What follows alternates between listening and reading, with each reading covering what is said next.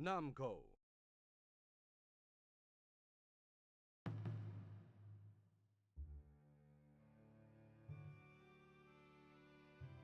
Transcending history and the world, a tale of soul and swords, eternally retold.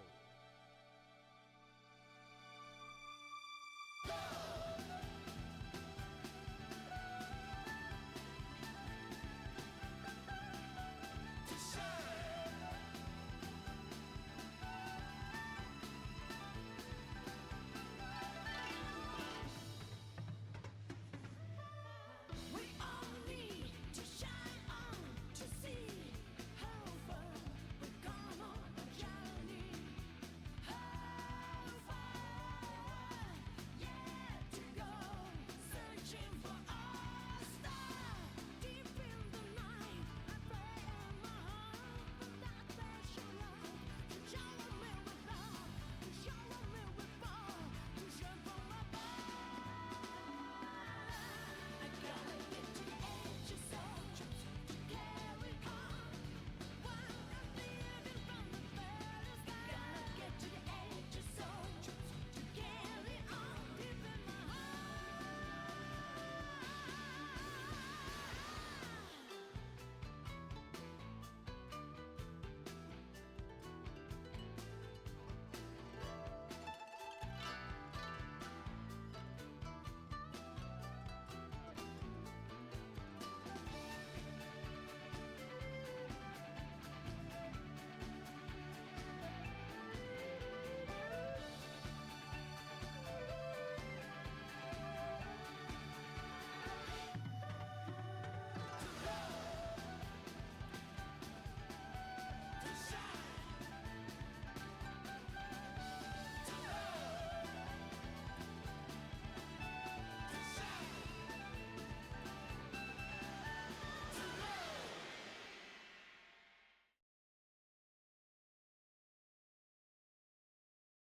Oh man, we're back with more Soul Blade for the PlayStation.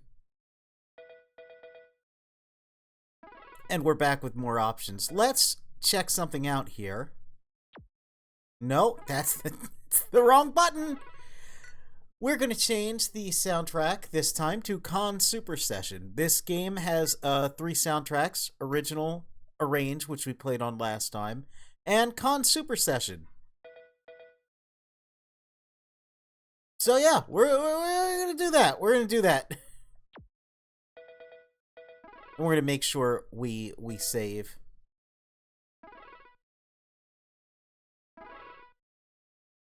So we can hear the kickin' tunes.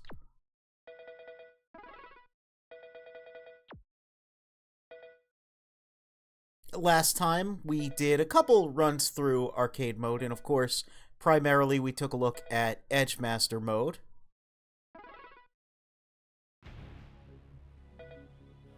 Yeah, and if we look here, we got all of Mitsurugi's weapons. All of Siegfried's weapons. Well, Sungmin is next. Then Lilong, Voldo, Cervantes, Huang, Rock, Taki. Sophitia, all of her weapons. So, going in order, it seems like we should choose Sungmina next. I was going to phrase that a little differently, and it would have been a bit yabai.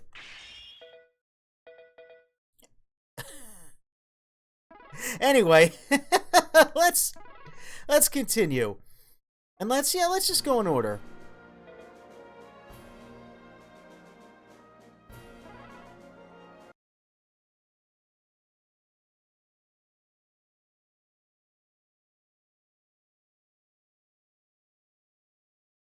A bard song in the 14th century.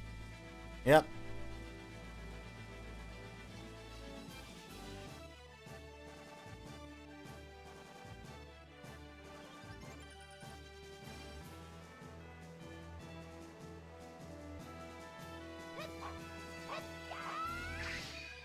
Songmina.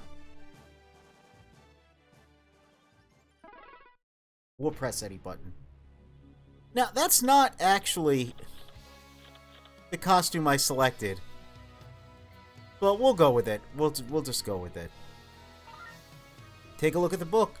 Name Sungmina, age 16, born November 3rd. Height 159 centimeters or 5'2". Weight 46 kilograms or 101 pounds. Blood type A, family. She's got a father, a mother. Mother's dead, so she doesn't really have a mother anymore. Very sad. Weapon, Zambato style, Sung's long blade. Leave me alone, father. I'm determined to find the sword. Sungmina struggled against her father's grip as she tried to leave his school at Chi Mountain in Korea. Stupid girl, get back inside now. Oh no! You treat me like a baby. I'm doing this for our country. Having been born into a strict family of martial arts teachers, Mina grew up surrounded by weapons. She has excellent knowledge of martial arts, and her horse sword technique is superior to even her father's.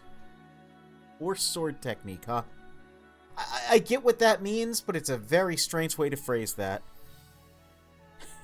However, because of her cute looks, she hasn't been she had been teased by the neighborhood boys and treated like a girl. If you ever call me cutie again, I'll beat you with something harder than this stick. Oh, she's feisty, I see. There are a lot of beaten boys in Mina's neighborhood. Uh-huh. Her father, Han Myung, taught her to be well-disciplined and always to be faithful and true. She grew up healthy and strong. Growing healthy and strong, Minmo, yep. Cat food, Sungmina. Han Myung thought she's strong-willed, but it's alright if she stays here and obeys me. However, an independent girl has other thoughts on her mind. The ever-changing political situation in Korea had become serious, too serious to be called peace. War and invasion was avoided only by the fact that other countries were embroiled in their own problems. However, neighboring Japan geared up for an outward expansion and conquest. In these troubled times, suppression was turned to as a means of control. Everyone living in that difficult period knew what that meant. You could be next. In preparation for invasion from neighboring countries, the patriotic people of Korea began to build fortresses along their shores. Their leader is Lee Shin-jin, the admiral of the Coastal Defense Force. Then, a rumor emerged of the Patriot Sword Soul Edge. The rumor spread faster than the blink of an eye and eventually reached Mina's ears. Blinking our eyes and reaching our ears. Yep, that's what it's all about here. Mina had grown into a patriotic young maiden. Barred from joining the Coastal Defense Force because of her gender, she jumped at this opportunity. If I find this sword, I can save my country. I must look for it. After packing, she set out on her journey, but her father discovered what she was up to and caught her. Hwang has already been sent after the sword by government order. What if the rumors are false? Hwang Sung-kyung was the best student and swordsman at her father's school. He had already started his search for the weapon. There was a possibility that the rumor could be another scheme, but... ellipses. Mina had already decided to leave. I am sorry, father. The old temple, at the southern tip of the Korean peninsula, a historic temple, rests at the foot of Mount Chi. It was originally constructed in the 4th century. I remember that piece of information. I remember reading that again and again and again. But it's been rebuilt several times. Running out of her house against her father's will, Mina stopped at this temple to rest. There she saw a suspicious swordman. This man was trailing the student Hong, who also sought the Patriot Sword. This man is very suspicious. He's a little sus, but he may have information on the Patriot Sword. Hoping to get to the bottom of the matter, Mina challenged the man to a fight. It's Mitsurugi. He's 22 in this game. He's kind of a baby himself. He's just got his default sword, Korefuji. He gained renown as a great swordsman in the age of civil wars. When he discovered the existence of firearms, he started a journey to find Soul Edge, a weapon he hoped was greater than the power of a rifle. Mina's father and students are looking for defeat the enemy in the time allowed. Okay. So it's a time battle. These are usually silly. Mitsurugi. Fight. Oh, the wake-ups. Oh, right. This game's very fast, but, you're not very fast to get up. Gotta remember that.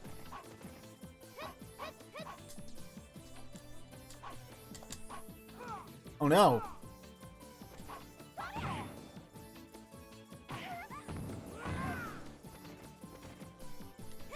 Time's up. Ah. You lose. Yep, that's about how these go. Oh, it's all coming back to me. Edgemaster mode. Versus Mitsurugi. Oh, I remember this now.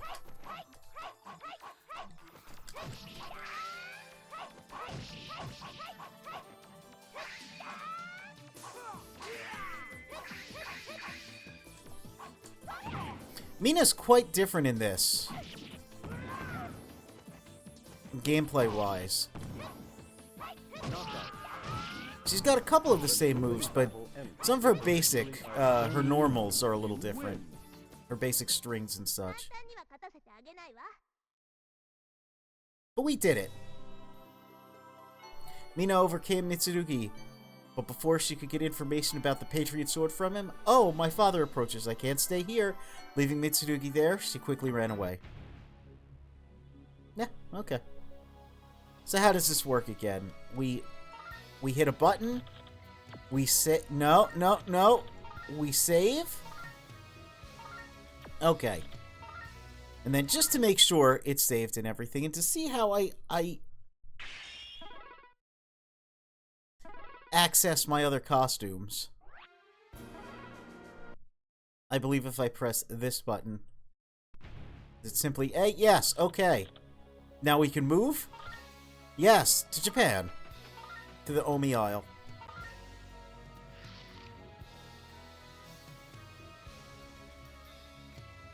The Shrine of Confined Demons. The shrine on Omi Isle is surrounded by bamboo. It was built for the purpose of containing horrible fury demons. Horrible. Don't you hate it when you just got a bunch of fury demons on your lawn? And you're like, man, I really should plant some bamboo to contain these fury demons. But, like, where am I going to get any bamboo this time of year? It's a good thing all fury demons are allergic to bamboo. Horribly allergic. Anyway, it's said that in the shrine rests a weapon capable of manipulating the human spirit. I wonder if this could be the Patriot Sword. Traveling to Japan, Mina set off to the shrine. There's something eerie here. She arrived in Omi and approached the haunted shrine. Suddenly, something burst from the shrine. Yarg! Mina said. Yeah, what's that? It's Rock. He's 35. He's got a crescent axe this time. As an orphan on the new continent, he learned his skills for survival in the wild. He was possessed by an evil spirit upon entering the shrine and now has become a demon himself. Defeat the demon. Alright. Just hit him with bamboo. Throw beans at him. Oh no, he knows how to sidestep.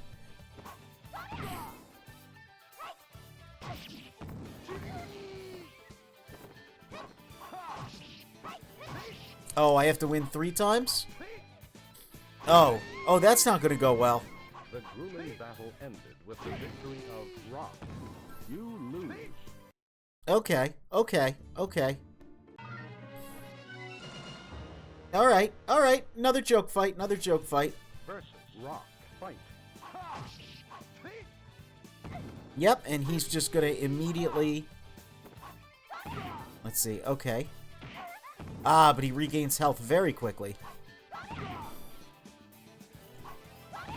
So we basically just have to do one of these again.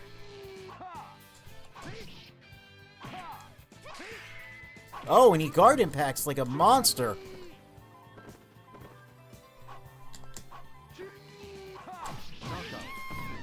Wow, really? Oh my god, did you see that face?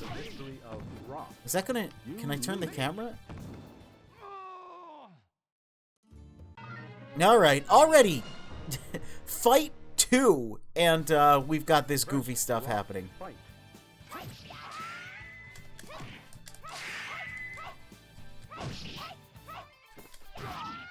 Okay, she still got that. Still got that. You know what I mean.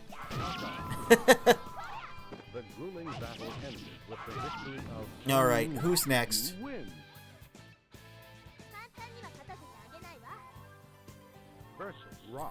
Rock again. I don't know why we have to fight him 3 times, but I guess that's what happens when you get possessed by a fury demon. Okay, she still got the kicks. Do they still... Yeah, they still ring out. Okay. So I mentioned last time that I never actually had this particular game growing up, but I did have Soul Calibur 1 for the Dreamcast, and of course later got 2, 3, etc., etc. And, man, I remember playing Soul Calibur and just doing this move constantly. Just because it's got good range, it can ring out opponents. Why do anything else? Even though the Demon Rock rose to attack again and again, Mina was able to finally defeat him. She retrieved the Tiger Fang from the shrine. Looks pretty cool. Let's take a look at that. Tiger Fang. Less defense, slower, but more powerful.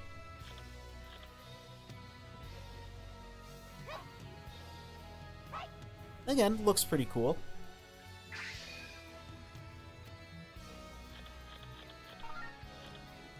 Yeah, we can get a look at it. Even though it's just, you know, a pretty simple PS1 model. Some of the weapons do look pretty cool. And we'll save. Accessing data complete. Move!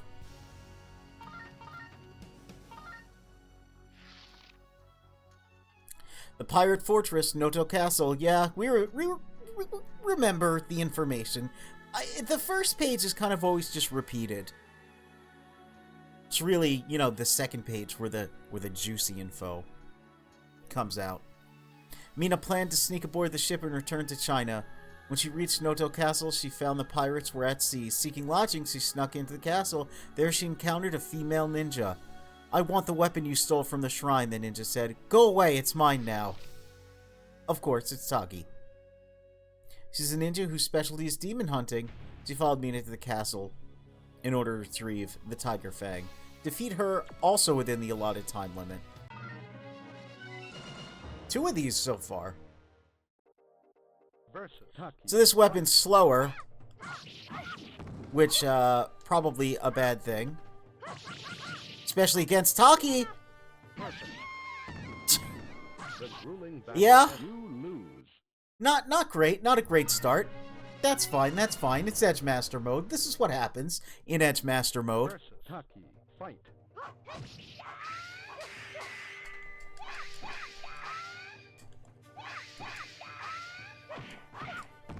This is going to be a kick battle.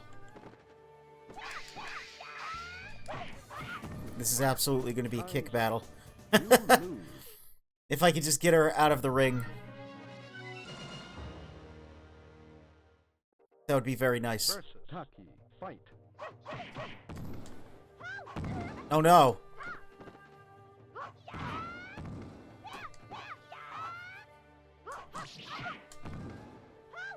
Yep. Man, it's so weird how long it takes to stand up in this. You lose.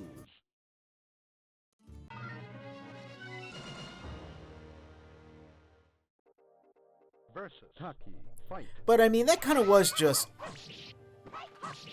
3D fighting games at the time. You gotta remember, the original arcade version of this came out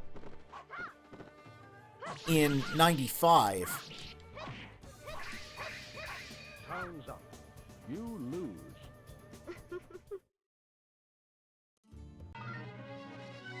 And, you know, back then, they didn't have all the... They hadn't really invented defense mechanics yet. And that's a lie. That's just a lie, but I'll say it anyway. Okay, well, just keep bonking away. When in doubt, bonk away. You win. I am surprised that Guard Impact is still... Or rather, debuted in this game. That's something that I wouldn't have expected in a 1995 three-dimensional fighting game. Anyway, Mina defeated Taki after a fierce fight. She took the long-handled sword, yep, that's what you could call that, from Noto Castle's weapons store, and jumped on a ship headed for China.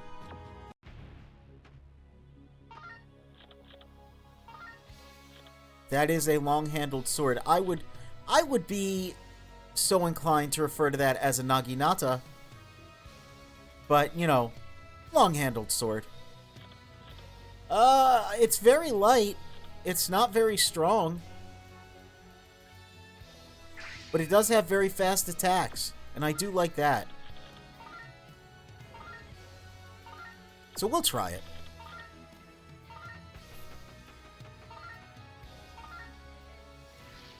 Old man trying to gaslight the youths again.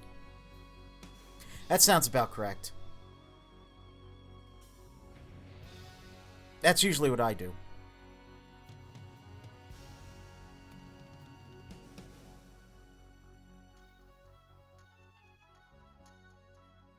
The gorge Sankyo is located in the middle reaches of the Yangtze, one of the greatest rivers in China.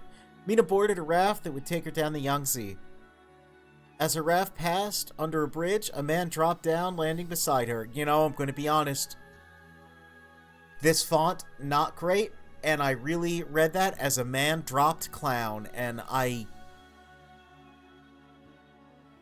Anyway, I need to take this raft. Leave your sword and get off now, the man said. Yeah, right. Yeah, right. Whatever. Then you leave me no choice, the man leapt to the attack. Of course it's Li Long, because he's on a raft. Back in my days, we didn't have defensive maneuvers. We took the hits like real men. It's true. It's true. It's how a lot of people fought in a lot of places for a long time. They actually... Defensive maneuvers in fist fights, you know. A lot of the Western world didn't really catch on to that. They should have learned how to ukemi and parry and, you know, reversal edge and all that stuff. But unfortunately, you know, we didn't learn that tech yet. We didn't learn Royal Guard in the Western world until the Great Demon Wars. You remember those. Anyway, it's Li Long. He's an assassin. We know that. He needs to avenge Chie. Use the throw technique to defeat him. That's the important information right there. Versus Li Long White. Now, last time we had to defeat Li Long with throws. According to the story, we straight up killed him.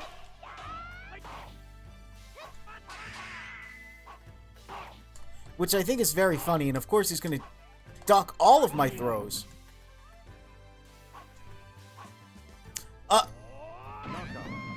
Wow. He really went for the double. Alright, alright.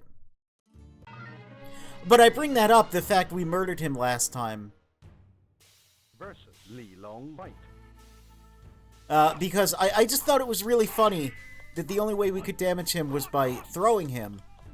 And somehow that just killed him even though we had a sword.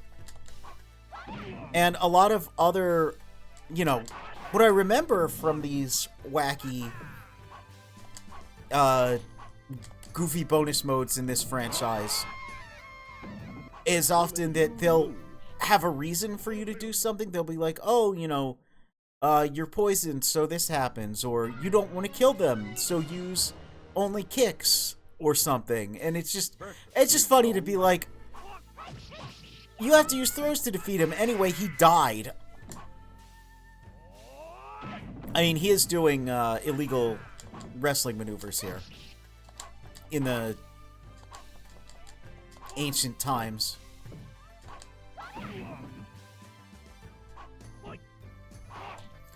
He's also doing illegal grapple breaks. Oh no! Alright. When did defensive moves peak? Because they sure are dead these days. Versus Li Long White. Mid-2000s. I feel like the mid-2000s, everything was putting, like, parries and side dodges and such in their games. Not just fighting games. Like, fighting games, of course, but there were a lot of games just doing dodging and parrying in the mid-2000s. There we go. The grueling battle ended with the victory. Early and mid-2000s, you know. Win. Like 2003 to like 2007, I would say. Mina defeated Li Long. Realizing his mistake, he gave her the weapon, Nagamaki, as an apology, and left. So we didn't kill him this time. She continued her journey down the river after Huang. See, now this looks more like a long-handled sword. See, that's got a whole lot of handle, little bit of blade. This has whole lot of blade, whole lot of handle. You know what I'm saying? Like... Oops. So this also enables swift attacks, but is powerful. It also looks very Naginata-esque. Mina over here looking for the Patriot Sword to save her country. And yet she's using the weapon of the oppressor. What's up with that? Let's not think about it too much. The desert. Yep, there's a vast desert. After 3 months of trailing Huang, 3 months have passed. She finally caught up with him in this desolate area. Needless to say, Huang was surprised to see Mina here. Please go home. Your father must be worried. No, I will never, never go back until I find the Patriot Sword, Mina replied. You're hopeless. Alright, you can come with me if you prove your fighting is superior to mine. She smiled. No special treatment. It's Huang. He's 25. He's older than Mitsurugi. I didn't know that, actually. His weapon is a thunderous fire this time. He's been ordered to find the Patriot Sword for the government. I wish the government would just send me off on a 3-month-long expedition and just pay me for it to find some stupid bullshit. You know? Government's like, we need you to find the Blade of the Ancients. And I'll be, oh yeah, sure. Mm-hmm. I heard it's, you know, I heard it's in, like, this beautiful tropical beach. Let me just go there. Well, like, it turns out they just, I got some good information. You know, they just moved it from here. But it was, I got some information, so it was worth it that I took this 3-month-long tropical beach vacation. That's what I would say if I was sent by my government to find a weapon of immense power. Anyway, disarm him to win. Uh-oh. Uh-oh. Why is Song Mina so difficult? Versus Huang Song fight. Oh my god. Well, if you want me to disarm... Yeah, he's gonna have to be blocking a lot.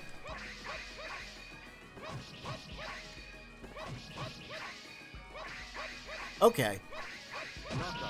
As it would turn out, it was very easy. Battle ended with the victory of Song Mina. You win. I like this weapon. It's very cool looking. I like that it's a lot of blade and a lot of handle. How was that? Mina asked. Now could I come with you? The two fought to exhaustion, but Mina ended up the victor. Continued your search, Huang replied. I'll rest here a while. Okay. To Greece. You're at his shrine. Yep. We've been here before.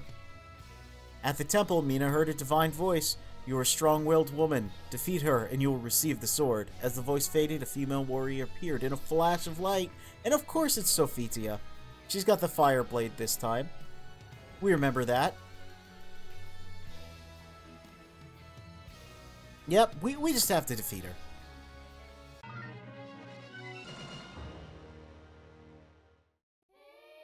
Versus Sophitia fight. Ooh.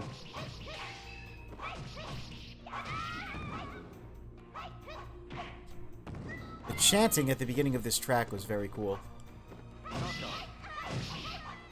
Funny starting with Soul Calibur 2 and dealing with a friend's Necrid spam, so I started defense heavy, yeah. By Soul Calibur 4, it's like, yeah, just get hit in the face for blocking. Oh. Oh, some clashing there.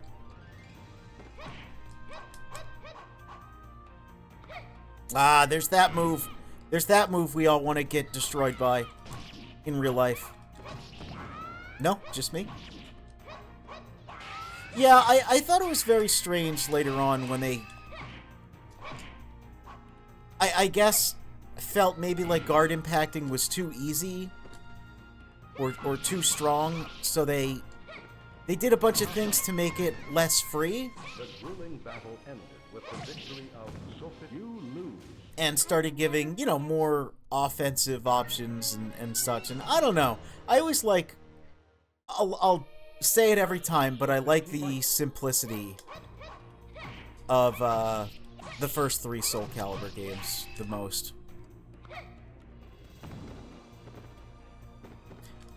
Which is funny because this game does have weapon breaking and super moves and such.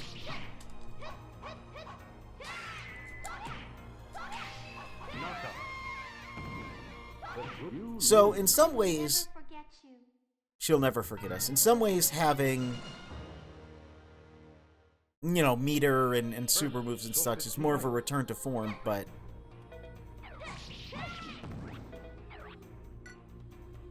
ABK, back, AB. Okay. No, come on.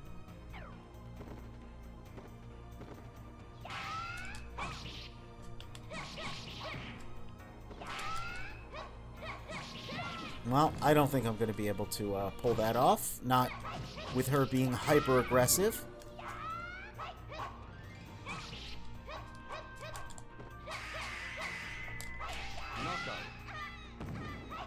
You win. Getting a little close to that edge there, Mina. Versus Sophie. Fight. Wow, I feel like she attacked the frame it said fight.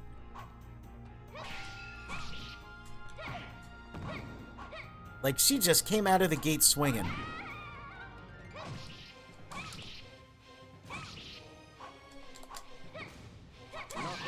Ugh. The grueling battle. Oh no, I missed half an hour. I'll never recover. You lose. I'm sorry. You didn't miss too much. Don't worry about it. You know, you can pull off her super sick unblockable that I forgot the name of. Oh, let's see. Let's see. Versus Sophie. I believe, now that you mention that... But I was mashing start. I was actually mashing start to try and get the pause in, and she still kicked me before I could... Ugh. Does red denote unblockable?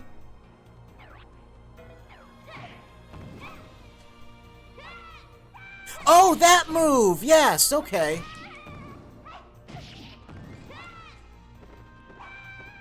No, what are you doing, Mina?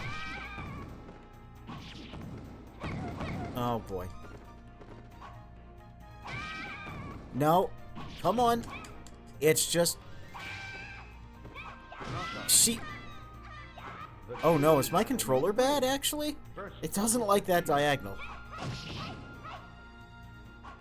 Oh, it doesn't... Oh, hold on. Do I have to... Okay, I might have to use the stick for that, because my D-pad doesn't like the diagonal. Weirdly.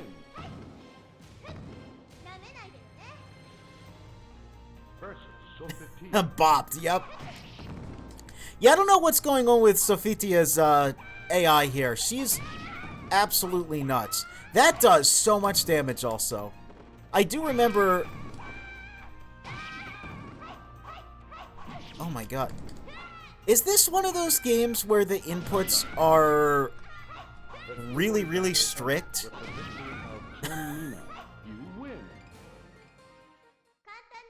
Is this before they invented being lenient with inputs? Holy crap, we got a holy halberd. Despite Sophitia's divine powers, Mina won. The divine spear, halberd, appeared before her, and the voice spoke again. Take this weapon to destroy the evil sword. The inputs are pretty strict. Okay. Okay. Oh, that's very strong. Immense attacking power and energy reviving effect. How do I rotate it? There we go. Yeah. Love me a halberd. No, no. Go weapon select. Again, funny that we're looking for the Patriot Sword, and we keep getting weapons from other cultures. But, you know. Siegs is just a quarter circle, and it's still hard. Wow. You know, when I was playing as Mina, I tried to do her quarter circle move. I forget the name of it, but the step that leads into her uppercut thing and a couple other moves.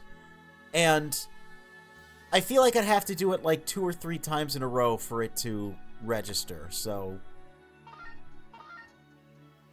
you know, again, the original arcade versions from '95, they still were very strict.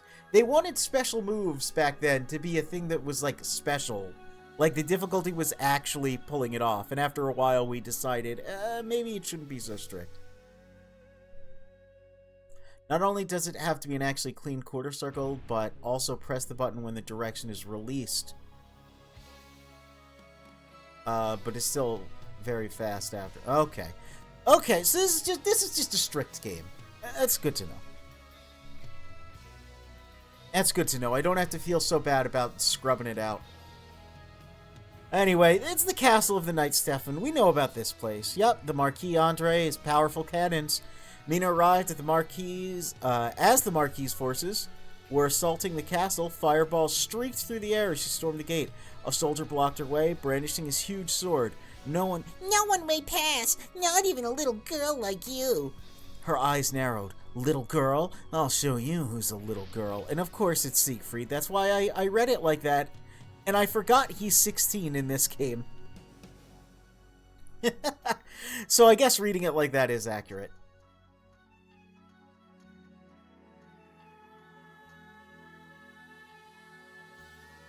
Yeah, this game still has the difficult inputs because the special moves are insanely good. It's like, oh, I hit you with Earth Divide once. Now you have 20% health left. Yep.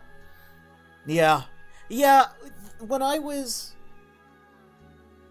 doing a couple of the stages by just, I forget what they're called. It's not Critical Edge in this. But the super moves, doing Mitsurugi's super... Getting it to come out was a little difficult. Once I got the muscle memory for it, I could get it to come out, but it's like... It was it was just ABK and then... I think just a direction and 2 buttons, but somehow, some way, it was just really difficult for it to want to come out. But when it came out, it basically killed in one shot. Anyway, the castle will soon fall. Defeat the enemy before the sun sets. Another time battle. Versus Siegfried. Fight. Yeah, you have to do ABK before all of them. I like that it is actually sunset. Oh. Oh, he's healing.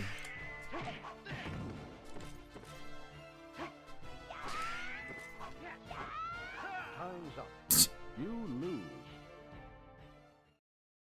No one can stop me. Yep, that's right. He's Mr. Domino. No one can stop him. Yeah, all of them start with ABK, and then you have to do a second input. But exactly, yeah. It's really, really strict. Like, hers is just, ABK forward AB. Yeah, and like getting the... Wow, the camera really wanted to be dramatic there. Oh no. He knows how to defend against... The Bop Master knows how to defend against the alternative bops. For my father.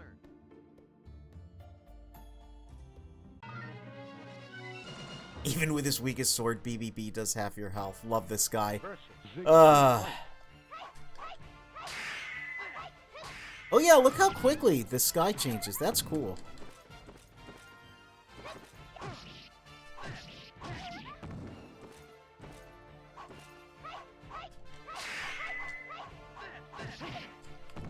This dude.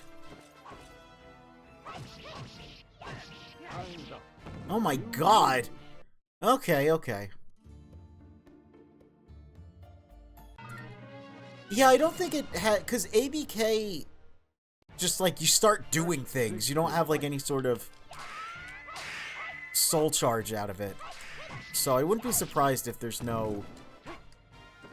counter hit. I really wish this move would come out every time that I do the input.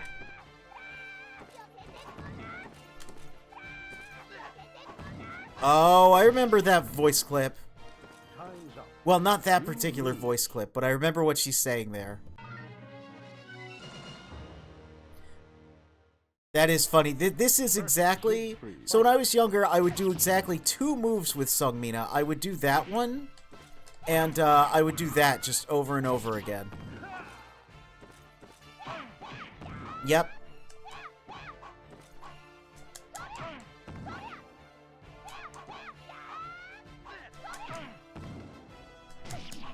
Oh, no. Time's up. Ugh. You lose.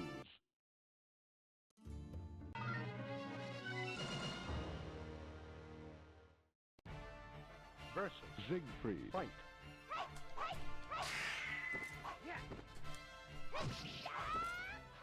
Ugh. It would be nice if I could get the unblockable to just come out.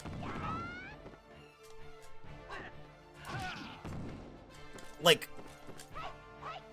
Oh my god. This is me trying to just do that move.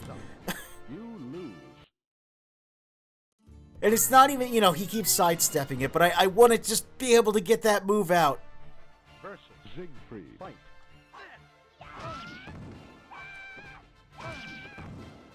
Honestly, that one's not bad either.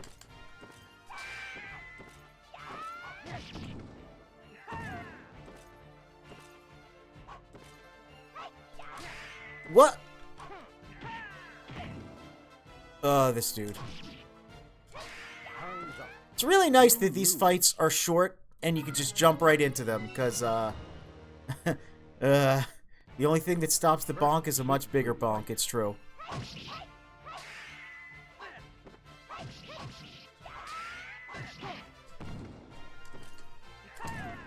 Oh my god.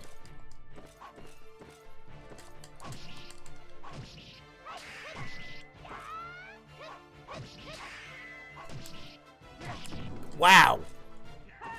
Time's up. You lose. All right. It's it's Edgemaster mode. Versus Siegfried. Fight. Oh my god.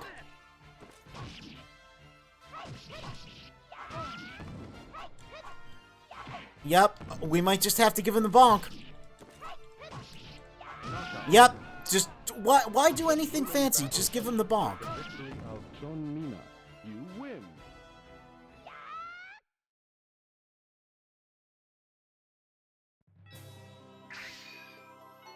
Mina defeated the young mercenary as the castle fell in the chaos. She grabbed the weapon Morning Star and a map, and then made her escape. I remember this one. A strong defensive weapon.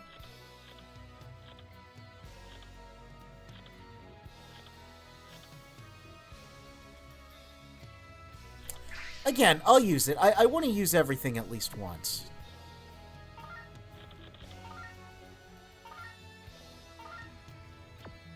He who edges longest laughs last. That's just words to live by. We're in Italy. In the secret treasury, you know what that means. The Australiansburg map pointed its way to Verci's money pit and its treasure. After narrowly avoiding the money pit's numerous traps, the exhausted Mina finally reaches its vault. Reached the vault. I can't read this text. From its inky darkness, she heard the sinister breathing of the pit's guard. "Oh no, stay away from me," Mina cried out. And yep, here he is. He's Voldo. With little strength left to feed him.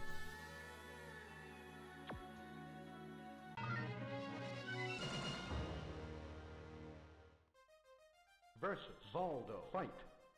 Oh my god, it's one of these. It's one of these.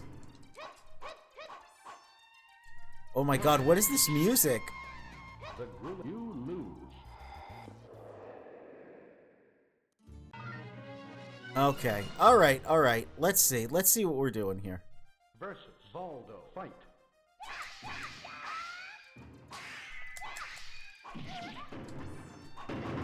Oh god. Knockout. But you lose. I do like the little ring blades. I don't think he ever got those again.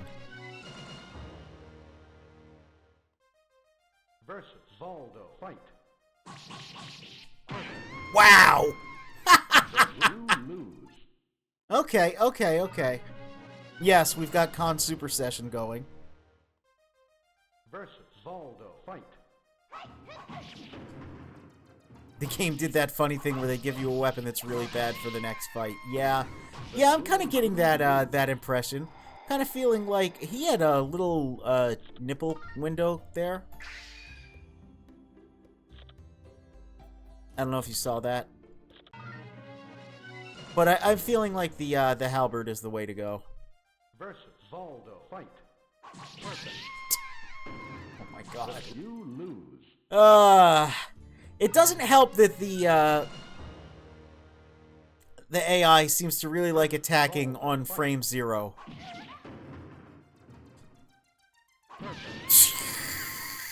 The grueling battle ends. Voldo gets to show a little nipple as a treat. Look, it's right there. And he's showing both nipples, but... which are incredibly detailed for the era this game is from. Fight. Those have to be the most detailed nipple textures from 1995. Well, that might be his PlayStation exclusive costume, actually. So, most detailed nipples from 96, definitely. Versus Voldo. Fight. Perfect. But you lose. This feels like WarioWare or something more than a fighting game. Versus Voldo. Fight. You know?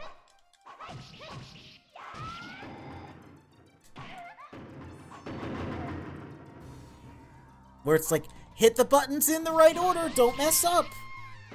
Don't do it wrong. Battle ends with the victory of you lose. Just do the right buttons in 3 seconds and win. Yeah, okay, fair enough. Versus Voldo. Fight.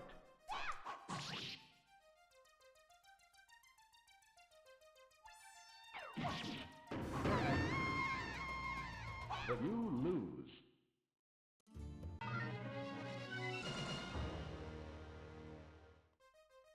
Versus Voldo. Fight.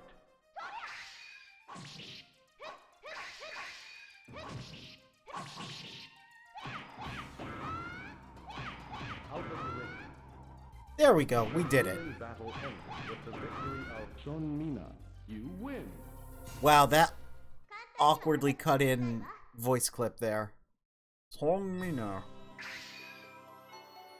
Although he possessed superhuman strength, Mina won. With a raspy death rattle, Voldo expired. I must get out of this awful place. She happened to find a letter describing Soul Edge's location. Taking that and the sickled spear, she left the island. Sickled spear. And it just sounds like... it sounds like a food for some reason, I don't know. I've seen weapons with this sort of blade. They're always strange. You know, it's like it's not quite a scythe, not quite a spear. I have a feeling it's probably also not that good. But we'll try it out. We'll try it out. And we'll save.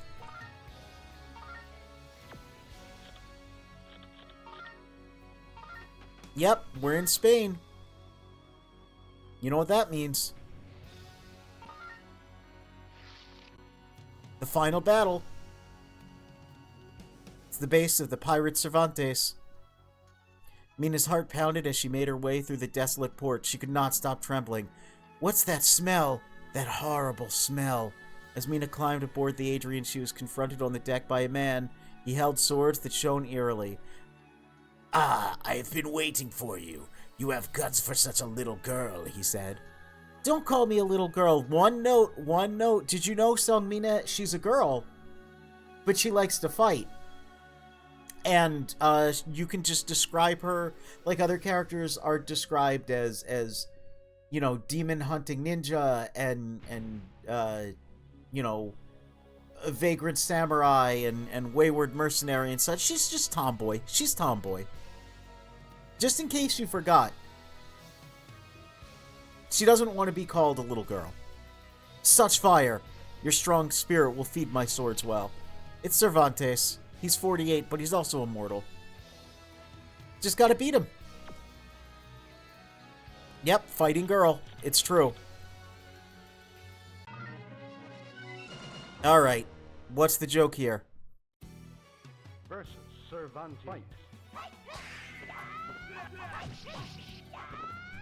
You know, this stage is a concept that they would revisit again, even in Soul Calibur 1. But I always associate this more with being the stage where you fight Maxi.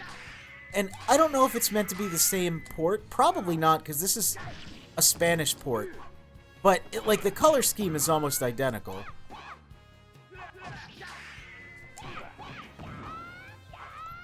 And it's the same deal. You're just on, like, a big platform with a very, very similar looking port.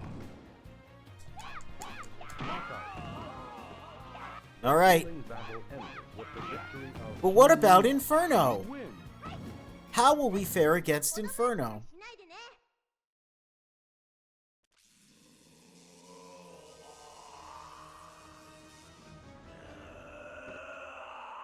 And his Super Mario Sunshine noises that he makes.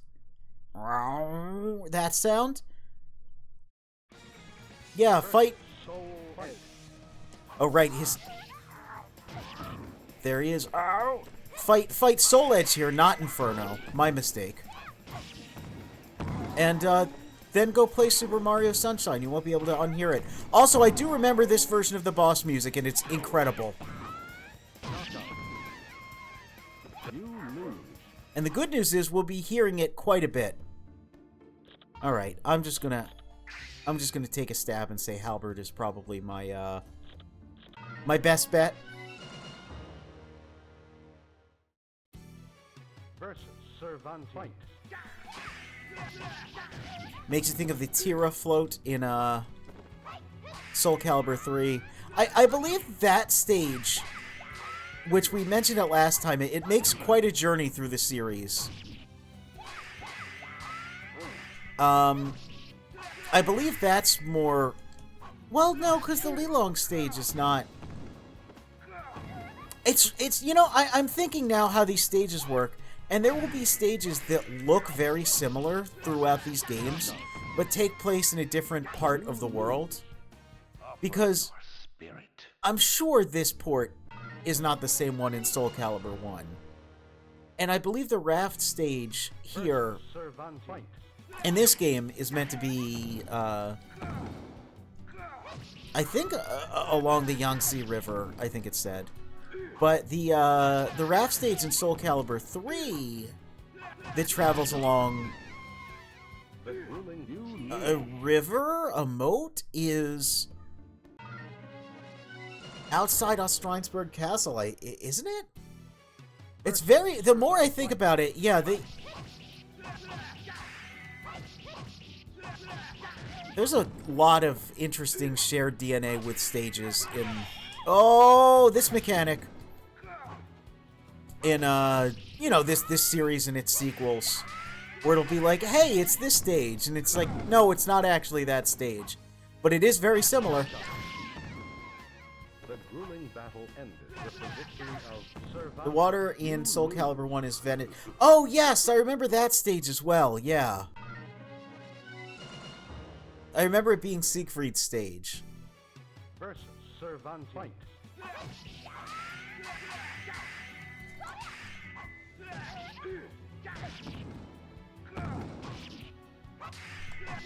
We'll have to check out... I don't know if this game has it, but I know... I'm pretty sure Soul Calibur 1... I know at the very least Soul Calibur 2 has the You lose.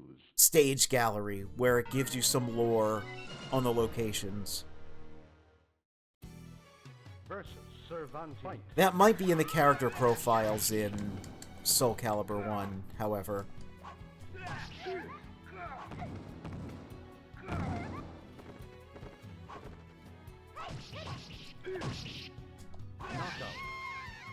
By the way, it's the Cervantes rush. That's true. Rafts can be put in a lot of places. And plants can grow anywhere. Cervantes. Fight.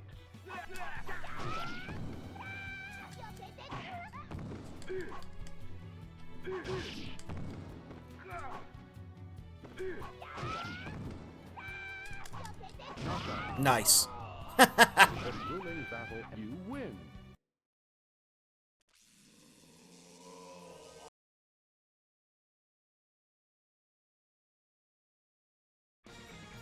Versus Soul Fight.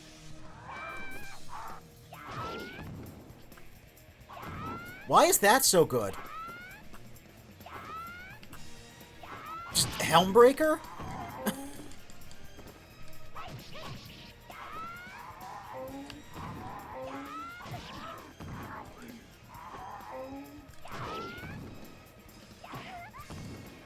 I don't know how that worked.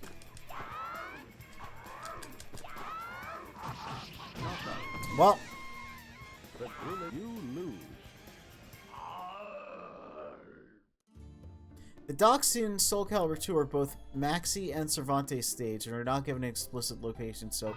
Time to do fish science. Fish science, huh? Normally I would believe that's called marine biology. But I like the idea of calling, such a thing fish science. Going up to, like, a marine biologist and being like, so you're a fish scientist, huh? And they'll be like, well, actually, biology just includes the study of all living things, plant, animal, and, you know, other. And in addition to fish, the sea contains mammals, amphibians, reptiles, and other. And you'd be like, yeah, all right, fish scientist. I didn't ask for your Bill Nye science facts over here, buddy. Hey, here's some fish science for you. What the hell's my California roll, eh?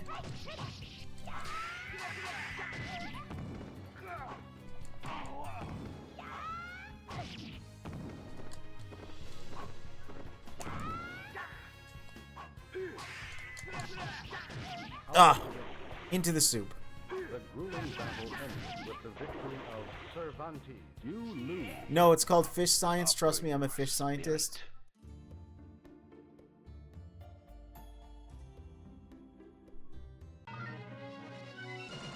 I didn't know there were actual fish in the stages. That's pretty cool.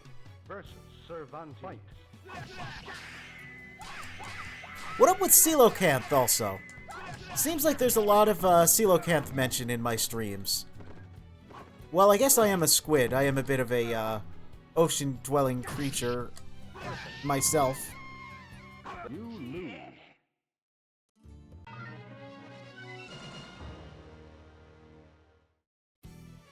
Versus Cervantes. Fight. You know,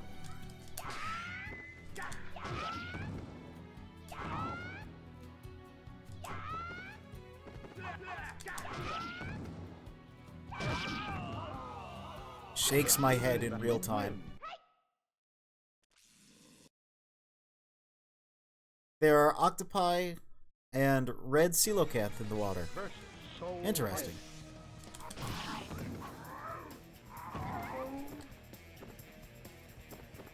I do remember that one stage in Soul Calibur 4 that had the dodos in it.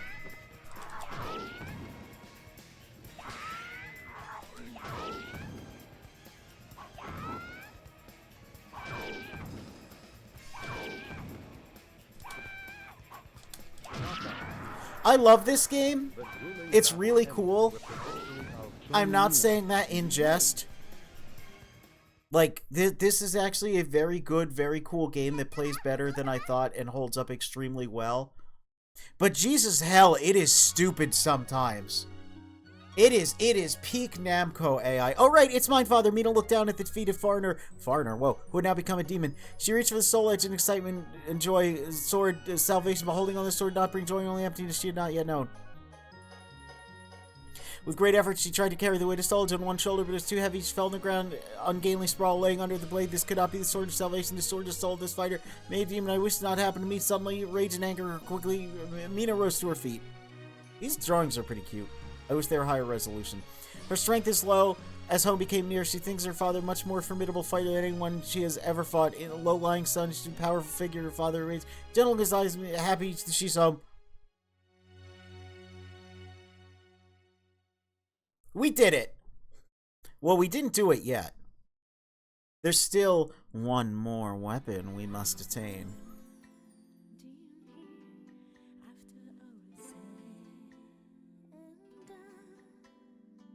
And you know how we do that. You know how that works. It's time. It's time to crack the other code.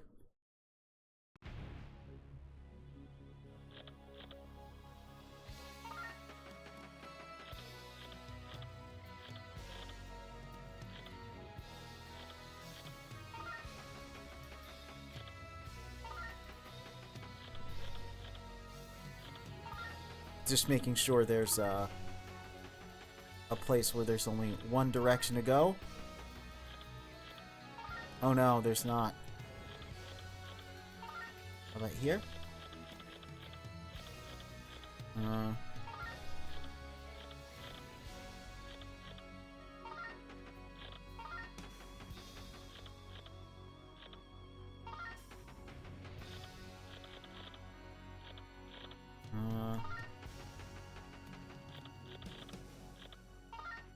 You know, we'll try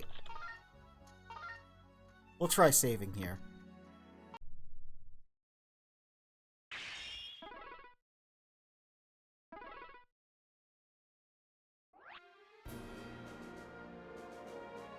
I wasn't expecting getting all the weapons to be so actually realistically attainable over a few streams. But it sure is sillier than I expected. It's one of those times, yeah, East 50-50, yeah. Yeah, no, it's very goofy, but it's actually quite fun. Oops.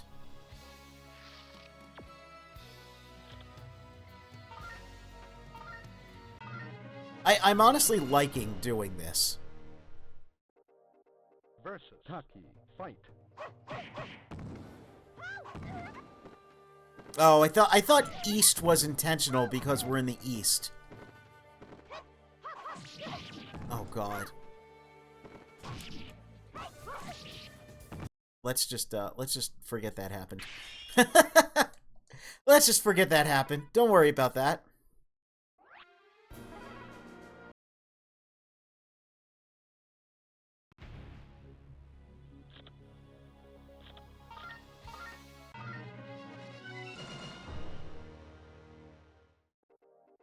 Versus Taki, fight.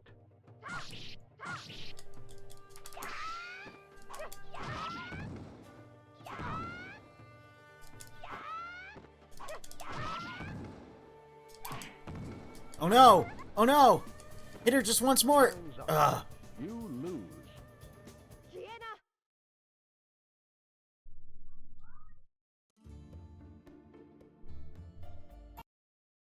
It's fine. It's fine. We'll do it. We'll do it.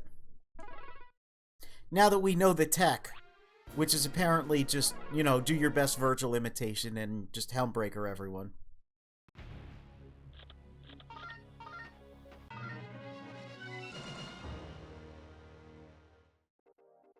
Versus Taki, fight.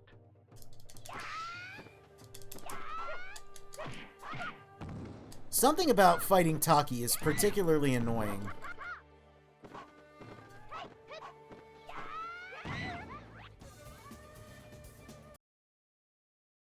I can't really explain it. Just maybe it's just her speed, but I feel like every time the game makes me fight Taki, I'm just like, oh boy, here we go.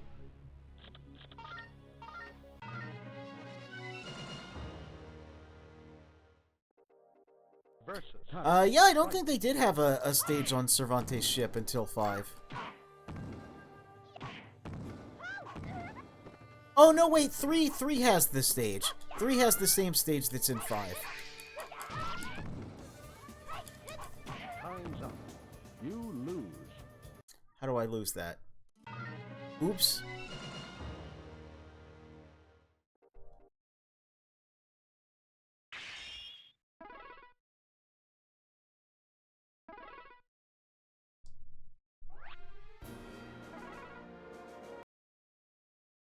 Oh, no, wait, I'm thinking of... Is that not his ship in, 3? And I think I might be thinking of 4. That has the... Because there's the really cool ship stage in 5. Is that just a different pirate ship that's in 3 and... Or is that stage also in 5? What stages are in what games, man?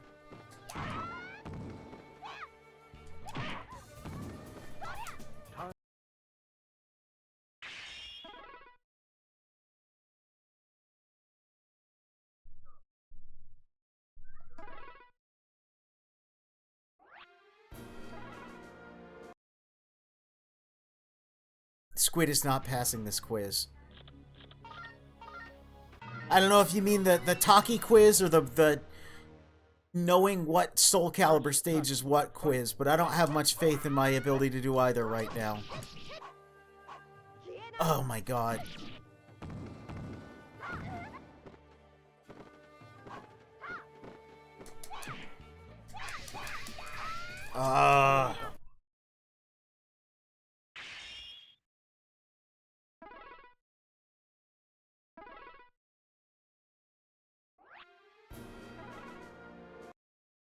The 3-1 is probably the Adrian as the big skull under the wheelhouse. I don't know about the 1 in 4. The 1 in 5 is actually called the Adrian. Okay. I think the 1 in 4 is the same... I think it's like the same stage as the 1 in 3, but I might... It might not be in... I get some of the stuff from 4 and 5 confused because they're so visually similar. Like, not the characters, of course, but, like, some of the weapons and some of the stages.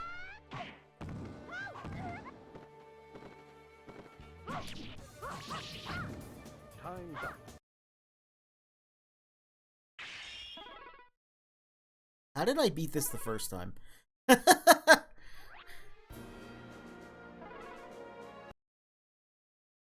1 in 4 is a merchant ship.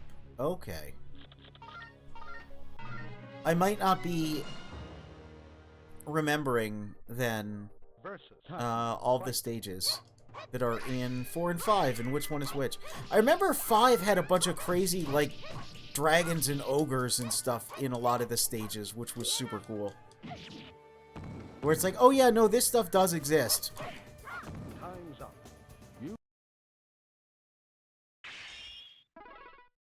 You know, I mentioned Voldo's nipples, but I am noticing Taki's nipples there are also rendered at a very high resolution for the time.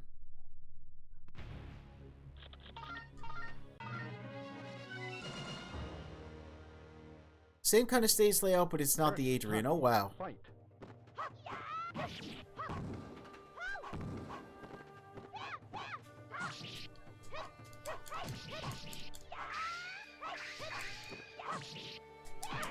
Out of the ring. Ah, there we go.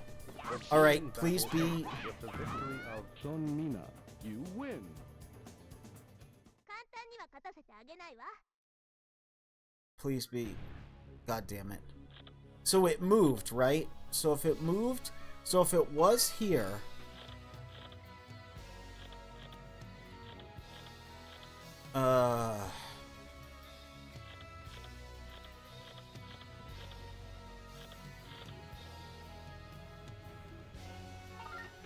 I'm gonna take a chance here.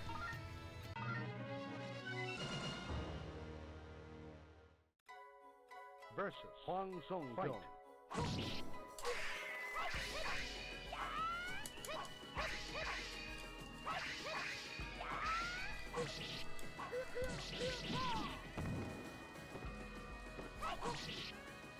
Oh, come on, stop that. Well.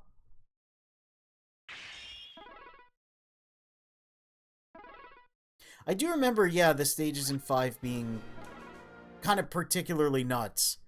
Like, there was so much going on in them.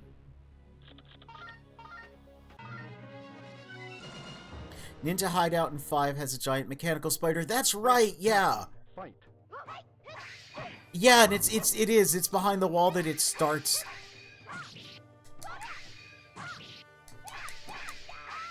Oh, come on.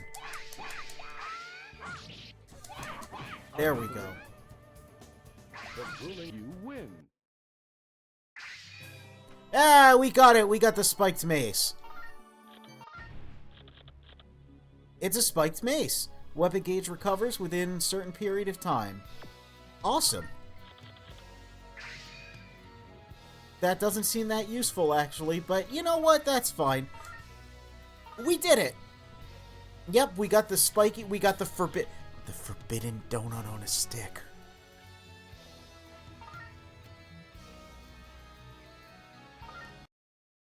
So let's double check our weapons here. Weapon room. Oh yes, we go over. So we got all of them for Mitsurugi, all for Siegfried, all for Songmina. Next is Li Long, and then Voldo, then Cervantes, then Huang, then Rock, then Taki.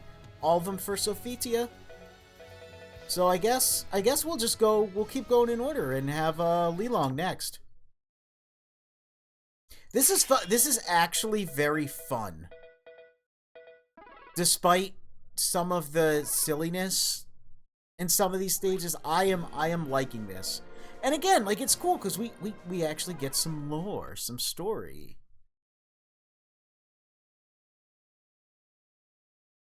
The damage is insanely high, even if it's not very ultimate looking.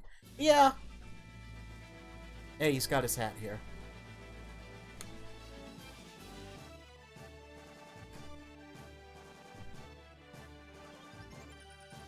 Yeah, he's got sword chucks, he's got sickle chucks, mace chucks, whatever those things are. Hammers? Spiky things?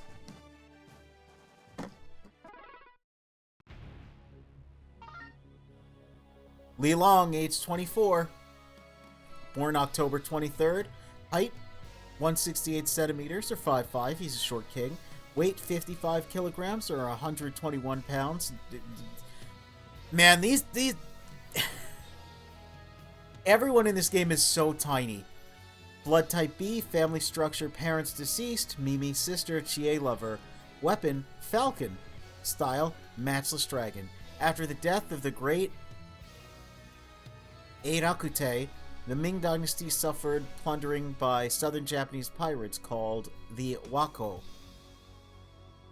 No Yago or Dato. The Emperor finally took action and sent Li Long to assassinate the leader of the pirates. The secret mission also included an order to retrieve the Valiant Sword, Soul Edge.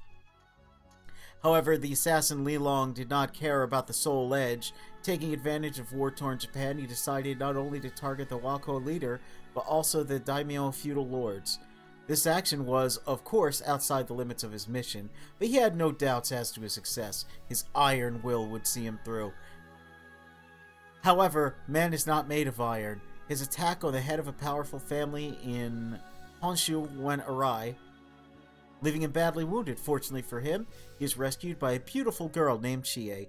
Chie was a daughter of the innkeeper Yahei. As a child, she was traumatized by her mother's death and lost her ability to speak. Oh no! So Moe.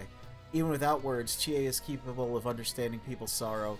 She devoted herself to the care of the wounded man. Li Long gradually opened his heart.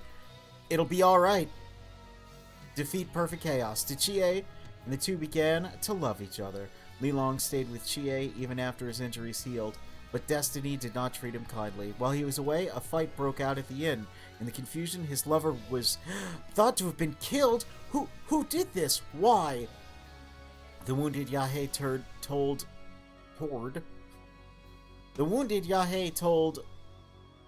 grief-stricken Lilong that a wandering swordsman had started it, then fled. Eyewitnesses thought it might be the lone swordsman, Heishiro Mitsurugi. However, Mitsurugi was not the only swordsman wandering the land.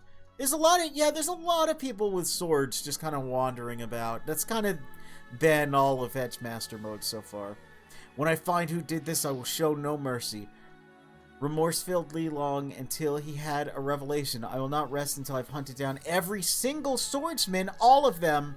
If you have ever picked up a sword, Lilong is coming after you, and he will kill you with his bladed nunchucks. Lilong discovered that Heishiro Mitsurugi was searching for Soul Edge and decided to follow him. If I find Soul Edge first, Mitsurugi will come to me and his death. If Mitsurugi is not Chie's murderer, I'll just continue hunting criminal swordsmen. I'll also have the sword for Eirakute. Lilong started to pack up for a journey to trace Mitsurugi, hoping to take revenge for his dead lover Chie.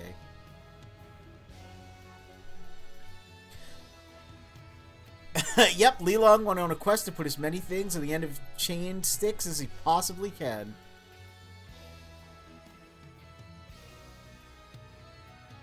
He's still taller than me, Savage. He's not taller than me.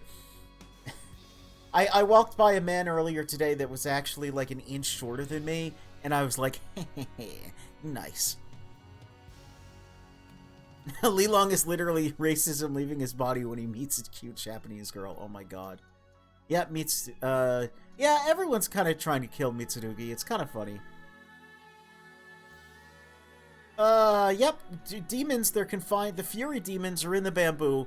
Lilong decided to ambush Mitsurugi at the shrine, but the samurai did not appear. Where can he be? Wait, suddenly Lilong realized he wasn't alone. Someone's coming. Could it be? He reached for his nunchaku in anticipation. It's Rock. And, I didn't read what to do. He's possessed by a demon again. Versus Rock. Fight.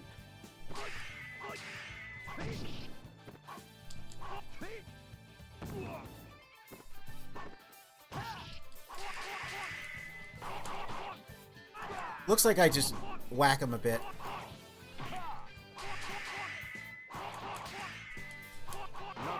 Okay. Lilong plays really good. He's fun. He's fun. I always like nunchucks in games, though. And just in general. Cool weapon. I've never put any swords or maces or anything on a pair of nunchucks, personally, but... honestly, I don't really feel like it would offer... I mean... yeah, like, the ability to just, you know, cut and stab your opponent is nice, but... I don't know.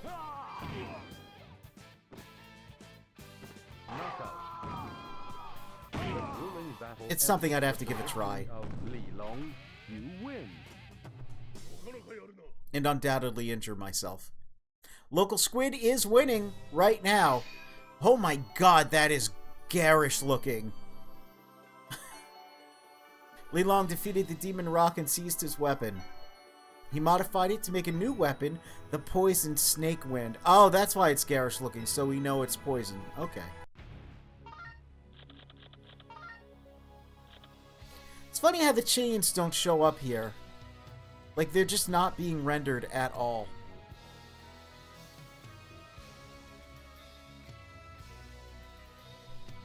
But it inflicts damage against opponents' defenses, so we'll equip it. The excessively jazzy Taki theme in the arrange OC. Yeah, the Con Super Session music is so good. I used to listen to this soundtrack quite a bit in college. Because it's just good. I played Maxi Lout in Soul Calibur 5 because they went the really interesting route of making him a big body stance character. More importantly, if you went into one of his stances, did EX kick, he had a yeah, I remember the dragon kick, yeah. I do remember that. It was really cool. Yep, Pirate's Castle. We've been here before. Mitsurugi had already left this place and had gone to the new continent. I have no business here anymore, Li Long said. Li Long took the weapon Titan from the armory. A swordsman in a suit of armor blocked his way. I saw you take that. Come with me. You're under arrest. Never. Li Long raised his weapon and entered a fighting stance. It's Siegfried. Others are coming to defeat him within the time allowed. Swordsman, is this my wife's murderer? Versus Siegfried. Fight. That's an interesting color for his armor. Like golden armor and then red under it. It's very flashy and dynamic. Bro, you got chumped out. What was that? See, here you can see there's a chain with the nunchucks. It's weird that it's not rendering on the weapon screen. What the hell is that? What is that? It's just like little hammers. It really was hammers. Like, I thought I saw that in the little flyby. Oh my god, Li Long quickly defeated Siegfried. Yeah, no kidding. And with his Titan, he left the castle and escaped his pursuers. A few days later, Li Long boarded a ship for his home country in pursuit of Mitsurugi. The one thing I am missing in this is the weapons don't have like an entire novella written about them. And I would kind of like that, because I really want to know, what is this? Did he really find this, or did he just find two hammers and just grab, you know, the nearest rope and just tie them together? Because I feel like the latter is more likely than the former. But it's a strong defensive weapon. Look at him go.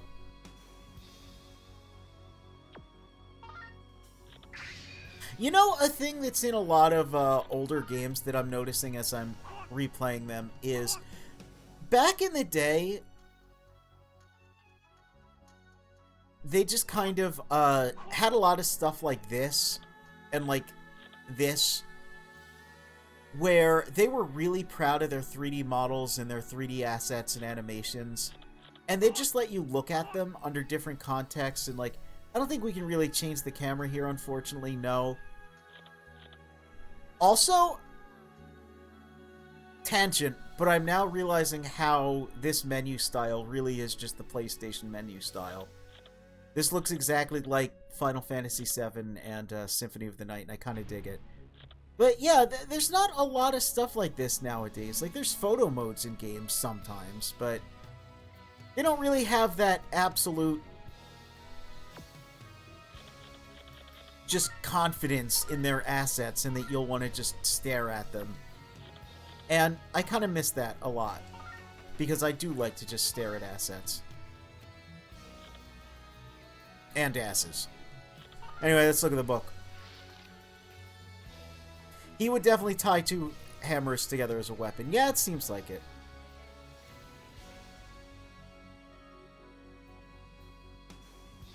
Oh yes, it did say his Titan, which I guess, yeah, Siegfried has that as a backup.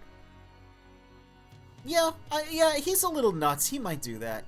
They did canonize that Soul Edge Siegfried has supernatural strength because the Soul Edge already chose him as an owner and willed him to find itself. Yeah.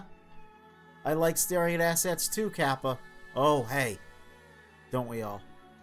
Anyway, Li Long had never seen Mitsurugi's face. It was impossible for him to recognize the samurai.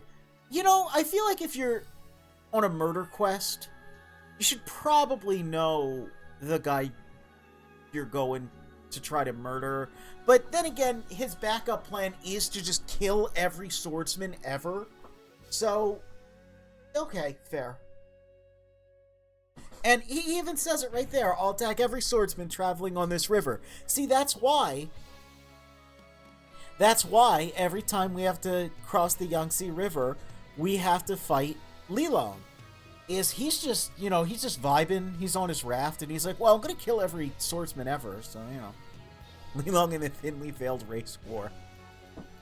Is swordsman a race now? Is this like is there a nation of swordsmen? Is there a nation of swordsmen? That sounds pretty badass. Can I, like, apply for citizenship?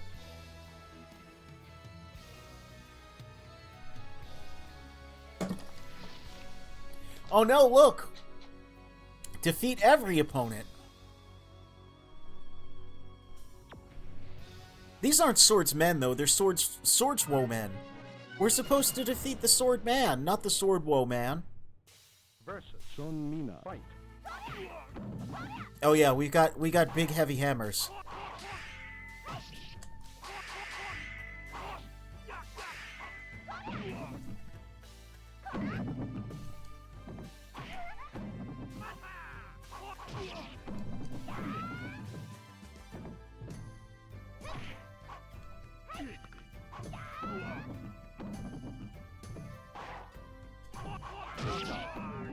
Oh no. Maybe the big heavy hammers aren't the best option.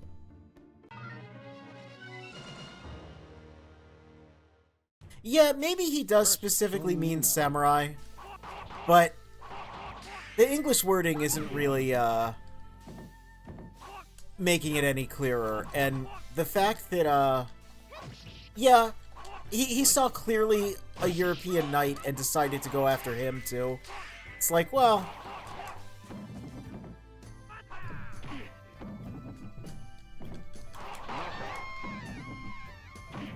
You win.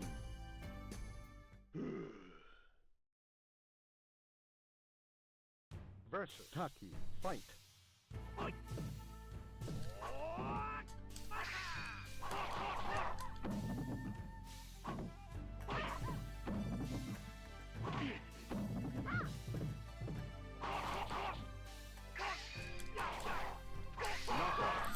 rare footage of Taki not being the most annoying character to fight. Armor and a blade, time to go. It's true. Fight.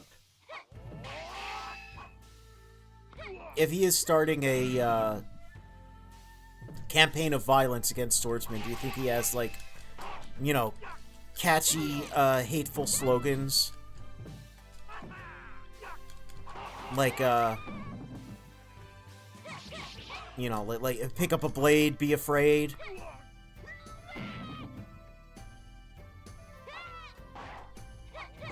You know, you think he's, like, going full-on propaganda? Because I could see him doing that. He seems like the type. The deranged idea he had that maybe this German cavalier just walked into a Japanese tavern and stabbed his girlfriend with a 6-foot-long sword. Yeah.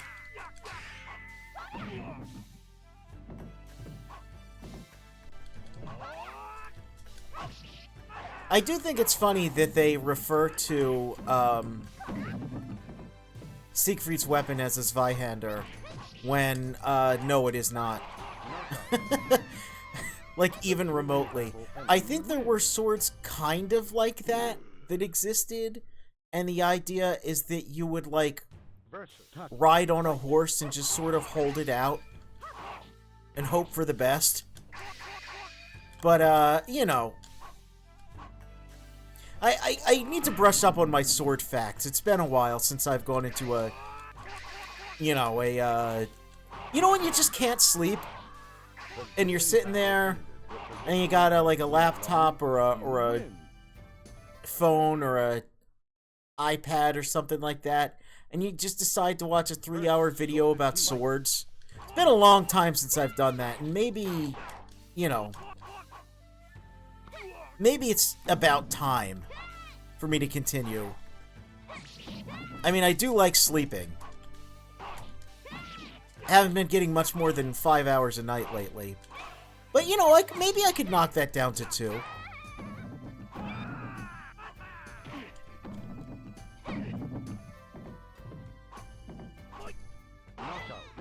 You know, because we need our sword facts.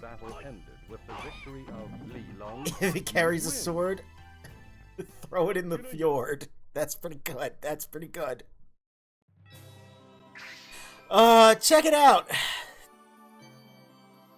We got these crazy things. Li Long fought several swordsmen. Yeah, see, he referred to these three as swordsmen, even though one of them doesn't have... Only one of them could actually be described as having a sword, and none of them could be described as a min. So, he's got a very loose definition, it seems. I guess he doesn't just mean samurai. I think he does just mean, if you have picked up a bladed object, you are going to die because you maybe killed my girlfriend? Oh, it says right there, he crafted the weapon seeds from the swordsman on the river and made Phoenix, a new nunchuck with shackle attached. I think that means sickle. I'm pretty sure that was supposed to be sickle. Frustrated by Mitsurugi's absence, he left the gorge.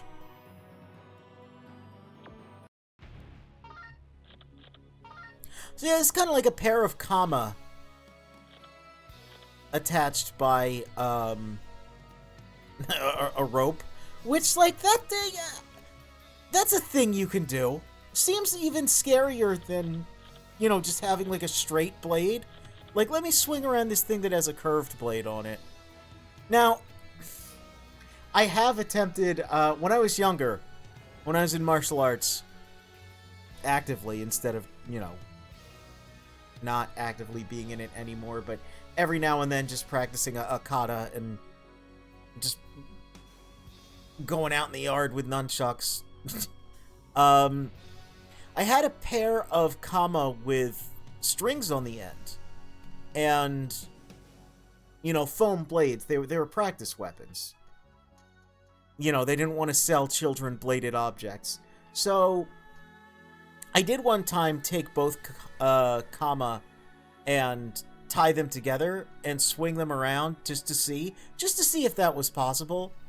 And man, that blade really just likes to catch on you, no matter what you do. So, I don't know if I'd recommend this. Kusarigama, Kusarigama is a slightly different thing. Kusarigama is a kama on one end and a weight on the other end of the chain. And from what I remember, what you're supposed to do with a Kusarigama is, like, throw the weighted part at your opponent, and it kind of grappling hooks around the sword if you do it right, or, like, around their arms. Then you just kind of give them the old, you know, stab.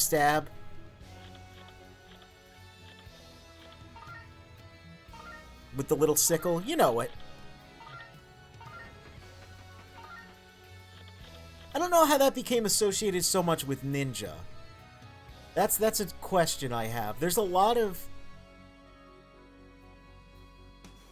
weird weapon lore in the real world where certain types of weapons would become associated with cultures and ranks that normally wouldn't actually use them. This is, again, why we need to just go watch 3-hour videos about swords. What the hell are we doing here? We could be watching sword videos. Anyway, let's check the book.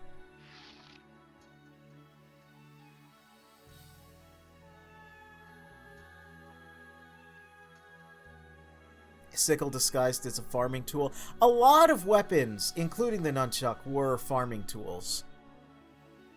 This is a bit of trivia I do know, and it kind of plays into Maxie's history as well. He's from Ryukyu, which is currently known as Okinawa, which was, you know, imperialism and all that, you know, just colonize places and tell them what they can and can't have. And the samurai went in and they're like, yo, no weapons. So they went, alright, bet. So they just took a bunch of farming tools, and we're like, alright, we're gonna figure out how to swing around these little rice threshers as a weapon, and that's how the nunchuck came about.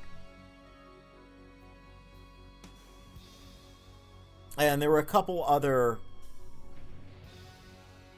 I believe tonfa were created the same way. They were like handles for things. Bow staff is essentially just a stick for carrying buckets of water. All kinds of farming equipment, somehow, some way, just makes for the best weapons. And you know, you see that kind of expanded upon nowadays. Like, a scythe is not a weapon. A scythe is a farming tool. But you see it portrayed as a weapon all the time, and like chainsaws too. They're just a farming tool. Hell, even Ellen Joe in ZZZ, those are just big hedge trimmers she's got. It's pretty rad. I like that. Anyway, we're in the desert.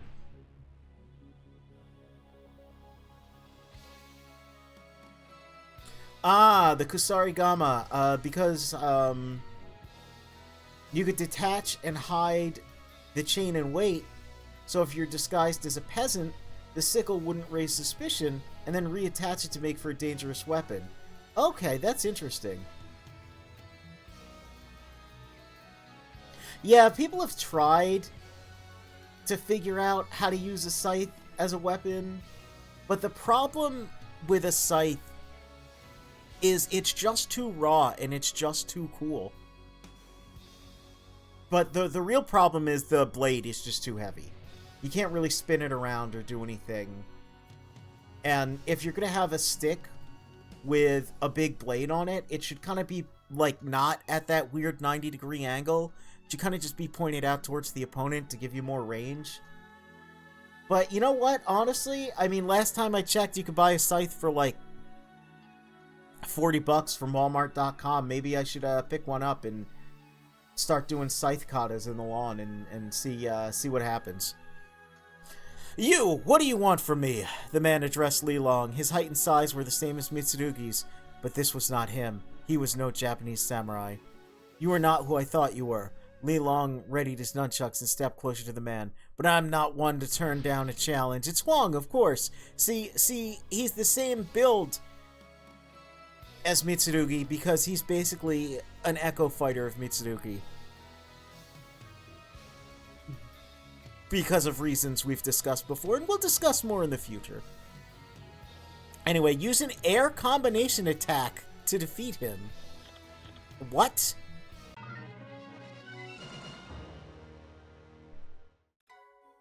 Versus Huang Song. Battle scythes were produced, but they were still Garbo. Interesting. I'll have to look into that. I did not know that.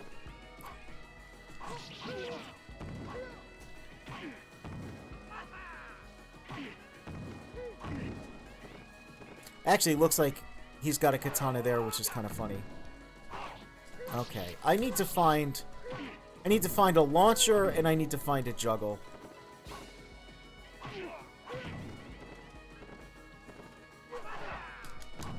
Okay. There. Well. The grueling battle, you lose.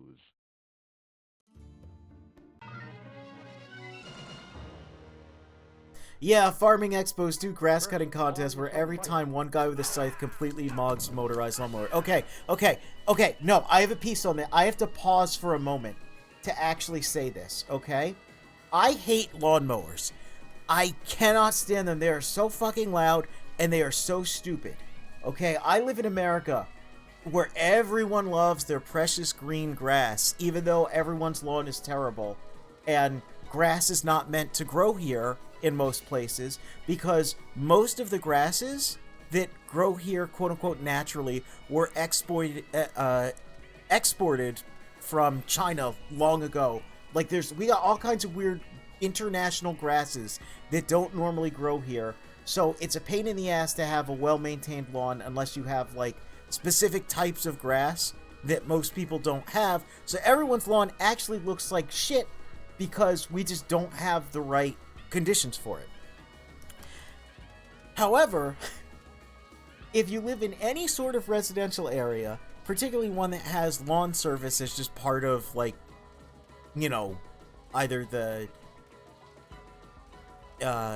like, you know, you live in, like, apartments or, like, condos or whatever, usually they have lawn service. So every single week here at 8:30 in the morning, I get woken up by gigantic, noisy, gas-guzzling lawnmowers that mow the shriveled brown grass for no reason. For no reason. It's pointless. What grass are you mowing? And they it's never like a push mower, it's always a gas mower, almost always a riding mower. So there's these gigantic vehicles constantly, always, making the most noise, using so much gas, spewing out pollution, and I hate it. I can't stand it. And the scythe is just better. It is. People don't think about it, but a scythe is literally better for mowing your lawn. If you have a lawn, if you're someone who's passionate about your lawn, just get a scythe. Just get a scythe. They are better. They are cooler. They are a zero-emission vehicle because they're not a vehicle. Why do you need to mow your lawn with a vehicle? Why does it have to be a vehicle? Why can't it just be a big, cool blade on a stick? And guess what? It's a great workout. It's a great way to stay in shape. So I am advocating right here, right now. Speak to your congressman. Write your congressman. Phone your local politician and tell them to ban riding lawnmowers. Tell them to ban gas mowers of all kinds. Unless you have a disability or something. And give I want a scythe in every American home. That's what I want. We would be better as a society if we just banned powered mowers and everyone learned how to cut their grass like a civilized, scythe-wielding American. Thank you very much. That's my political platform for 2028. Anyway, let's see if I can do air combos on this fool. Yeah, okay.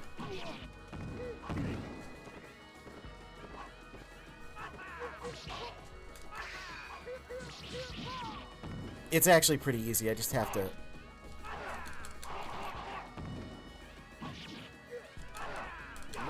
There we go. If you have a disability, we can just pay a scytheman to do your lawn. Yes. Go back to employment existing and not... Yes, the myth of the 60-plus demographic. Yeah, you're absolutely correct. You know what? You can be my running mate. What the hell are those? What are those? What is that? Am I allowed to show this on stream? That doesn't look like a weapon. That looks like something else. Li Long defeated Huang Sung-kyung and seized his weapon, Steel Dragon, and a map of the world. What is that? What is that? Excellent at destroying weapons.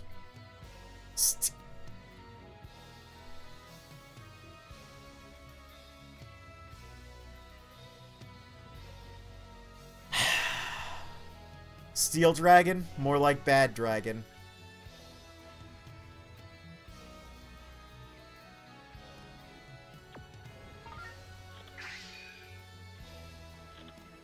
Let's just do our best to ignore that and go to the Coliseum.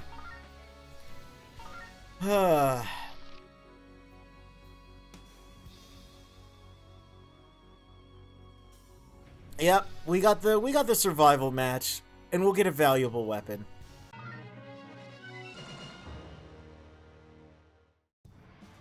First, Oniika. Fight. Oh my god, why is it so many? Oh, I guess that's her exclusive outfit. I don't know if I've seen that. That's pretty cute. Short hair, got the pink little vest there.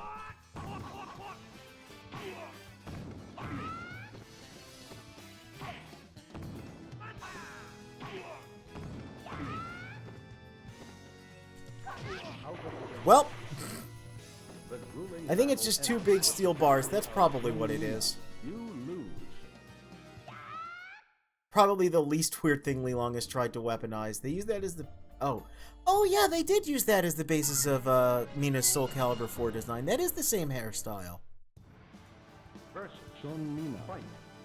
And like the shapes of the outfit are very similar. Oh, that is cute. Man, after I go through everything, all of these games, I'm gonna have to do a tier list on all the outfits. I'm gonna have to rank all the canonical outfits in this series.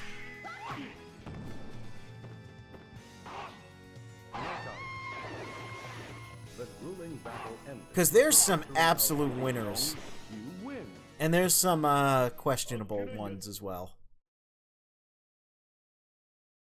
First, Siegfried. Fight. This one, I'm mad, never came back. Full armored Siegfried is so cool. Granted, like, yeah, once the games started doing character customization and stuff, you can pretty much just make something like this. But it's just cool for it to be a default. But you lose. Soul Calibur 3 Sieg Alt is just so far in its own tier, it wouldn't be fair. That one is cool. I do like that one. Man, I don't know if you remember game FAQs back in the day, or just general internet back in the day, where everyone would color edit that into Kingdom Hearts Cloud. Because he's got the scarf, and he's got the short, spiky hair. Well, it's not that short, but you know what I mean.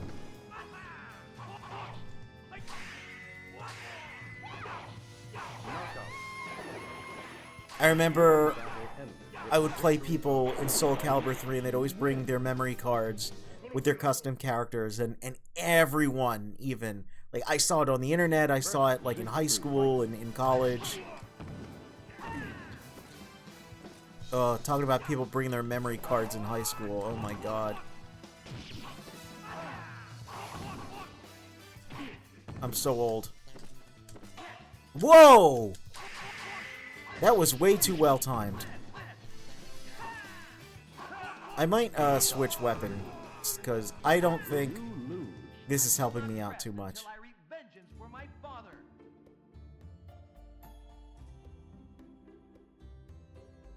Siegfried, the cooler Siegfried, yeah.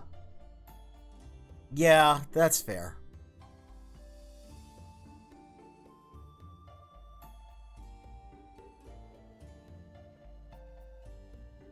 I'm still a big fan of Siegfried's third.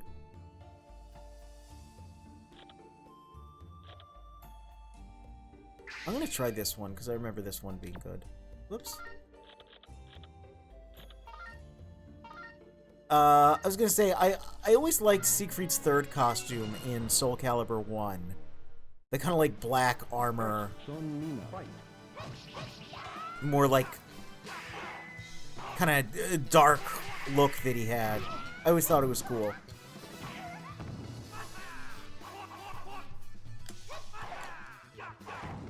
Oh, it poisons me!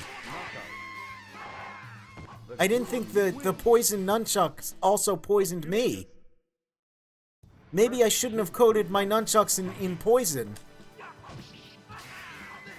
Or maybe worn better gloves or something. Oh my god, Siegfried. Well, You lose. welcome back to the Coliseum level. Let's try the Titan.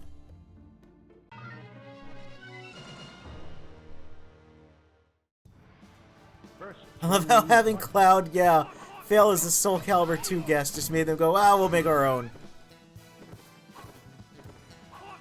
You know, I looked into, speaking of the guest characters, I looked into the Dante rumor, again, independently. The Soul Calibur 3 Dante rumor. And as it would turn out, it was a thing a guy said in an interview in a Japanese magazine once, claiming that people asked for Dante. No one could find any record of anyone asking for Dante. And I don't think anyone actually did. I think they were just talking about guest characters that were considered. But somehow, some way, that got mistranslated and spread again and again and again, to the point that people were convinced up until release of the game that Dante was going to be in Soul Calibur 3. But as far as anyone could find, like, nothing about this was real ever at any point. Lick Zone Poisonous Nunchucks, god. Black armor's pretty cool. Another one of those things that's actually historically real and applicable at the time. Oh wow, that's really cool. Whoa, what is this Taki outfit?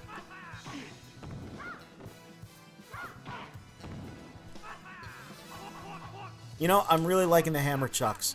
Making me want to invest in a pair of hammer chucks.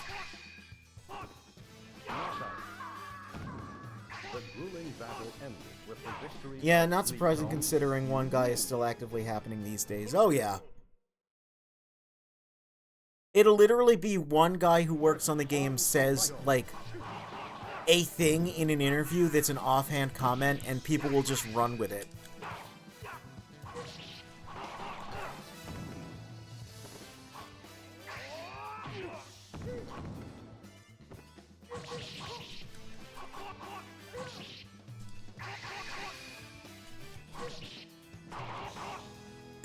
Knockout. The grueling battle ended with the victory of Li Long. You win.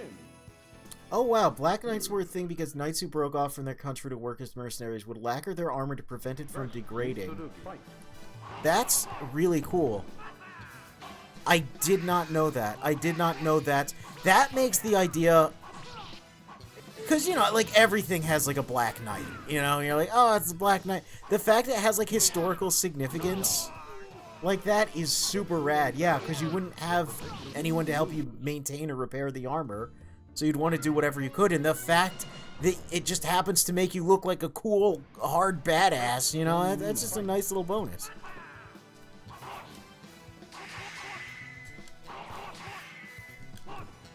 It's funny how a lot of these kind of turn into, like, literally rock, paper, scissors. I know people talk about rock, paper, scissors concepts a lot with fighting games, but a lot of the times, you know, you just go, oh, okay, she's doing that, I gotta do this. I just literally have to wait and just crash her into the water. Li Long, you win.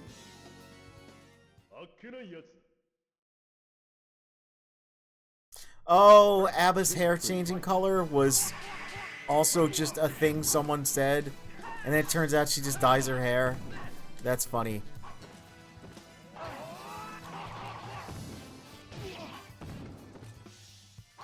You know, I'm reminded back in the day, before we had all the episodes of Dragon Ball Z in the West, people being confused by Krillin's hair, and coming up with all these crazy theories about, like, oh, did he somehow, like, you know, like, get Saiyan blood? Like, what's happening? Like, why does Krillin have hair? And then you get to the episode, and he's like, oh yeah, I just stopped waxing my head. Like, oh, that was it? Oh, he just stopped. He just stopped pulling all of his hair out. That's it. Dude just was tired of being bald. And then, like, he's bald again anyway. You found something. 2000's ass website full of 2000's wallpapers people made. I mean, that already is pretty awesome. Huang, I kind of can't stand you. You are being such a nutsack. Also, didn't I already kill you?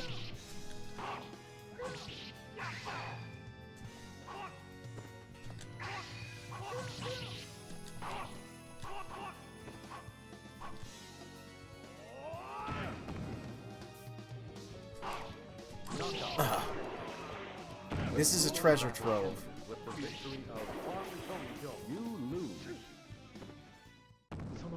Oh no! First step into darkness. Oh, I think I remember some of these. I think I might have had some of these.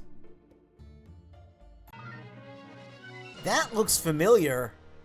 I think one of my friends sent me that exact image back in the day.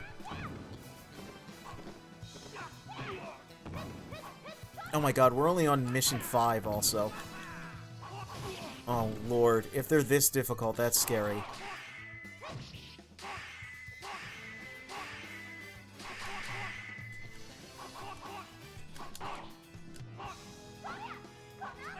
Hey, can we... Doesn't work as good as hers. The grueling battle ended with the victory of Li Long. Wait a minute. I totally remember this website. Oh no. Oh, they've actually got like some good... Hold on. They got decent scans of the artwork. Well, I guess they're not scans. I guess they're literally just official renders, but...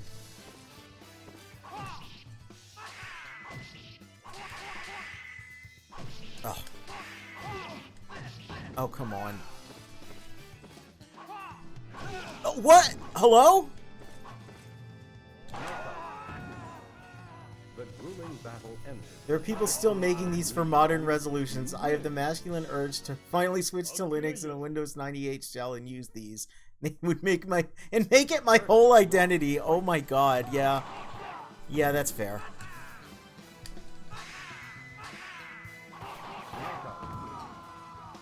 But you win. I gotta say, since becoming... Fight. I never really was a computer guy, but, you know, this computer has made me need to understand it more. Holy shit, how did she manage that? I get the appeal. I don't have the time to allot to it, you know, constantly, but, I understand. I understand where it's kind of fun. Li Long, you win. Versus Huang Song Yo. Oh, wow.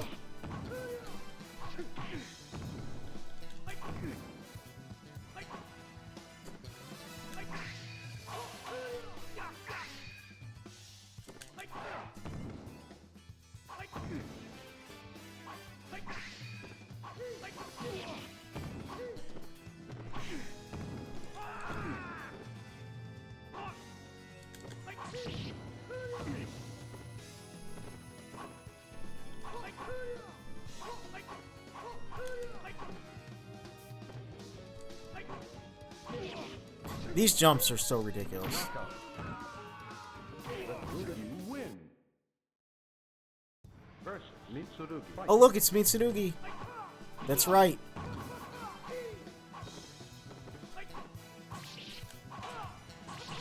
Bro! You need to stop. Oh my god. That's not good. Bastard. You lose. If the internet has replaced the third place, we should at least make the machines we use to access it meaningful to us. It's genuinely a big part of why I hate the walled garden approach to stuff like Apple Tech so much. You know what? I agree with you 100%. If you're going to deny us the option of going outside, at least let us control what we do inside and stop telling me what I... excuse me, what I can't use tech for. Let me fuck about. You know, I was thinking earlier... I was having one of those moments where I was, like, making my fajitas after, you know, checking on my aunt's cats as she's away for the weekend. Just reflecting on my life and how I'm, you know, I'm not where I want to be with things, but I can't be too upset because I do have a lot of things to appreciate. There's a lot of things in life I enjoy. I got a lot of, you know, very supportive friends and stuff like that. So I'm just pondering about life. And I'm like, man, I start thinking about that thing that happened in, like, 2020 that, like, I guess isn't really over yet, but no one really cares anymore. And I just start thinking about how much it sucked and sucks that it feels like, yeah, there's just no... Just the idea of, like, always being in your house and, like, know where to go and then how, you know, during that time I made a huge mistake of, isolating myself online, too, because I was so uncertain about everything, and just how... I'm like, you know, if really all I have is just friends and funny little things, yeah, I should really embrace that more and make that more important in my life, like a larger part of my life. My cursor's been on screen this whole time. I'm so sorry.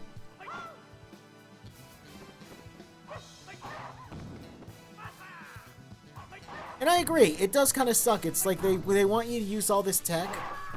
Like, they want you to use... Like, I get endlessly upset about how a fucking smartphone is a requirement for living anywhere. I hate that so much. A smartphone, it's just such a useless piece of technology. It does so many things, but it doesn't do any of them... Like, it doesn't do anything actually remarkable. It just does a lot of stuff. And I kind of hate that. I hate that it does so much stuff, because none of it's actually interesting stuff. It's not stuff, you know, that's really worth doing. It's just, oh look, you can plug this in, you can hook up this thing, you can hook up this app so you can just turn on your laundry with your smartphone. I'm like, why the hell would I want to start the washing machine with my phone? I gotta put the laundry in the damn machine anyway, just give me a fucking button. And yeah, it's just like, if we're in this weird tech nightmare anyway, you might as well just do cool stuff with it, like play Soul Blade really poorly against the CPU a million times in a row. If you ain't gonna give me like an arcade or like a mall I can go to.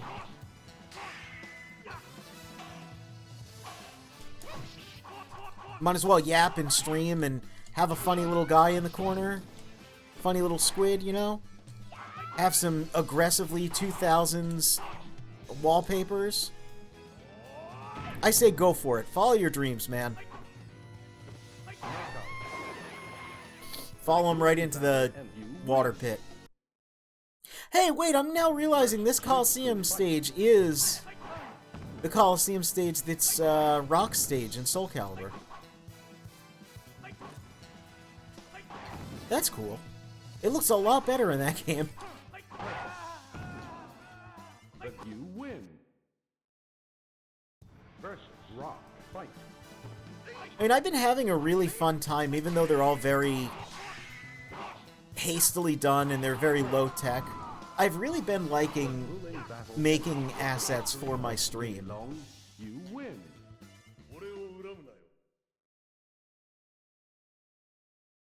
Versus Taki Fight.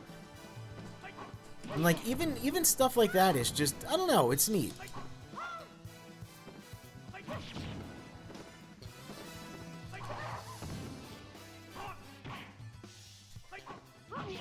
Oh yeah, this goofy technique doesn't work so well on her. Need to just get in there and just start wailing. The grueling battle ended with the victory of Spent a whole life finding the Linux guys really annoying. Very angry that Microsoft is now going out of their way to validate them, yeah. versus Huang Song Fight. Alright, Huang.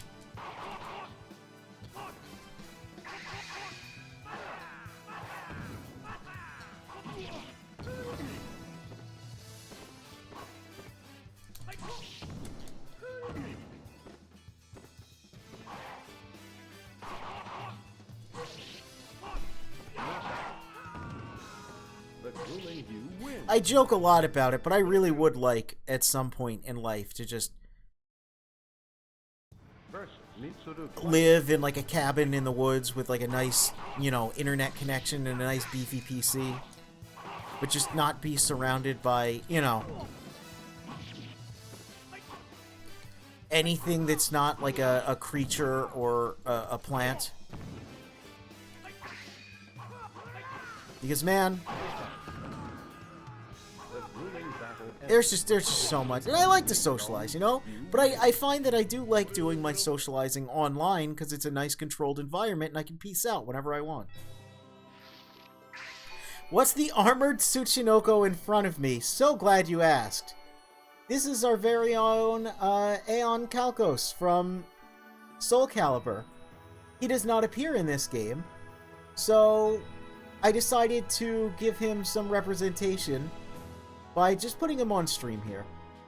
This is a piece of official artwork from the gallery in Soul Calibur. It might have been a piece of fan art, but it is in the game somewhere. And I just, you know, since Aeon is the best character from the entire franchise, I was quite distraught remembering that he wasn't in this particular game. So I wanted to give him some proper representation.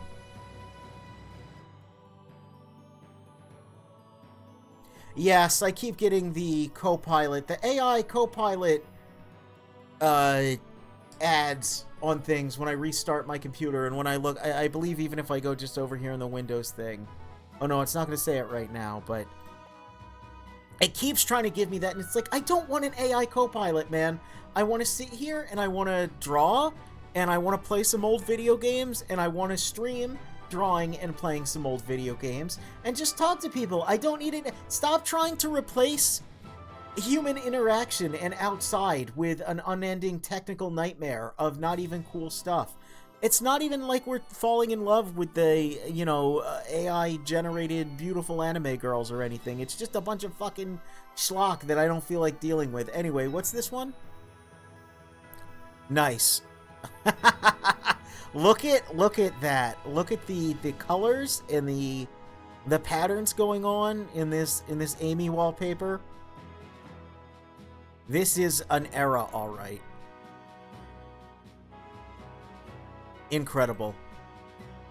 Absolutely incredible.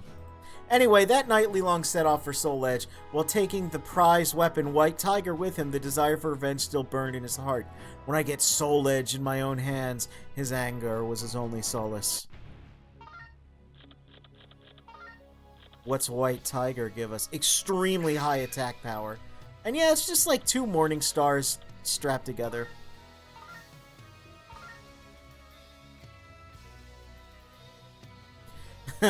Base Lizard Bro. It's true. Lizard Man is the best character. He is just the most interesting. He's not even my favorite. As seen by that wallpaper there. That link in the chat. And the comment about it. My favorite is, of course, Amy. But Lizard Man is just the best. He is the objective best. I can have my favorite, but I recognize the real king shit when I see it.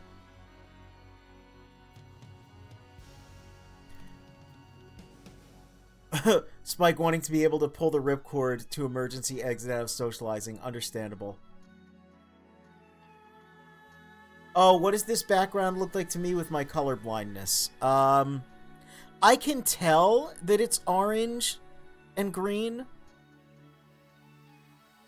I can tell that because of how saturated they are. But there are some awkward mixing tones in the middle that I don't know what the hell are.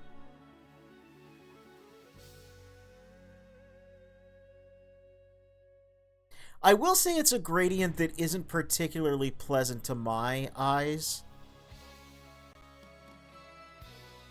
And you know about things that are unpleasant to our eyes. Lizard Man rules because he got, like, no less attention than anyone else when it came to lore. There's just as much depth to the history of him over all the games there is anyone else. Yeah, he's not just a lizardman. He is a real character with real lore. And some of the most interesting lore in the series. I think that's awesome. We're gonna fight Voldo again, by the way. Yep.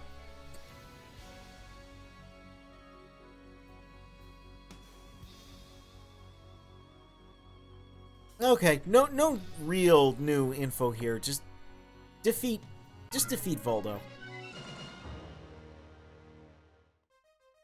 Versus Voldo. Fight. Oh, does it not have... Is it supposed to be red and green? Is there no orange there? Oh.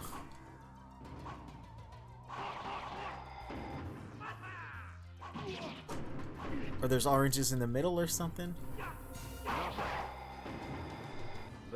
Voldo's just everyone's second to last fight. He's the Tekken 2 Heihachi of this game. Yeah, I guess so. I guess so. This is a little strange.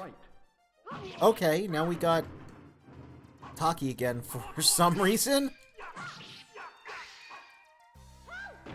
I always liked that move. I always thought that throw was pretty cool. There's a lot of animations in this series that are just... I don't know, you just see them and they're just iconic. You're like, hey, it's that move. Oh look, he's actually got his guillotine weapons this time. Did it say guillotine? Well, we'll get to find out. You lose.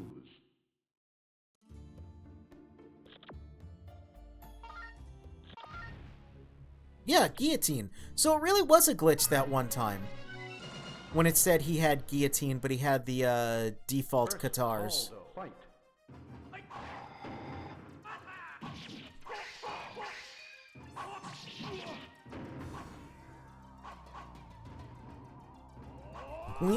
He's schmoovin'.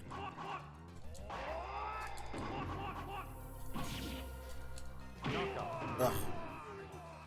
You lose.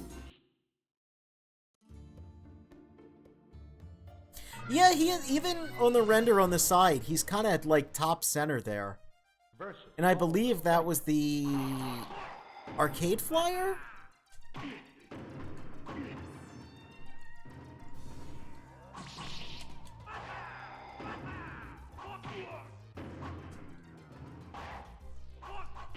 Ugh.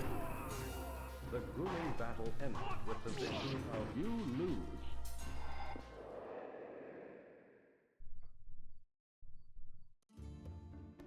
Yeah, look at that. He's just on the cover. That's really funny. I mean, he's from Italy. He's European, so that makes sense to put him on the PAL version. Now, you might say they could have just as easily put Siegfried. To which I say, yeah, but it was the 90s. You know? Back then, You lose. it was all about putting, like, the edgiest, raunchiest looking thing front and center. Yes, gay and European. Is he actually gay? Like, do they ever actually confirm that it's, like, a romantic and or sexual love he has for his master? They usually just call it loyalty. Which, you know, I as a man who's seen a lot of a lesbian anime, I know what that's shorthand for.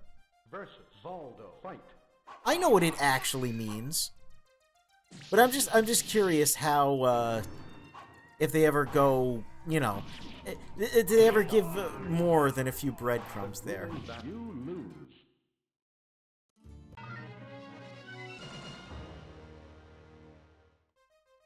Versus Baldo, fight.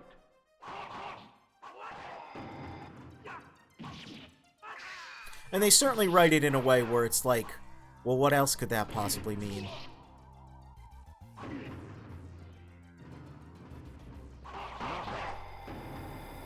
The grueling battle ended with the victory of you win. Versus Taki, fight.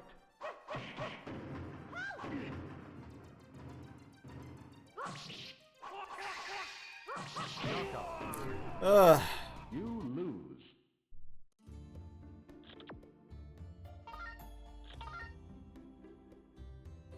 Yeah, I mean... Okay.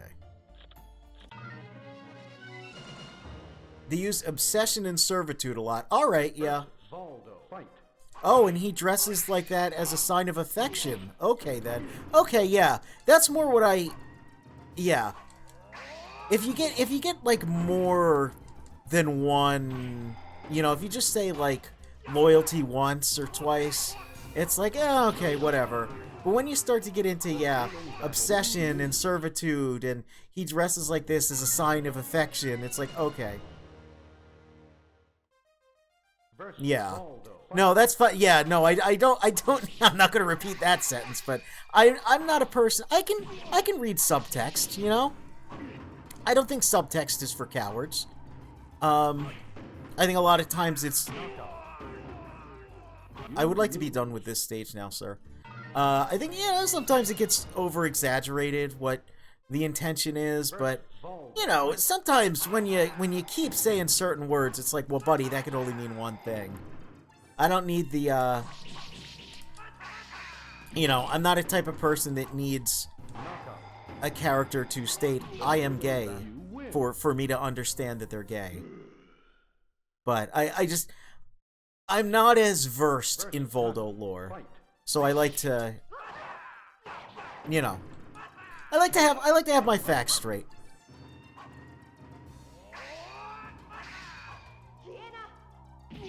You know, I don't want to just be stereotypical and assume that, well, you know,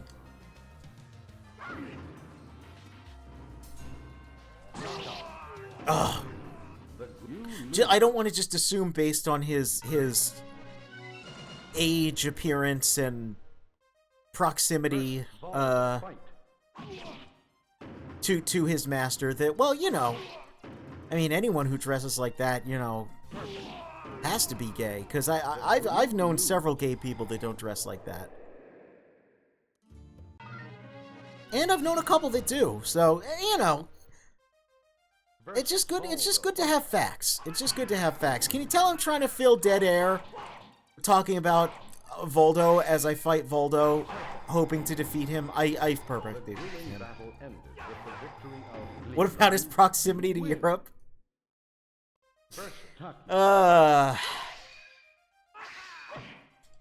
Listen.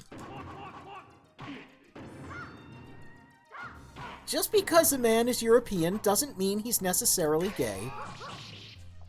There's a lot of homosexuality around the world.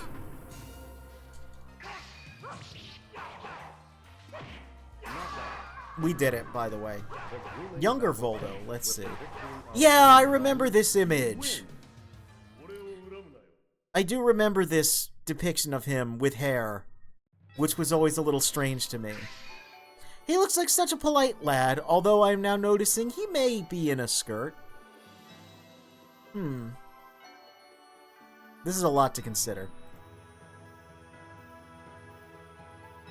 I don't want to judge him based on his proximity to Italy. He might be bi. See, now that's... maybe that's more the question I was asking, is like, is he exclusively into dudes, or is he just one of those, like, yo, hey... I don't care what you're equipped with. We can have some fun. Because I think that's just a good attitude to have. Anyway, in the depths of the pit, Li Long defeated the guard Voldo and the ninja Taki, but could not find Soul Edge among the treasures. Taking information from Verci's notes, Li Long seized the weapon, Asura, and left the island.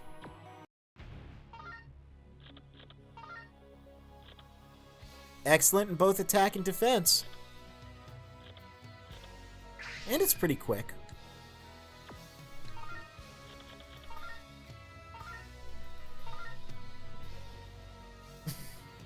He's wearing a skirt, a corset. Is he wearing a corset too? Kinda. He's got... It's difficult to parse what he's wearing. That is a really good piece of artwork, though.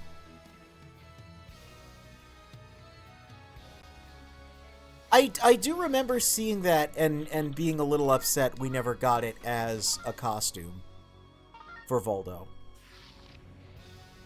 Voldo does have some really good costumes, though, even though he's the obvious, like, freak pick bondage grandpa. There's genuinely a lot of cool ideas in his costumes. Li Long traced the location of Soul Edge to a port where the pirate Cervantes once had his base. Li Long looked at the pirate ship Adrian at anchor at the port. It was a menacing place with no sign of life. I finally found it. Having been able to find his lover's attacker, Li Long's hopes were now pinned on the heroic sword Soul Edge.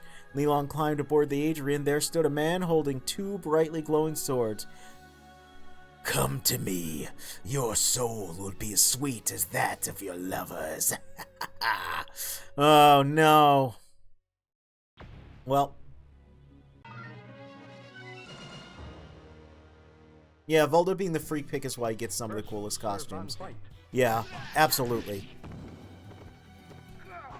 I feel like I've probably said this before, but I think, you know, when you really look at everything, this series might be my favorite cast for fighting games, just because of there's so much variety, and they're never afraid to change up the costumes and designs of the characters, and it's just cool.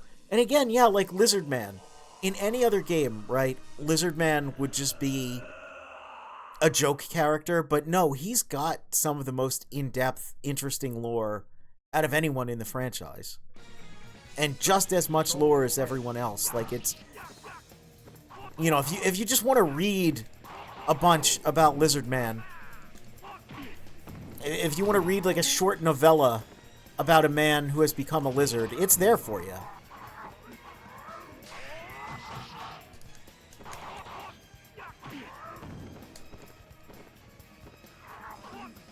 Ah, I knew he was going to do it. Wow, he is caked up. Look at that booty. Look at that flaming ass he's got. You can even kind of see it. Like, look at the curvature. Oh my god.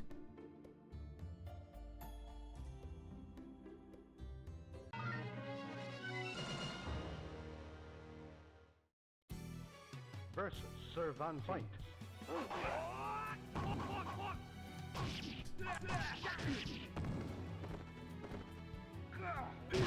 Oh my god. I just kind of let him do that. I just kind of let him do that. That combo, uh-oh. Wow, he really has that even up to Soul Calibur 6. With the big overhead slash. That's pretty cool. I appreciate the asymmetrical nature of his later costumes. Yeah, I do like that. Yoshimitsu has some interesting ones, too. When it comes to the asymmetry. But I do like Voldo sometimes having, like, front and back asymmetry or, like, side to side. Again, they're very inspired. They're very high tier. The Sun and Moon one from 3, I believe? Was that 3? Where it's like the front is the sun and the back is the moon. And of course Voldo can fight and block with his back turned to you. It's like, that one's really cool. Versus Soul Fight.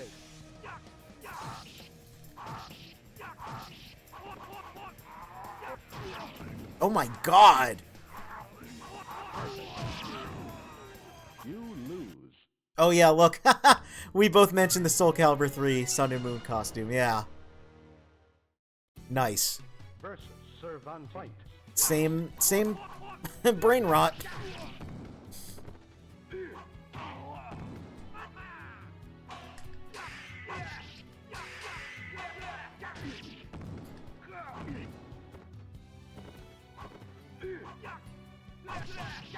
It is always funny in... And, you know, there's kind of mixed opinions about how much customization the games ended up having. I like it. If it turns out the customization was done at the expense of being able to do other things, then yes, that's definitely a sour note. But I don't know how true that is. I've never heard any official source say that. I've just heard people on the internet, you know, posit that, oh, well, it has this feature, so that must be the reason it doesn't have that feature. As people on the internet tend to do. But I do like, just for funsies, how goofy it can be to customize Voldo into wearing something normal. Just put him in like a business suit or a karate gi or something. It's always pretty funny.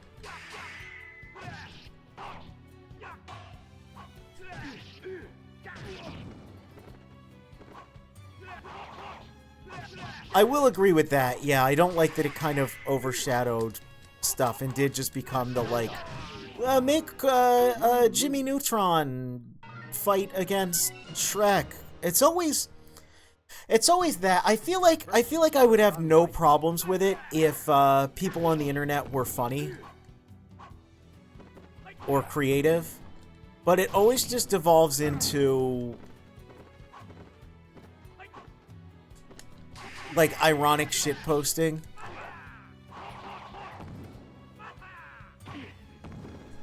I've seen some absolutely incredible creative characters in every game that has it, you know, that are really well done and like make really good use of the parts, and like sometimes even just stuff that's customized versions of the main cast just to wear stuff that would like fit them as like a additional costume. That's all really cool. But yeah, it just when it turns into just like the okay, I get it. It's an ironic shitpost. Look, it's funny because you made a man with his penis out. It's like, okay.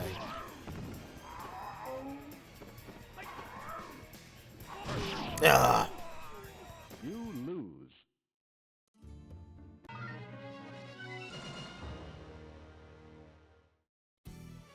Versus Servan Fight.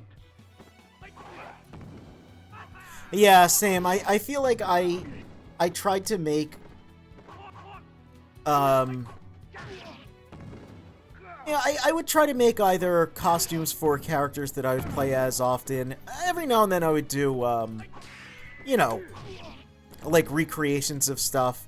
I've made Solid Snake in basically every Soul Calibur game, or at least an attempted Snake. You lose. But a lot of the time I would just look at what was there, like what, you know, I'd look in my toy box, I'd look in my Lego bin, my virtual Lego bin, and I'd see, okay, what did they give me to play with? And I'd try to make something that looks cool.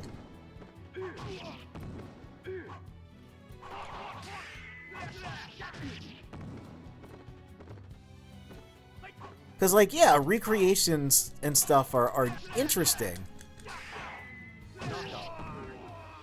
But it even then, it's better when it's like they tried to make something. Versus Servan. Like, I've seen a lot of really good. I know Sakura Miko still plays Soul Calibur 6 pretty often, and a lot of times she'll fight people that have created characters that are other VTubers. And they're well done. Like, they actually tried to get the resemblance and details and stuff. And like, that's, you know, The grueling you win. that's neat. That is at least better than, yeah, I made Horsehead Voldo with a big penis made out of spheres and cones and such. Versus Soul Fight.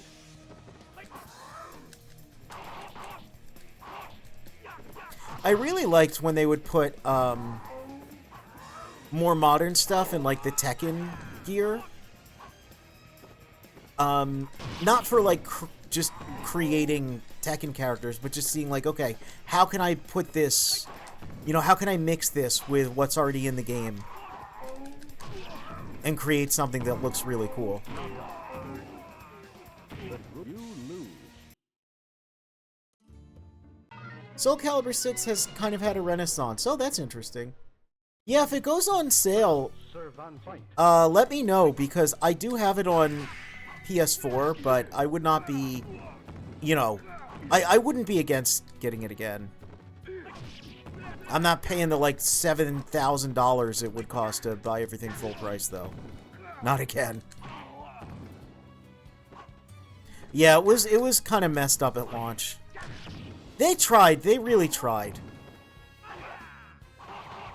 Like, the fact that they did improve it as much as they did is really cool.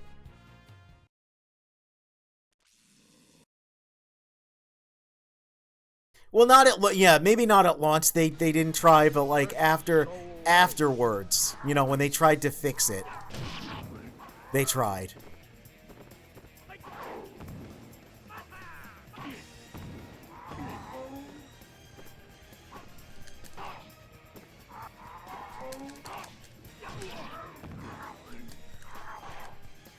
I would like to defeat this skeleton because I have to use the bathroom, and I would like to be able to use the bathroom while the credits are rolling, so the chat here has something to look at.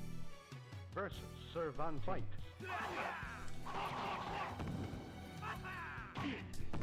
So we're not just looking at a pause screen? I would like to defeat the skeleton so I may use the bathroom, sir. Sir, there's a skeleton. There's a skeleton in front of the restroom. You need to defeat him in order You win. to prove your virtue and enter the facilities. Versus Soul Fight. But if you can't defeat the skeleton, you're just going to have to hold it. You're just going to have to hold it forever. How long can you hold it? The soul still burns, and so does your urethra. If you can't defeat the skeleton man. God damn it, skeleton man. You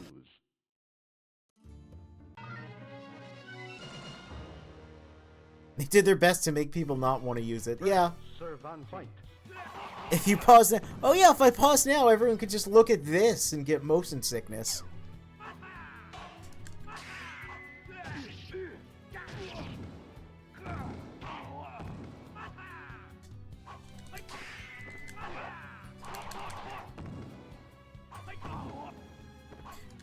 I feel like B is the strongest move in the game.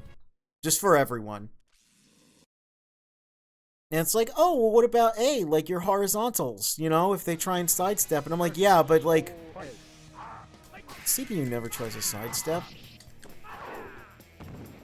Not unless you give them, like, 3 full seconds of charging up a move.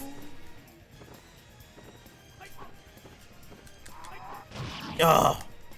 He timed that really well. I gotta hand it to him.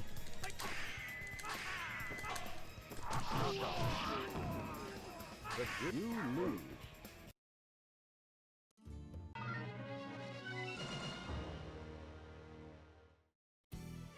Versus serve and fight. It's like, you know how they talk about the button, right? Where, like, that's a good button? B is just a good button for everyone. Maybe they should have called it G so you know it's the good button. But of course, you know, what would you call guard? Well, you could call guard B for block. You lose. So you'd have attack, good attack, kick, Versus serve and block. fight. You could still use, you know, the same letters. But, they would make more sense. You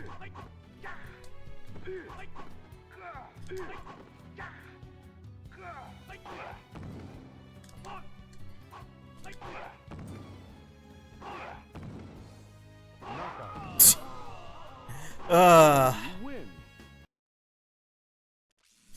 It really does feel like I'm playing an action game more than a fighting game. You know how they always say that a good action game boss should feel like you're playing a fighting game?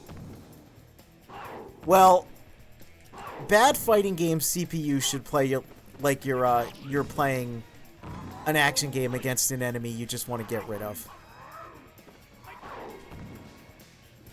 You know, where you just go, all right, I can't do all my crazy combos. I'm just gonna Helmbreaker and Stinger until I win, because I'm tired of fighting this guy and I need to use the bathroom. Long, you win.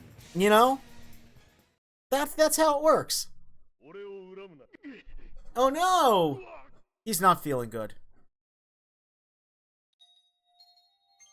Alright, we gotta read the lore.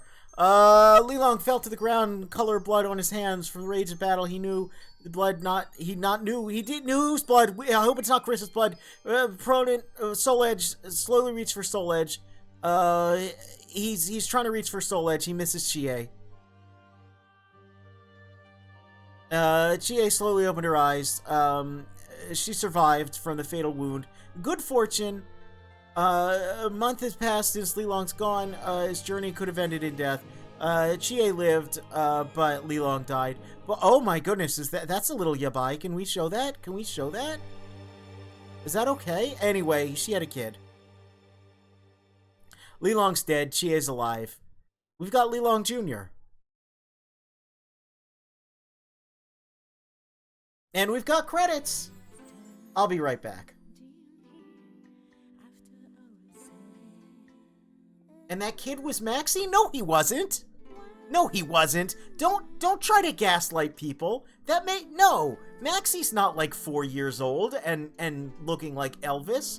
Don't tell lies on the internet. People will believe them because they're stupid. Bad. Very bad.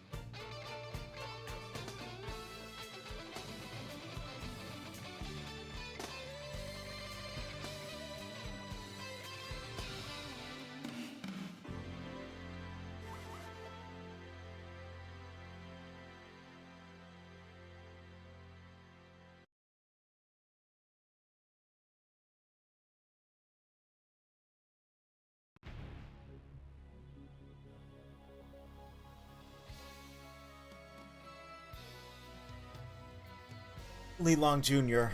will not return. Kind of a shame.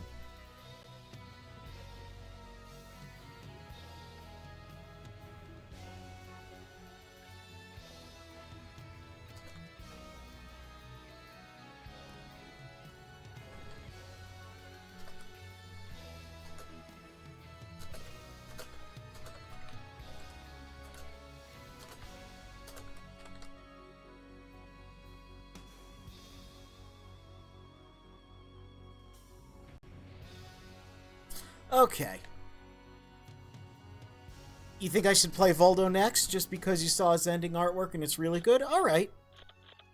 Now, of course, we need to...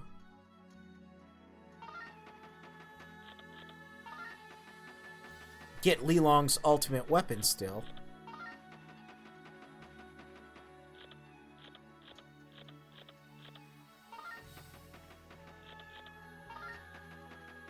Oh, look.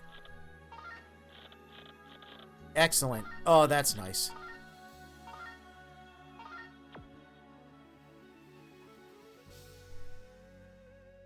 If I go to Mediterranean now, it should be there, but if I reset, it'll just be here. What was why? What was Mediterranean?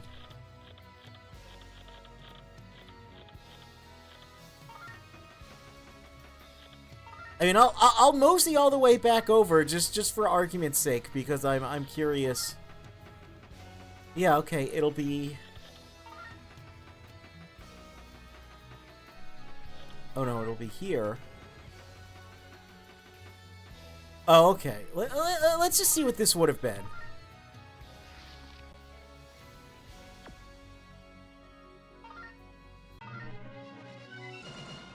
Oh, Voldo, huh? Well, let's see. Just to give us a little more Voldo on screen, because we just can't get enough of this dude. What is this camera? What is this camera? What is the camera doing? Why is it like this? It's like Budokai Tenkaichi or something. That was weird. Alright. Let's just ignore that.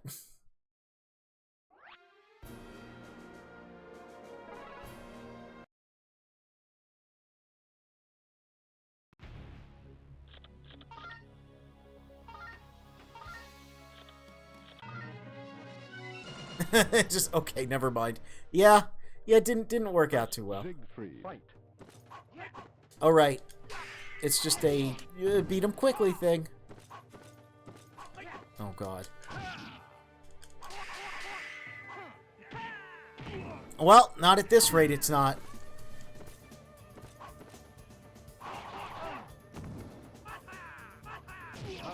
Well, man, that costume for Li Long is weird.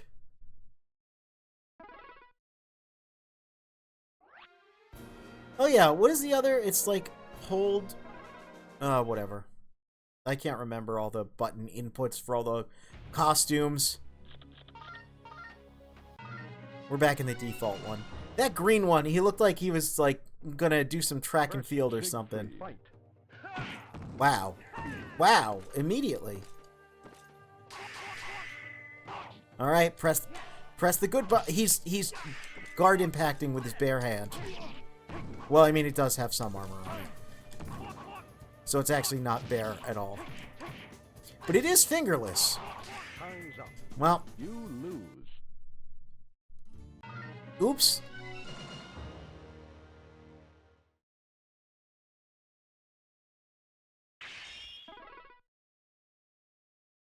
Voldo reminding me he's the main character of the series. Yeah. Yeah, that's fair. Ah, right. Wait, what? Huh? Okay, I don't know what. Okay, we got green again. We got Monster Energy Li Long here. It looked like he was going for a kiss at the end, did it? Oh my. Oh look, he's got like a dragon insignia on his capri sport pants there.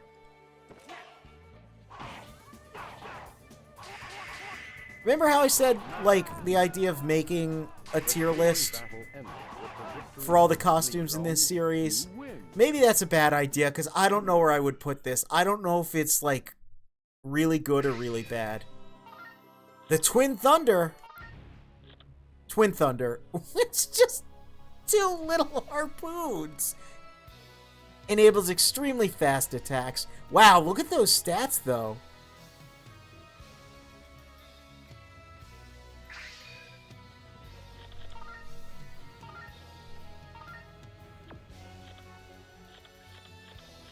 That's... I gotta try that out. That's kind of insane. Versus Siegfried. Fight. Oh my god. I mean, he might still, like, stomp me to the ground, but... Wow. Hold on, hold on.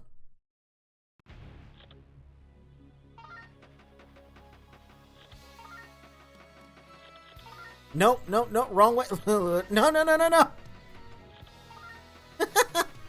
Well, watching him run is pretty funny.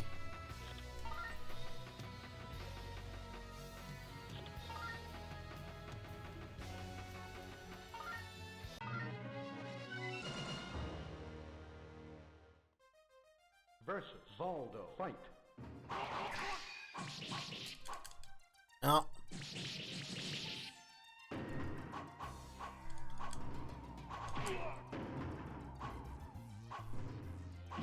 Oh my god. He's still gonna Valdo me. He's still gonna Valdo me. Oh look, there's the throne there. I don't think I realized that before.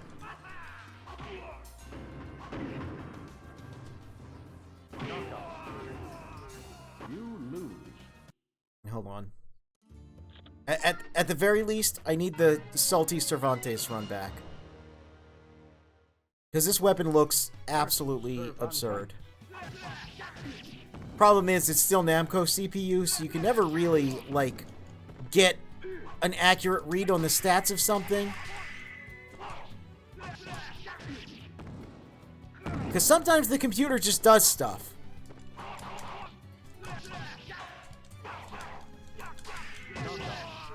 But it's definitely really good. It's definitely a good weapon. I'm just not particularly great at dealing with the CPU in this game yet. Alright! Hey, it's Voldo time.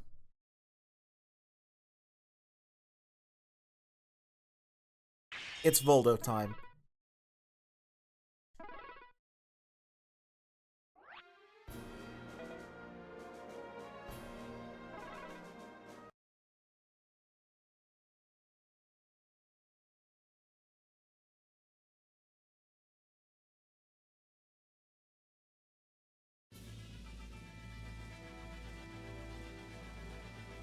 Yep, there he is. With it, hey, look, he's showing a little modesty there. He covered his nipple. Oh, well, now he's not. Oh, no, there's no modesty here. Oh, look at all these crazy things we're gonna get. Rings and claws and soul edge? That looked like a soul edge weapon.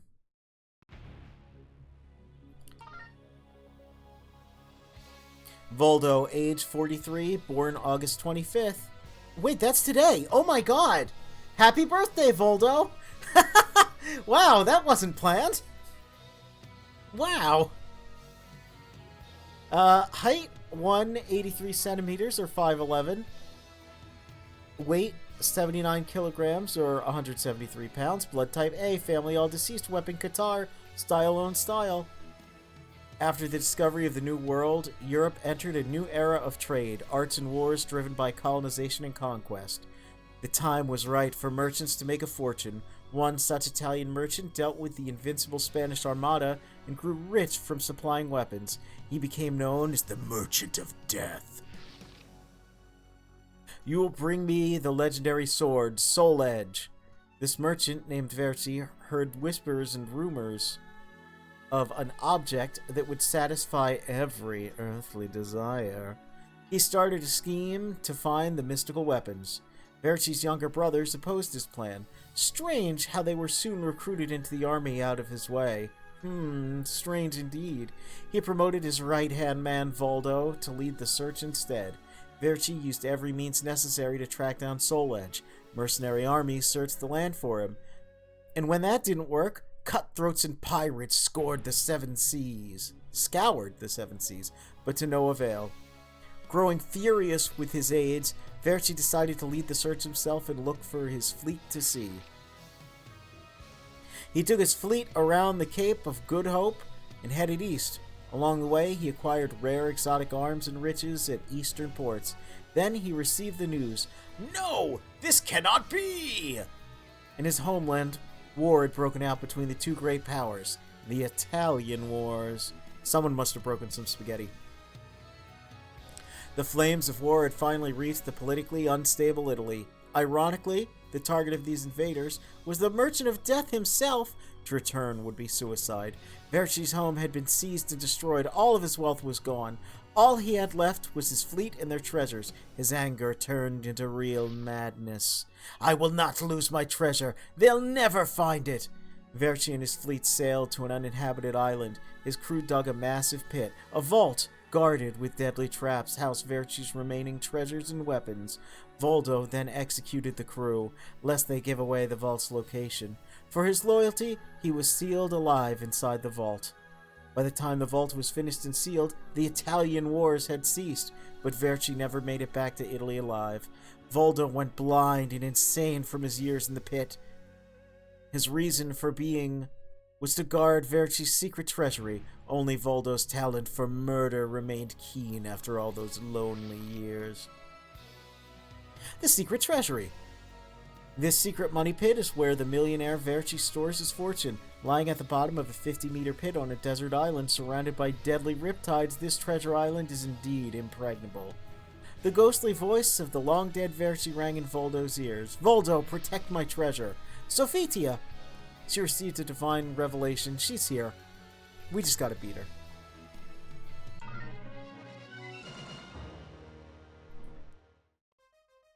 Versus Sofitia. Fight. Alright, I don't know how to use Voldo.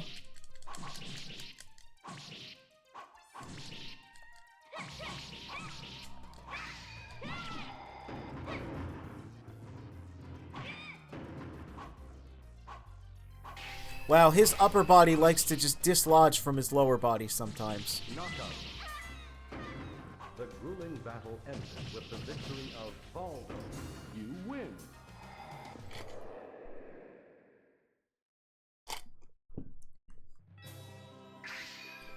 Oh look, we got our Sonic Ring.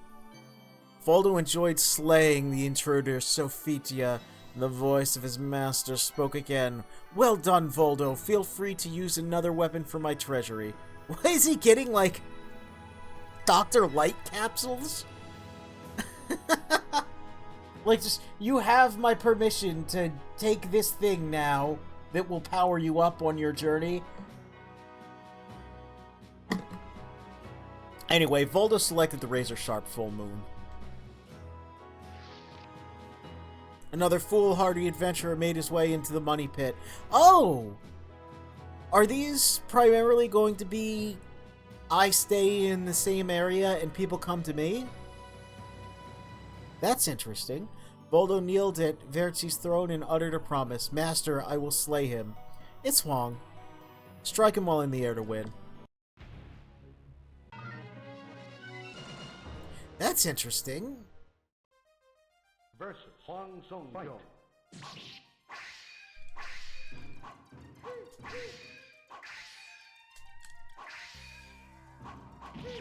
Okay, we gotta find something that's gonna launch him.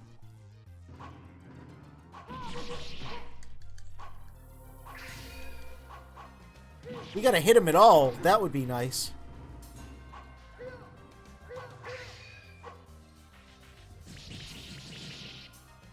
Yeah, see, that doesn't count. Even though he is in the air, it should count.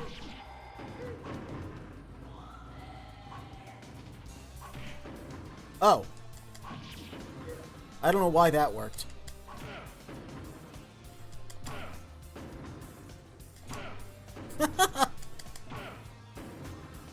It's not working now.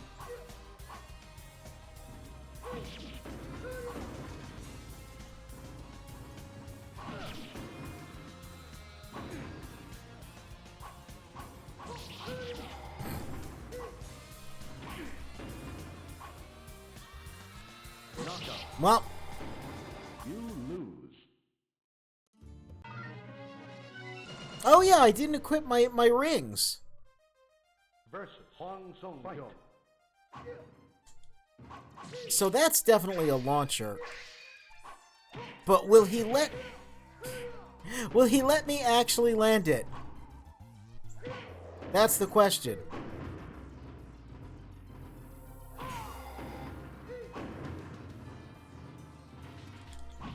Well, that's nice. Maybe you can do that again?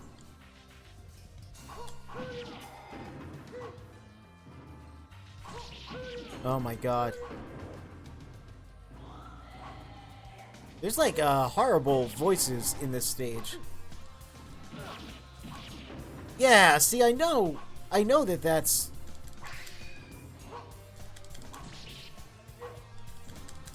There we go. The Goulet, you win. Look at those things spinning around going nuts. The pieces of Huang had not cooled down. Wow. Wow, the pieces of Huang had not cooled when the voice returned to Voldo's mind. Soul Edge. Even to his addled mind, these words have great meaning. Finally, Voldo recalls Verci's vain search for the powerful weapon. Bring me Soul Edge.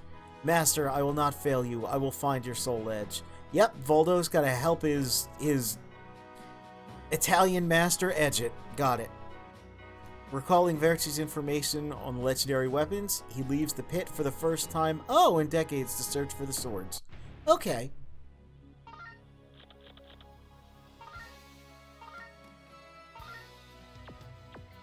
Let's check out our weapons here. We got Full Moon. It's a strong defensive weapon, and it's a little faster.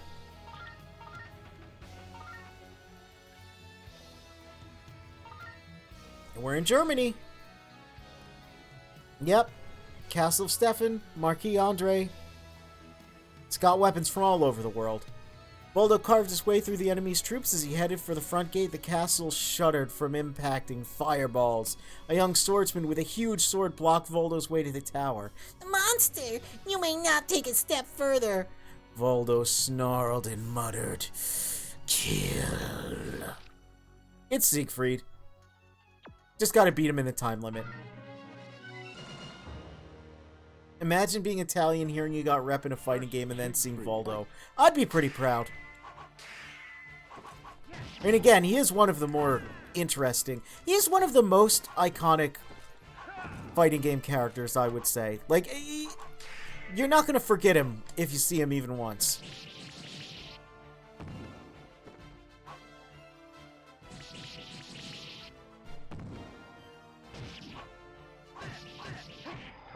Nope. You lose.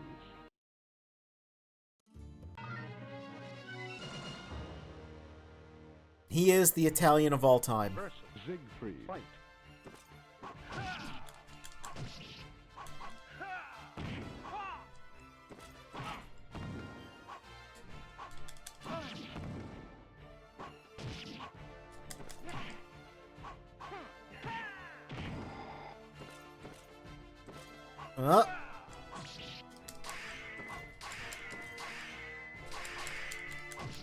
Time's up.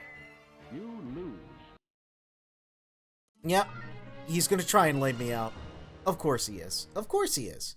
Why would he not? Versus Siegfried fight. Ah, him with those guard impacts. It is very cool that he just does that with his front hand. Later on, he would end up actually using his sword, which, you know, does look better, but it's interesting seeing him just quite literally royal guard us. He's gonna royal guard me. Time's up. Oh. You lose. Also, is that one move a butt slam? I can't quite tell what Voldo's doing. Versus Siegfried fight. That's a butt slam, right? We've just got a butt slam, like Mario 64. So I guess that is the thing that all Italians can just do.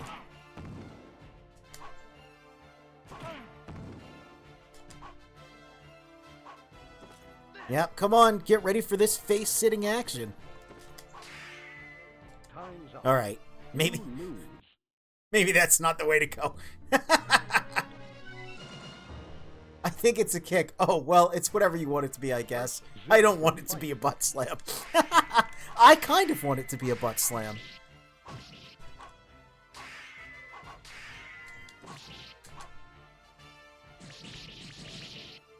It is a lot less appealing than when Cassandra does it, it's true.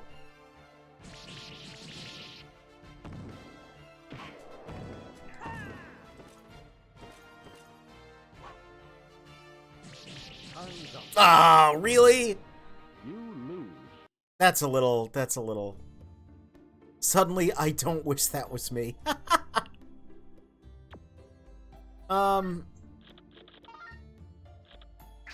Let's go back to this, because time is of the essence. There is a little strategy with the weapons. Again, though, I would love to see a speed run of this mode. Siegfried. Fight. I would love to see someone, not a task, because a task can just be whatever. I would love to see a human get through all of these as quickly as possible. Like live, like one shot, not like pre-recorded. Just to see what the optimal strategies look like. Because a lot of them feel like, you're kind of at the mercy at the CPU just doing what it wants to. Time's up. You lose. You know, I've probably said it, and I'll definitely say it more once we get to the games with her in it, but I really like Cassandra.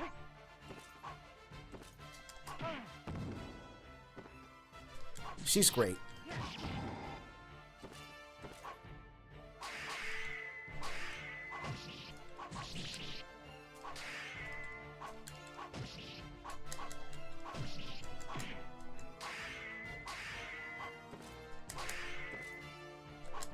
Ah! You lose. They do individual character Edge Master runs. They're like 7 minutes each. Jeez. All right, so they just know. They know the tech. Well, they're also not reading, you know, this stuff, so obviously. But man, some of these.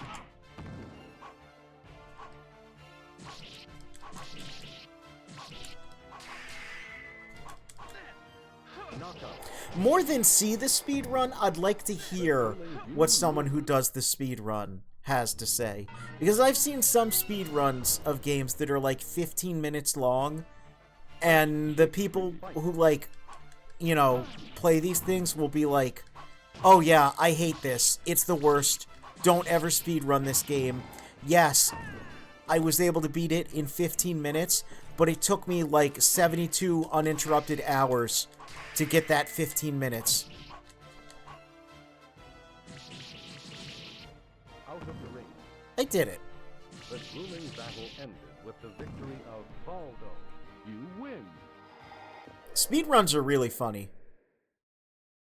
I gotta say, I really like speedruns, because, hey look, we got the Iron Claw. After a vicious battle, Voldo slew Siegfried. Stefan's armor did not hold Soul Edge. Voldo took the Iron Claw instead. Extremely fast attacks. Why not?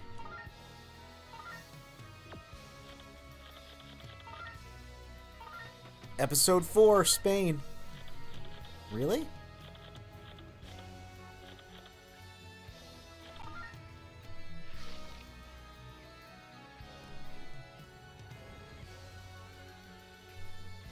The Spanish port was once flourishing, but now lies quiet. Voldo remembered meeting with Cervantes, a pirate hired by Verci to find Soul Edge. Maybe he had the swords. On the foul ship, Voldo found a man with a pair of curious swords and a wicked grin. The swords glowed intensely. Ah, yes, Verci. I have his swords. Too bad he's dead. Now join him. Soul Edge! Voldo growled and sprung like a panther to the attack. Good thing I have my kitty claws. Meow. Enemy takes pride in his invincible strength. Survive his attack to win. Oh, lame it out. Got it.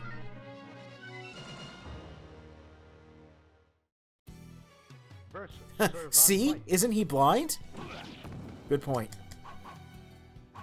Woo! Woo! Woo! Wahoo! What's another thing Mario says? Woof! Time's up. We did it. Win.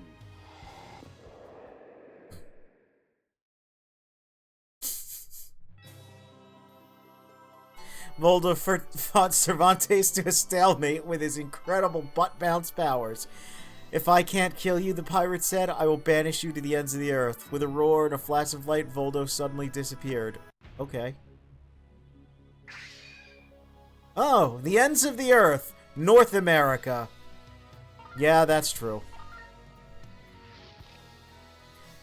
In a savanna in North America lies a gigantic crater. Mysterious megaliths cover the area.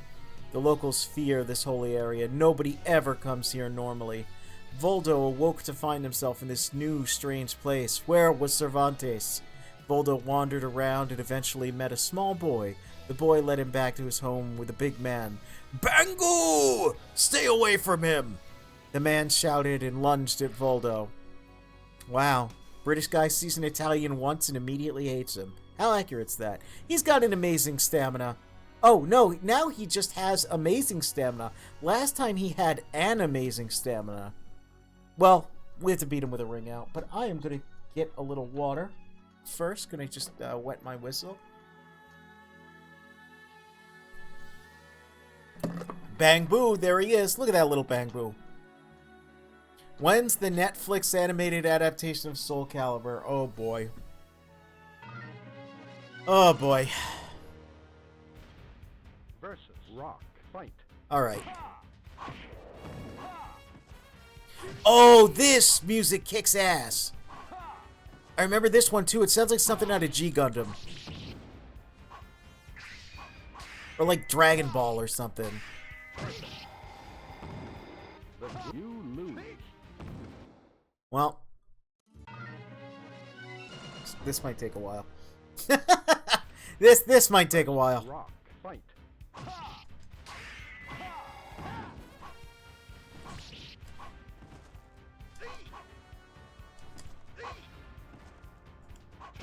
Oh.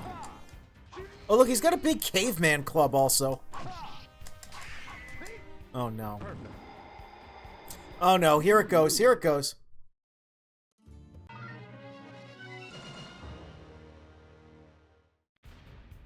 Versus rock fight. Bait him to the back and back throw him. Let's see. Come on.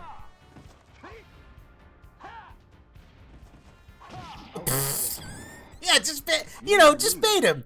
It's easy, bro. Just plink it, scrub.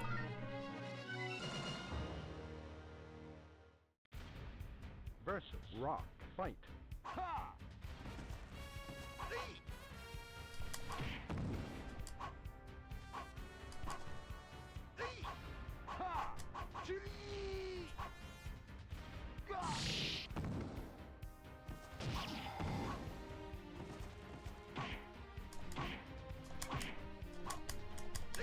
Uh-oh. Oh, now he's sitting on me. A whole lot of face sitting going on. You lose. If there's one thing we know about Voldo is he is a master baiter. It's true.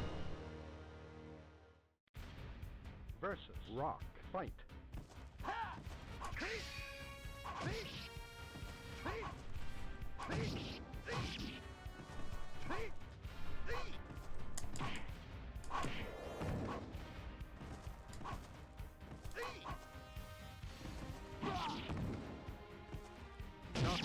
You know, now might be a time for the defensive weapons.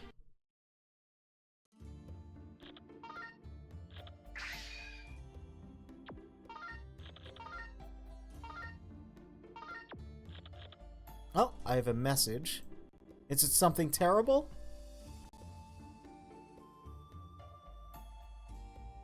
Oh my god. It's not terrible, but it is baffling.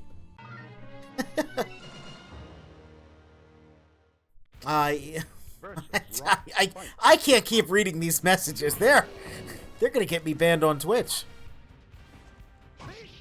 And then later, when I upload the VOD to YouTube, probably get me banned there too. All right, what are we doing, Rock? What are we doing? Now, in some games that just, oh my god, I hate you. You lose.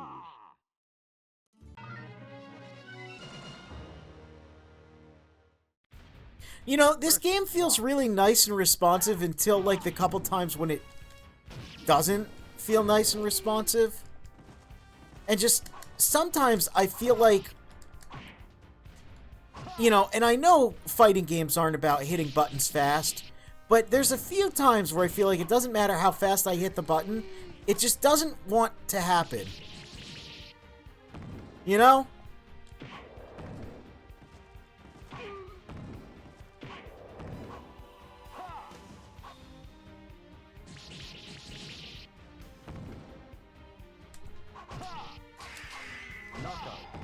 Actually, I am noticing something here.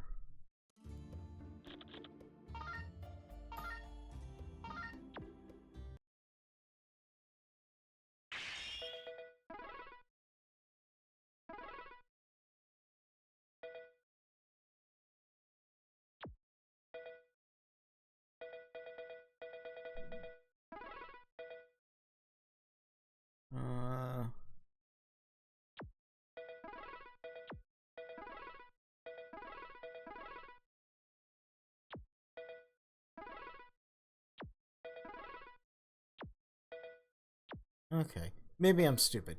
Maybe I'm stupid.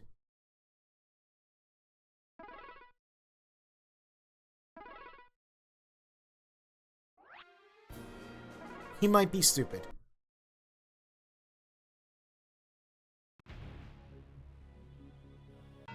Yeah, the game's nice and fast and responsive until you play as Voldo. Versus rock, fight.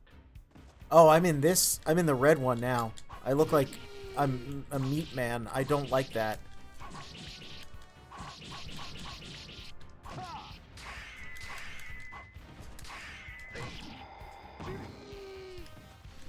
No, don't jump off the edge. Oh my god.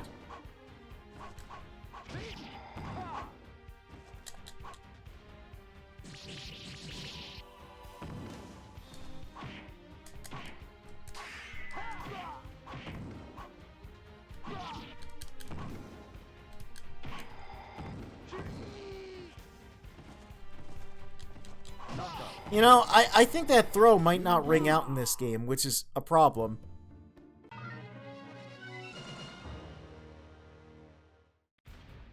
Versus rock, fight.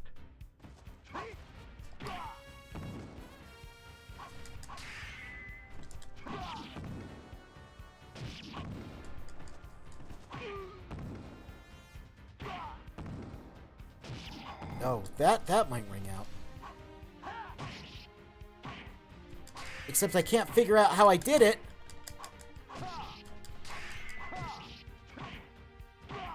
Oh, like that. Alright. The grueling battle ended with the victory of Voldo. You win. As it would turn out, it's very easy. You just have to know which kick will knock him out of the stage. Rock plummeted off the edge of the megalith. Bang boo! Ugh, I knew it! I was such an idiot! I forgot about the boopons! Rock groaned and passed out. Rock! The boy ignored Voldo as he ran to Rock's side. Voldo left this strange land and headed east.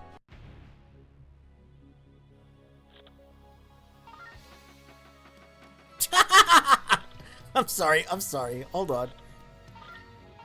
Has it been that funny the whole time? Look at him go! Oh, I'm gonna need an animated GIF of that.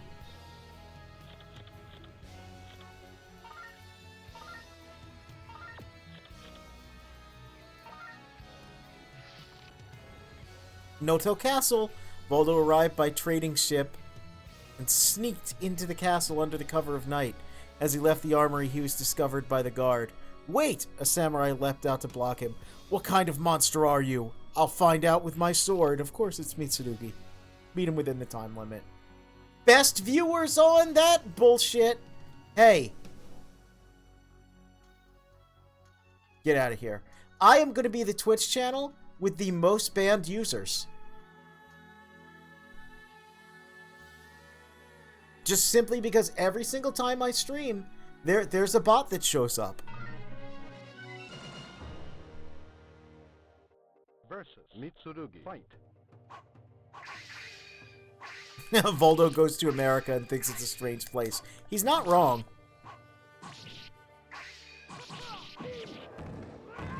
Okay, now here's the thing. I'm now armed with knowing...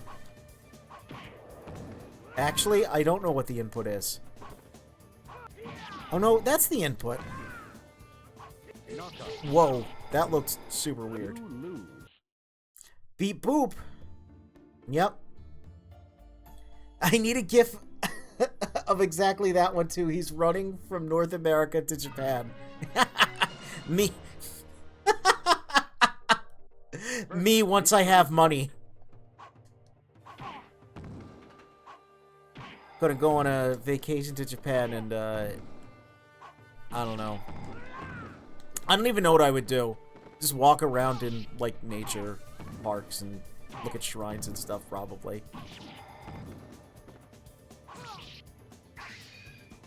Not any of the like things you would expect, like go to Akihabara, go to a maid cafe, nah. I'd just be like, dude, check out this shrine. Dude, look at this little statue of this little thing. What is that? What kind of creature is this? Versus Mitsurugi. Fight. Crazy.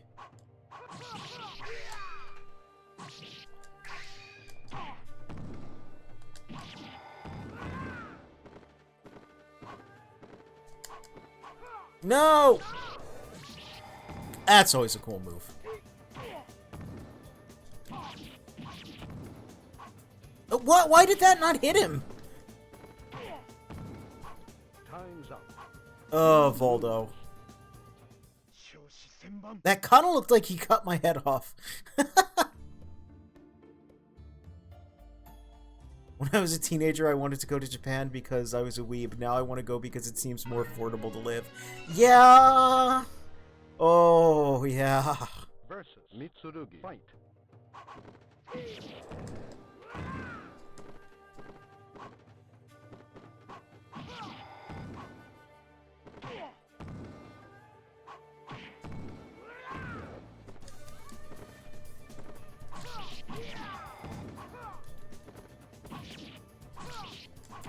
Out of the ring. There we go, we did it. The grueling battle ended with the victory of The mood of doing a fruity run to escape America and go to Japan. Oh my god. It's too real. He's too relatable. Mitsurugi suffered a defeat at the hands of Voldo. Voldo took the guillotine from the armory and left. Alright. What's so good about this? Heavy, but its weight produces outstanding power. Okay. So we can now make Voldo even less responsive.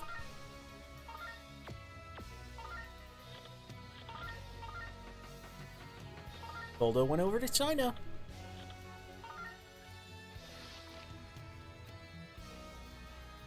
I like how Japan is like the third most expensive place in the world to live. It's just such a massive third behind the States and UK. Yeah.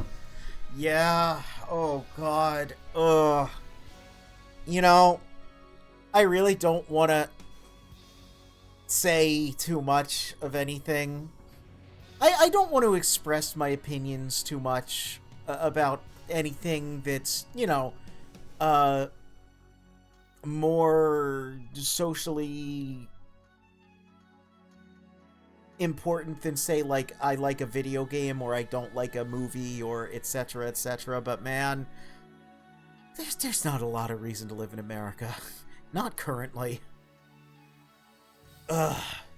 Anyway, the Gorge, Sankyo. Oh, right, Yangtze River. You know what that means. The man's voice echoed down, surrender your raft and weapons. The man leapt down to the raft. He brandished a strange weapon. Voldo almost avoided the man's attack, but its blade nicked his skin. A numbness started to spread all over his body. The man's weapon must be poisoned, which means it's Li Long. Beat him before the poison spreads. Where's Synak with his economy talk when you need it? Yep, that's correct. Synak needs to show up right now and just say the economy.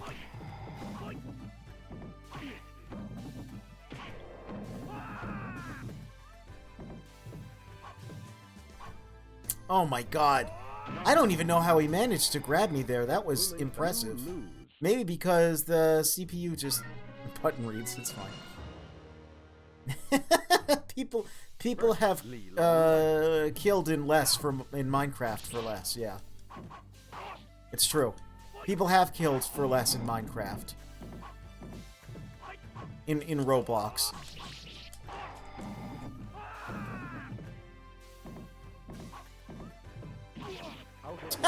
Nice.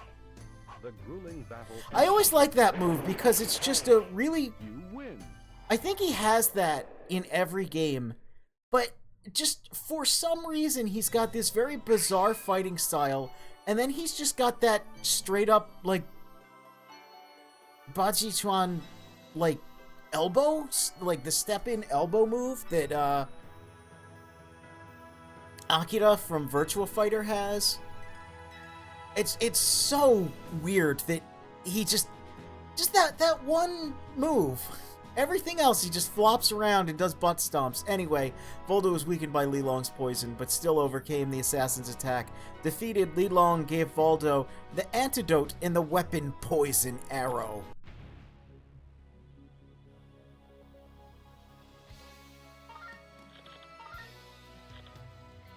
Inflicts damage against opponent's defenses. Again, I'll use it once, but I kind of want to use the guillotine. Colosseum! Colosseum! You know what time it is? It's time for the Colosseum! Beat all the enemies at the Colosseum!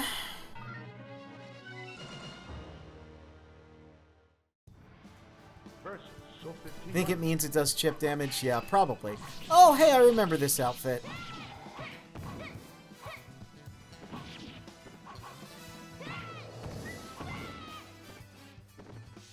This is such a grooving soundtrack.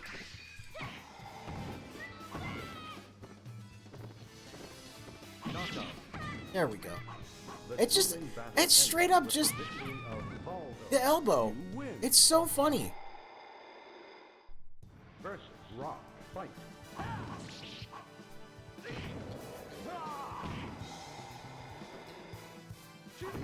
Oh my god.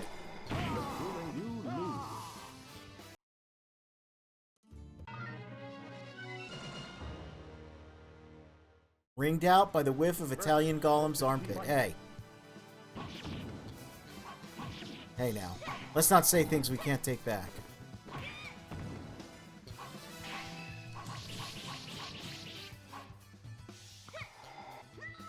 God, I wish that were me.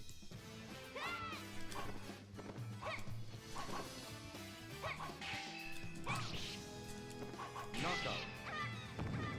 The dueling battle. You win.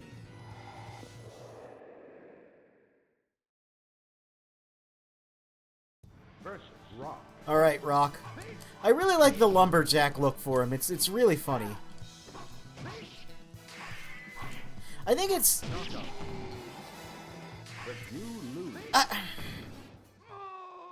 Yeah, I'm absolutely gonna need to do a costume tier list at some point.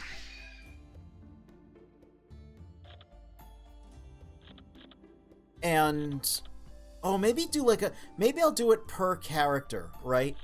I'll do a character's costume tier list, and then I'll compare everything in the same tiers. Like, what of the D ranks are the, you know, the least of D ranks and all that.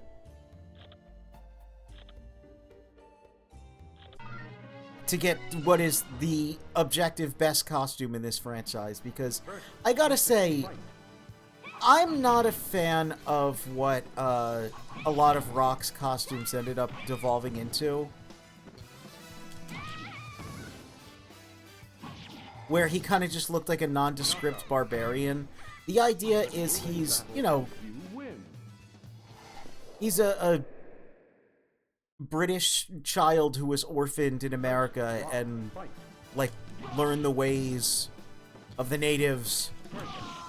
And, Jesus. The grueling battle ended with the victory of And you win.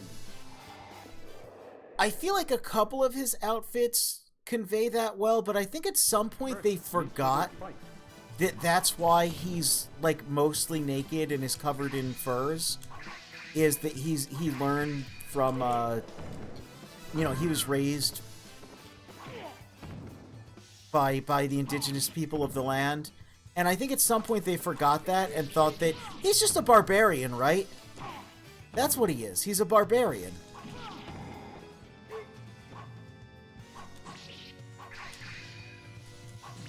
He's Triple H the Barbarian. The grueling battle ended with the victory of Baldo. Yeah, when it's things like the Rhino and like even 3, the Woolly Mammoth, it's like, what are you doing? Like, there's no rhinos in America. Not that I know of, anyway.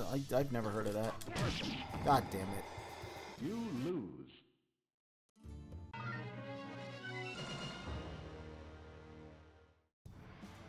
Versus Sophitie. Fight.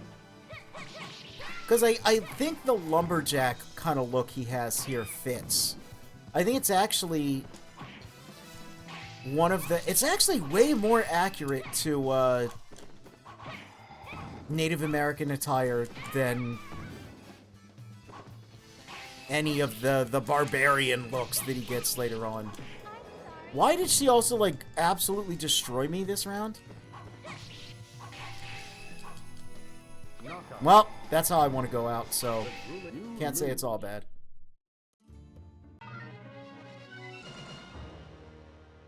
They also named him after the real-life William Adams by just calling him Nathaniel William Adams.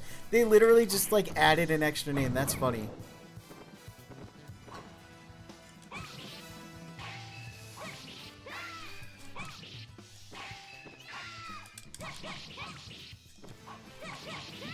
God, she's just...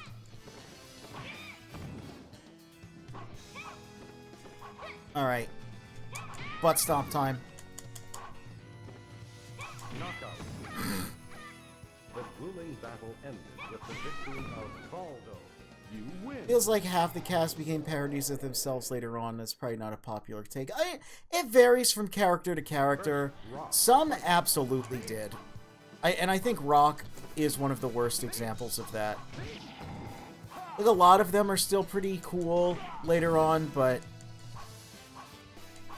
I think Rock probably got it worst.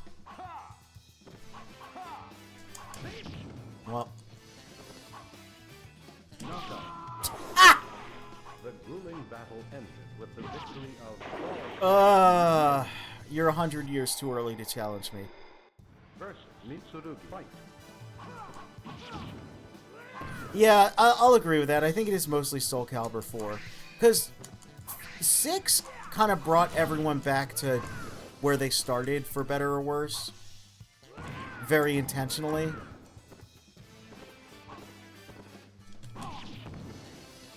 And 5, like, yeah, 5 isn't too bad with it, because it is a lot of new characters, you know, and the returning ones have reasons for why they are how they are. But I will agree that I think it is mostly... Oh, come on. Mostly Soul Calibur 4.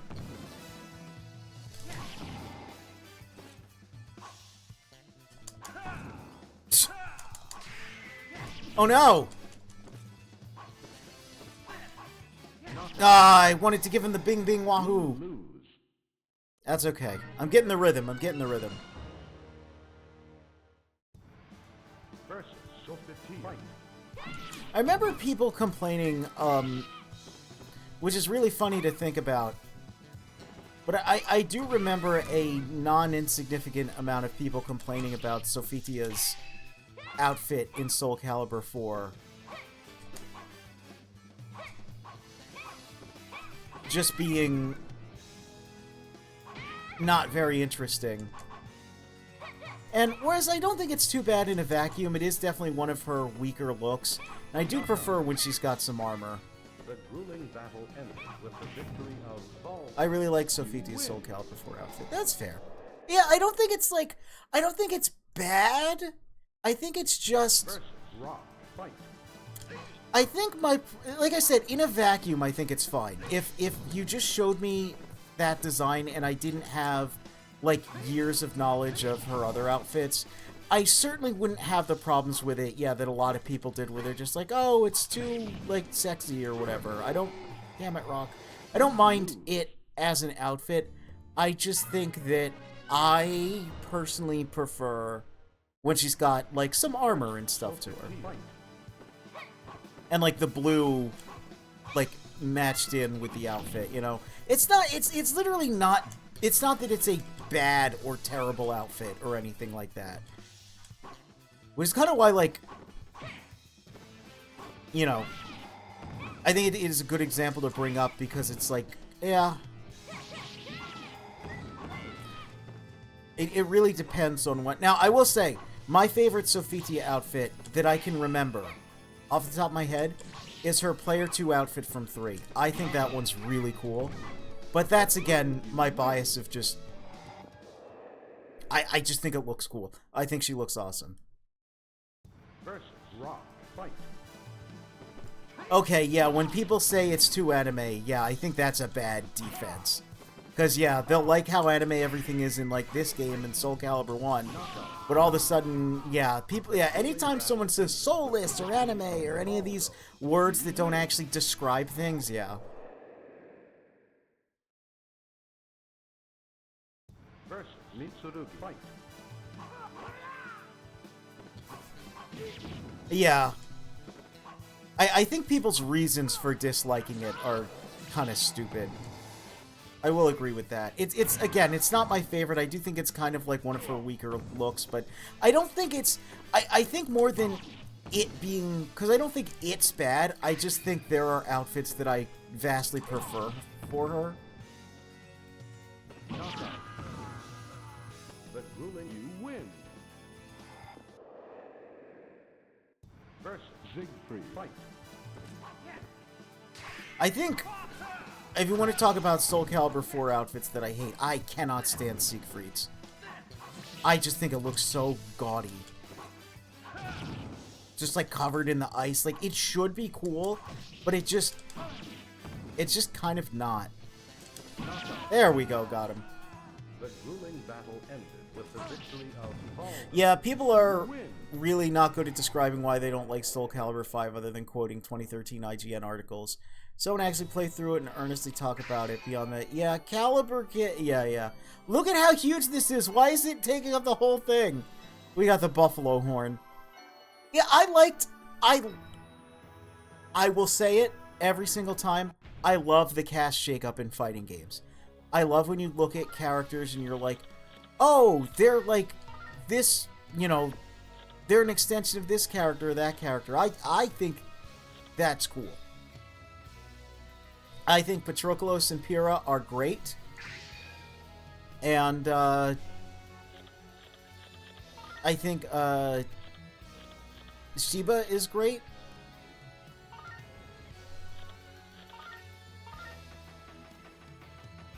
Honestly, like, just anyone who doesn't like those characters, cowards.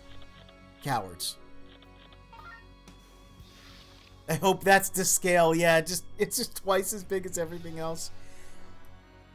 Voldo stopped to rest at the ruins of an ancient castle. He suddenly attacked from behind. I was here first. The sword is mine. Voldo reeled from the powerful blow as he turned to face a masked woman. Yeah, you want to talk about people with the bad Soul Calibur 5 takes. I know I've said it before, but Natsu is so much better than Taki. So much better. Defeat the enemy in this desperate situation. What does that mean? versus Taki. Fight. Oh my god, it is to scale. It's huge.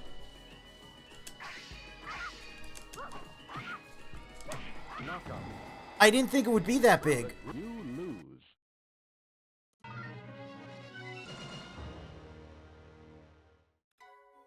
Versus Taki. Fight.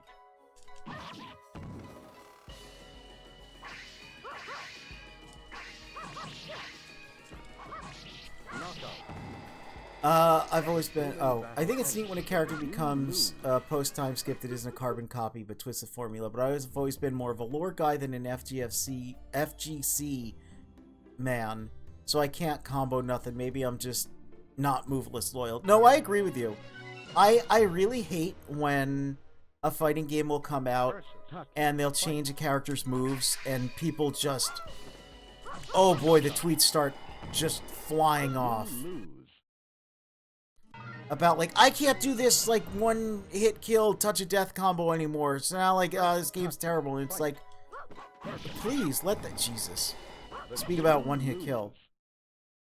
Yeah, no, I like when they change how a character plays and give characters that are in, like, the same vein and... Good lord. You lose. Alright, we're back to guillotine. Because if I just hit her with this once, I win. Good afternoon, Helly. Here we have everyone's favorite Italian Voldo. And he died. The grueling battle ended with the victory of Taki. You lose. Yeah, she heard my trash talking. Soul Calibur 5 does so much with its idea of a time skip. Its only crime was being gutted. Yes, they could make new Tekken faster. Yep. I was like... Dude, bro, they attack so fast out of the... Jesus Christ. Versus Taki. Fight. Oh my god. They attack so fast. They know the second I let go of my buttons. Not even the second, the 60th of a second.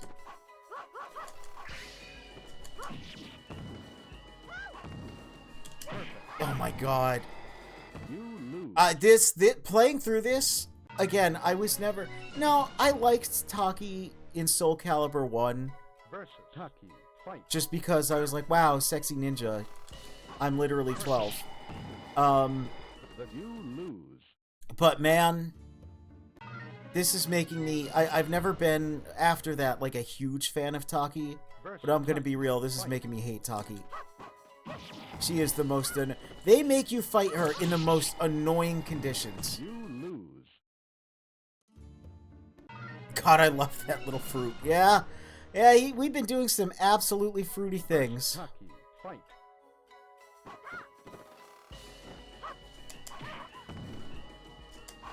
Alright, give her the bing bing wahoo.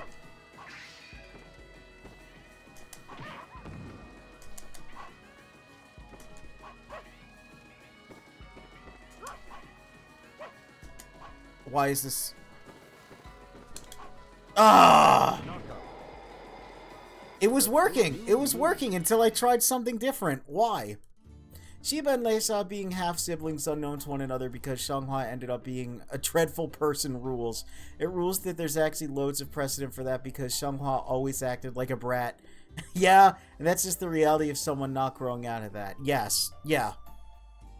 It rules how Leisha takes Xianghua's joke ideal of justice and embraces it wholeheartedly and earnestly, makes her a better person than her mother was. I agree with that. Yeah, I always liked Leisha quite a bit. And I also was, like, again, as the series went on, less of a fan of Xianghua. She has cool moves, and she does have some really good costumes, but, like, yeah, as a character, just... Girl, as a character, I much prefer, there we go, Leisha to Xianghua. With the victory of Baldo, you win.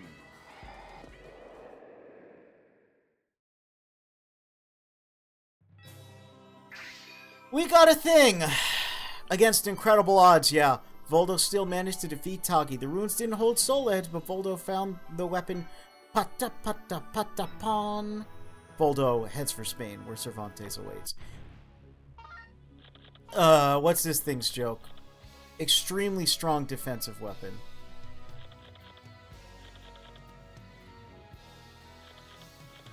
Again, we gotta try them. We gotta try them all.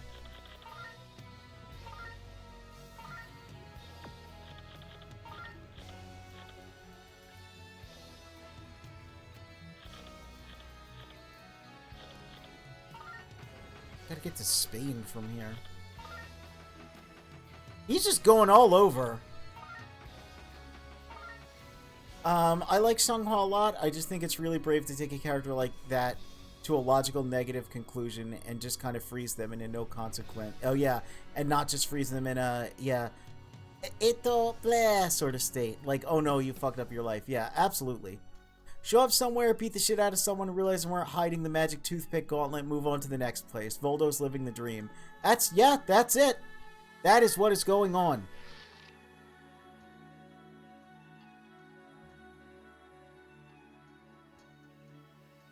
Voldo once again arrived at Cervantes' Spanish port town. Nothing but silence greets his return.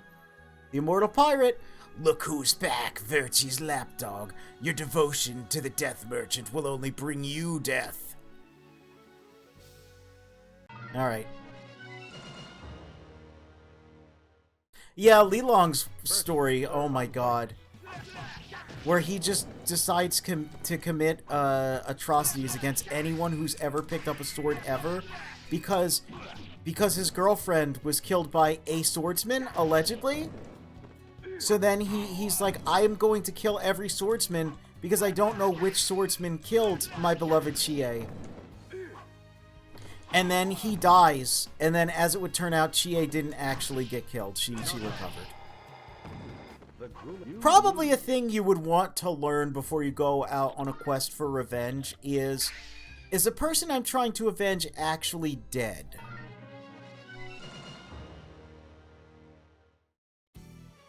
Versus Servan Fight.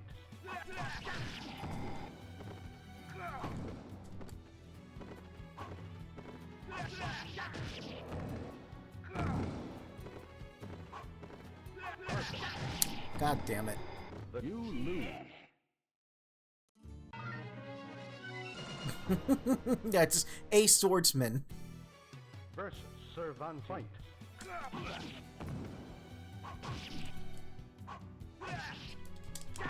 My elbow, my kung fu elbow is not as strong against him.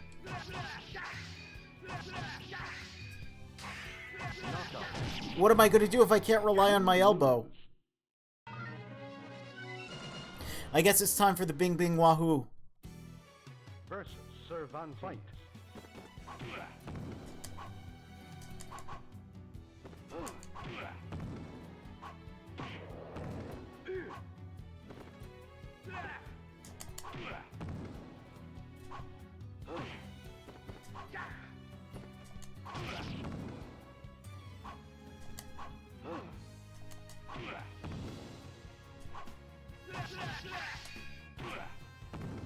Oh, you can get him on the rise, too. Oh.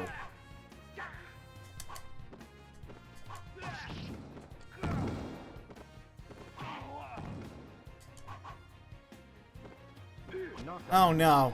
Oh, he defeated my Bing Bing Wahoo.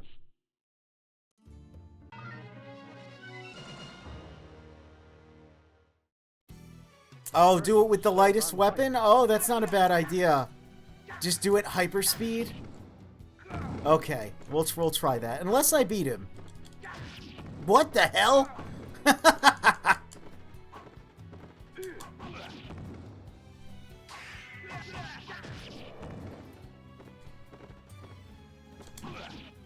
What? Hello, my ring out? Why not? Alright. 2 weight. Whoops. Well, I think this is the lightest weight. I don't think he's got one with 1 weight.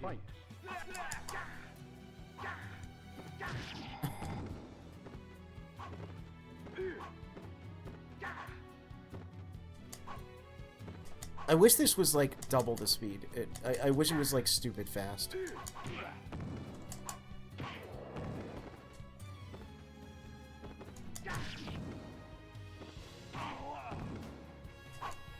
I almost... Yeah, there we go. Goodbye. The grueling battle ended with the victory of Cervantes. You lose. How are you expected to beat this without the bonk? Yeah. Yeah, that's all of these, every single fight. Oh, Iron Claw is faster. Every single fight in this mode is some kind of goofy gimmick that just... You have to find the button that's going to work.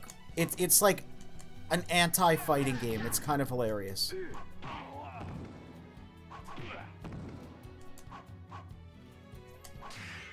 Like, there was one match that you just had to lame out the timer, and I just did it by butt bouncing the whole time. Alright, alright. I think we're gonna have to go back with the guillotine.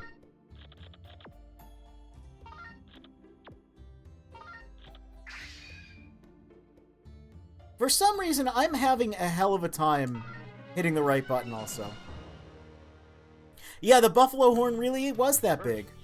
Wet Italian man hours, you know it.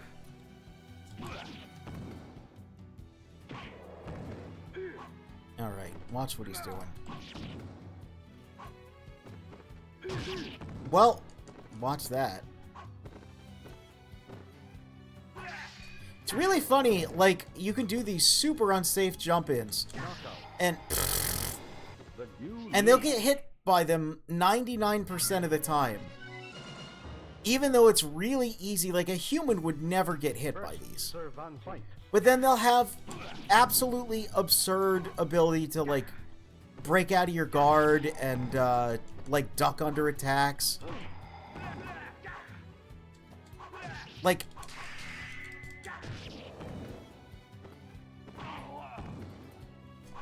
It's so funny. You lose.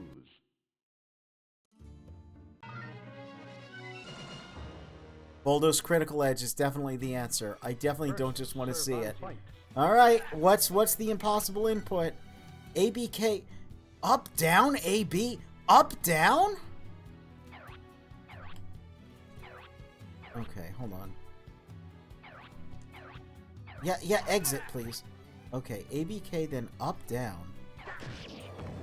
Jesus. Oh my god. I don't think I'm going to be able to pull this off.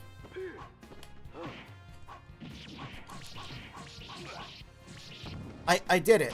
Was that it? Was that the whole thing? Did I actually did this? I think I actually somehow did it. Somehow. I did it, like, really easily. Okay. It's sorry, like, I know that was it, because it kept going. It just, like... like... It just surprised me because it was so easy. And nothing has been easy. Entire moves that are just diagonal in 2 buttons will just refuse to work. And yet somehow I did that. Almost as much damage as Siegfried's BBB. Jesus, yeah. Also, yeah, up, down, fuck this game when we play in Soul Calibur. Yeah. Versus Cervantes. Fight. There's a part of me that's like, oh, I kind of want to, like, look at all the arcade endings, but I don't know if I'm gonna... I don't know if I really should do that. Oh my god. You lose. You know, like all the regular and then special input ones, like, there's probably just a YouTube compilation for that.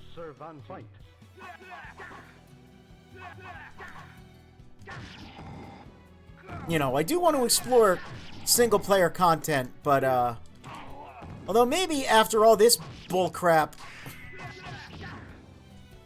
a nice little romp through an easy arcade mode would be appreciated. You lose.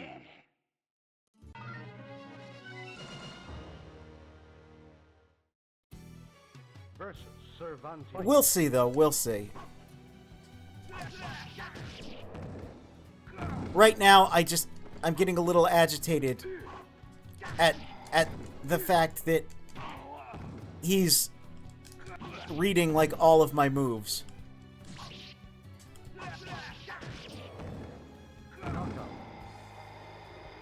You lose. And that, how you can't uke me or anything, that kind of stuff is just very insulting, the downed moves, because they're so slow. And you know he's going to do it, but you can't do anything to defend yourself. Because they hadn't invented just getting up fast yet. You can roll, apparently. I didn't know that. Knockout. Oh my god. You lose. When's the 40 Soul Calibur 4 arcade endings? How many? Versus Cervantes. Oh god.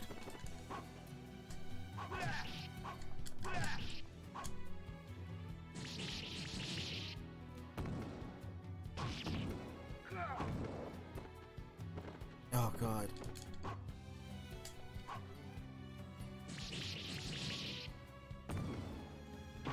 Oh.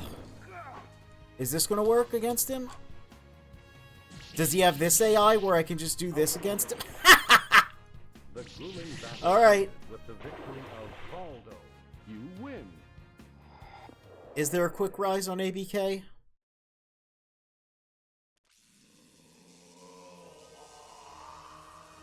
I was gonna say, I don't think so. I've tried hitting, you can roll, you can side roll, which I just learned, but Versus Soul Edge. Oh, he just let that happen.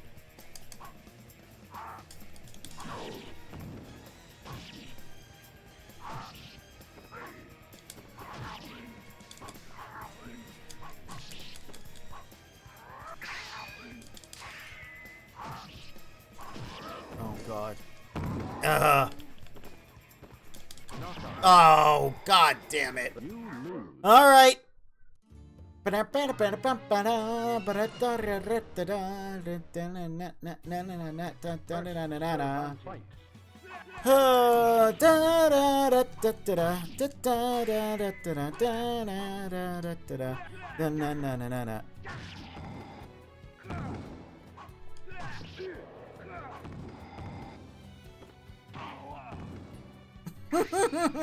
I just saw that alley message. I can't read it word for word because I'm dying inside trying to fight this man, but that was pretty funny. Knockout. The grueling. You lose.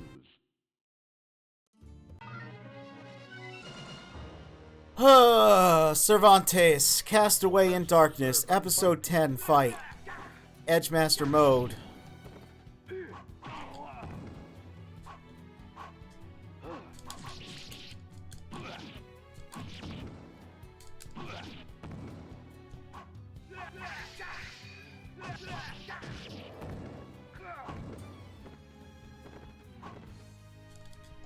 Oh, he actually sidestepped it.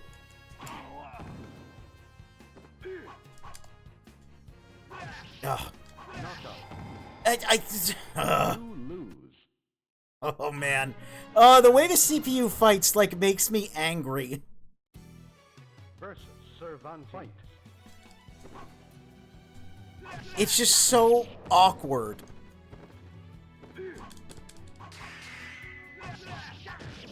You're like, oh, they'll react to this, won't they? And then sometimes they just don't.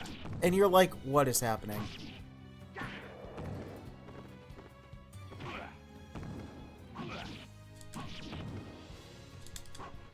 Knockout. The grueling battle. You lose. I'm in the wrong industry. I need to gimp up. Oh no, not the Yoda. Not the Yoda. Yeah, there he is. There's Yoda fighting Ivy. That's a real thing. That's a real cover for a real video game. Multiple people had to sign off on that. Cervantes.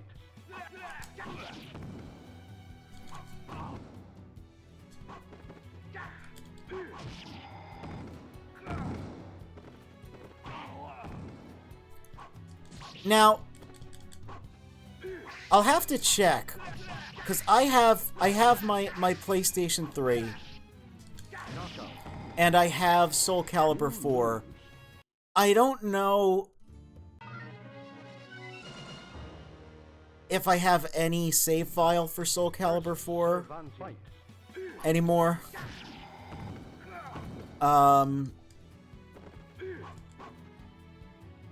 And I don't know if you can buy Yoda for the PS3 anymore. Because there was like a weird... Come on.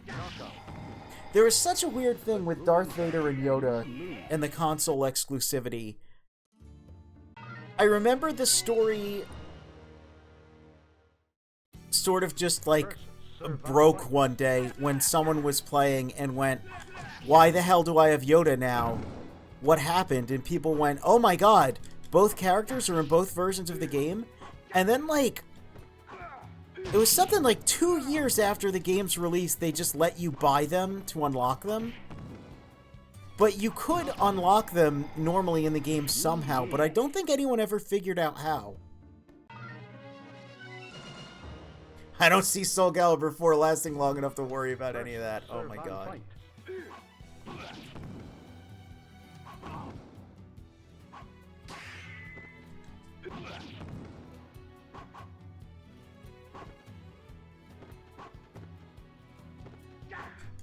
Yes, allegedly you could just normally unlock them.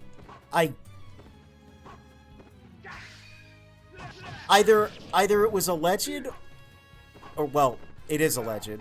Either you could unlock them,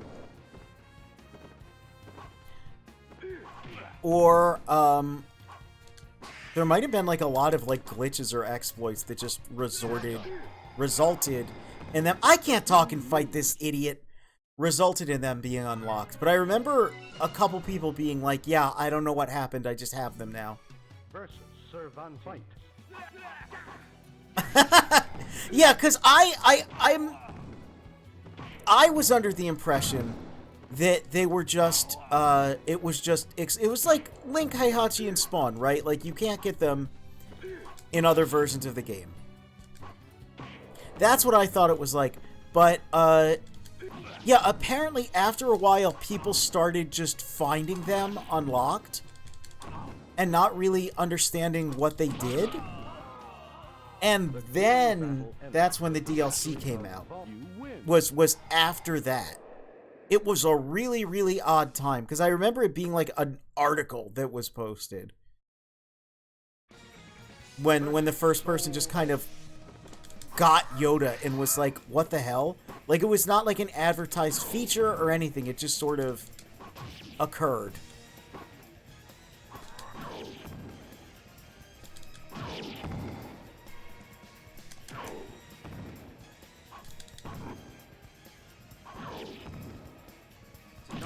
Bro, I hate this fucking game sometimes. The battle ended with the victory of Valdo. You win.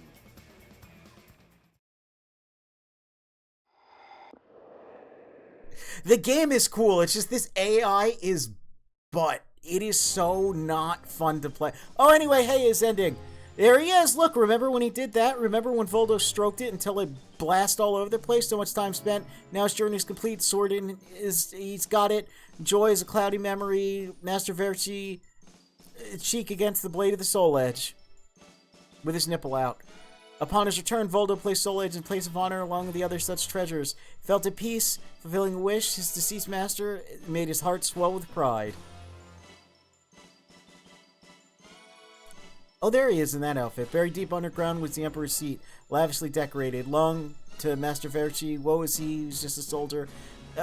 His memories of Master Verci knew others would come for the sword. That's pretty good. I like that. I do like that, that piece of artwork. Him on the throne with the goggles on. Alright. I'm gonna be right back.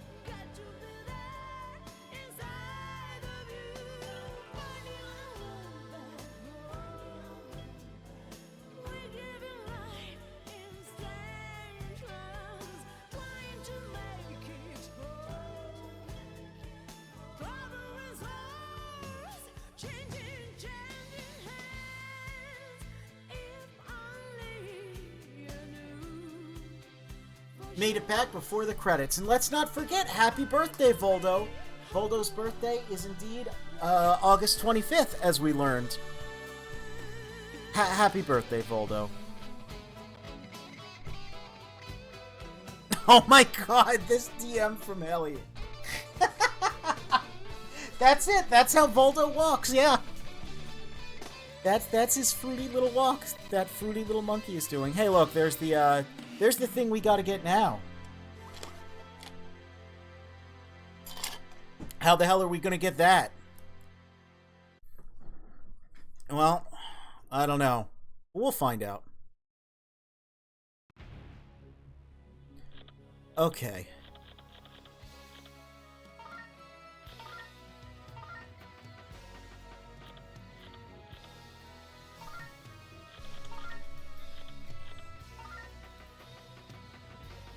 God.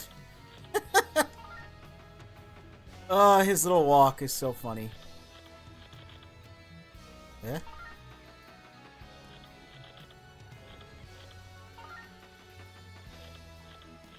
Eh? Eh?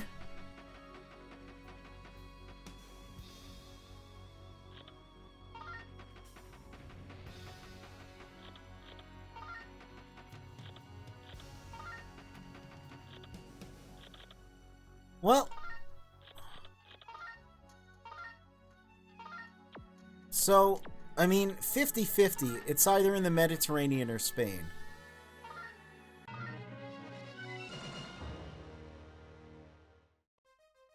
Versus Huang Song Fight.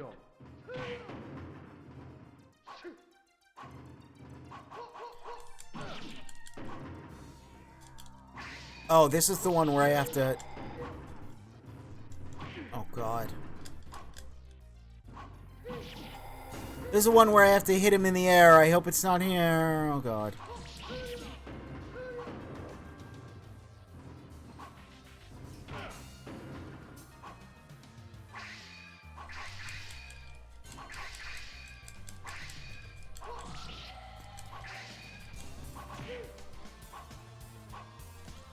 Bro.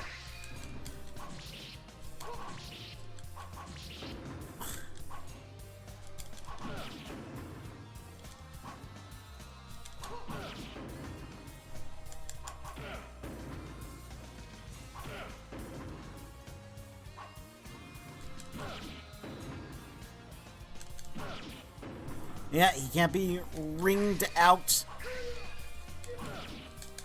Oh.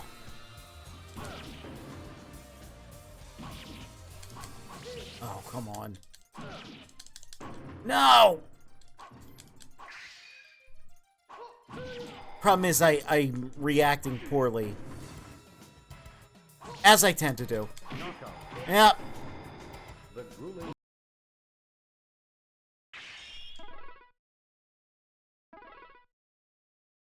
Let's try it again.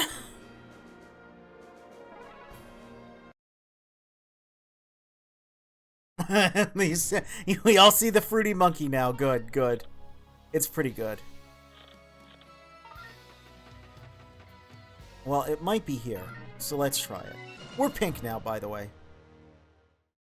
Real fruity monkey hours. And look at this fruity number we've got on. Oh, God.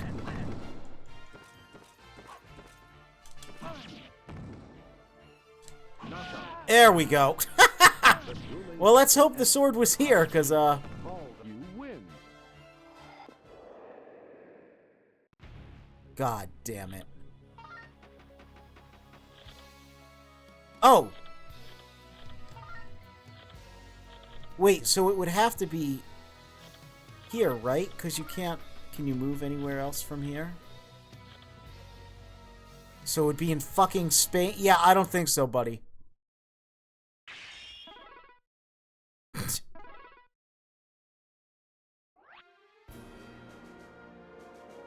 Oh, does it only move if you... Why is it so complex?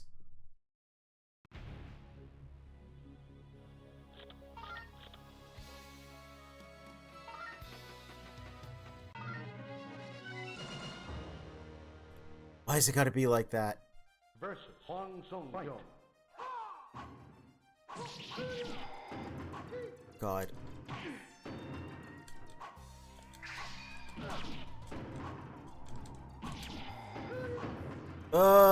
Just do your little fruity launcher. Do your little fruity launcher, Voldo. Come on.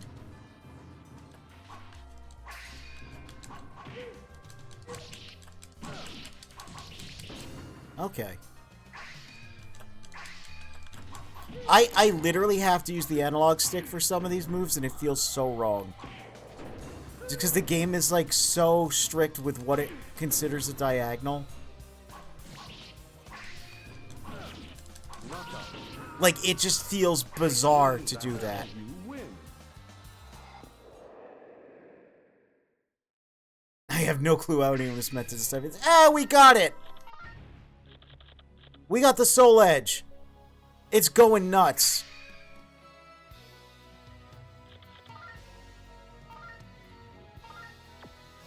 And it's big. It's a big, crazy sword that goes nuts. Oh my god, look at it on... That looks cool, actually. That's huge. That looks super, super rad. It's like literally a completely different weapon.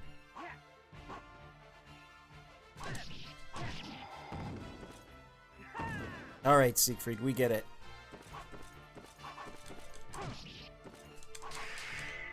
Oh, it does big chip damage, too. Oh.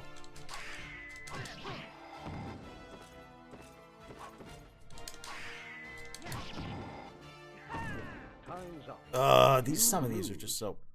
I mean, I gotta win with it. I gotta try. 2.6 times larger Siegfried. than the average edge. If you know what I mean. You can edge 2.6 times longer with this. Yeah, that thing's stupid strong.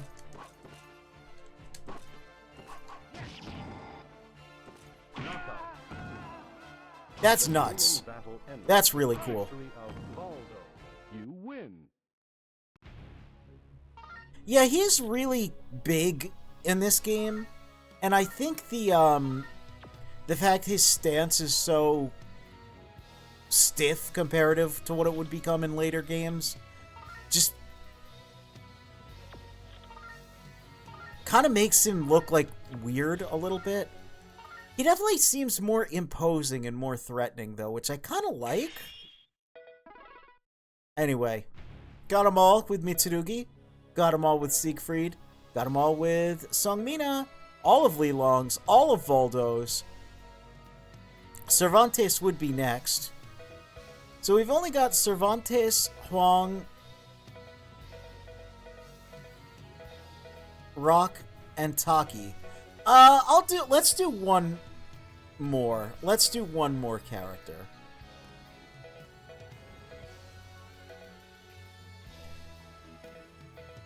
Who should be next? Kind of tempted to go for Huang because he's, like, normal.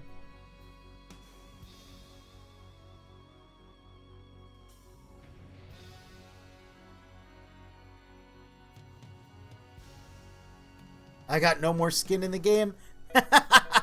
You're like, I saw what I need. I got Voldo. I'm good.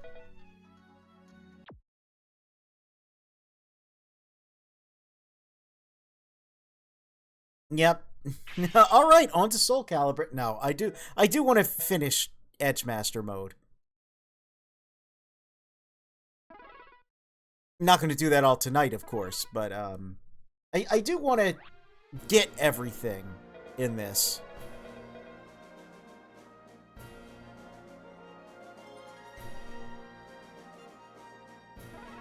We'll go with Huang. Yes, it would be cool to have Sophitia 2 exclamation points unlocked.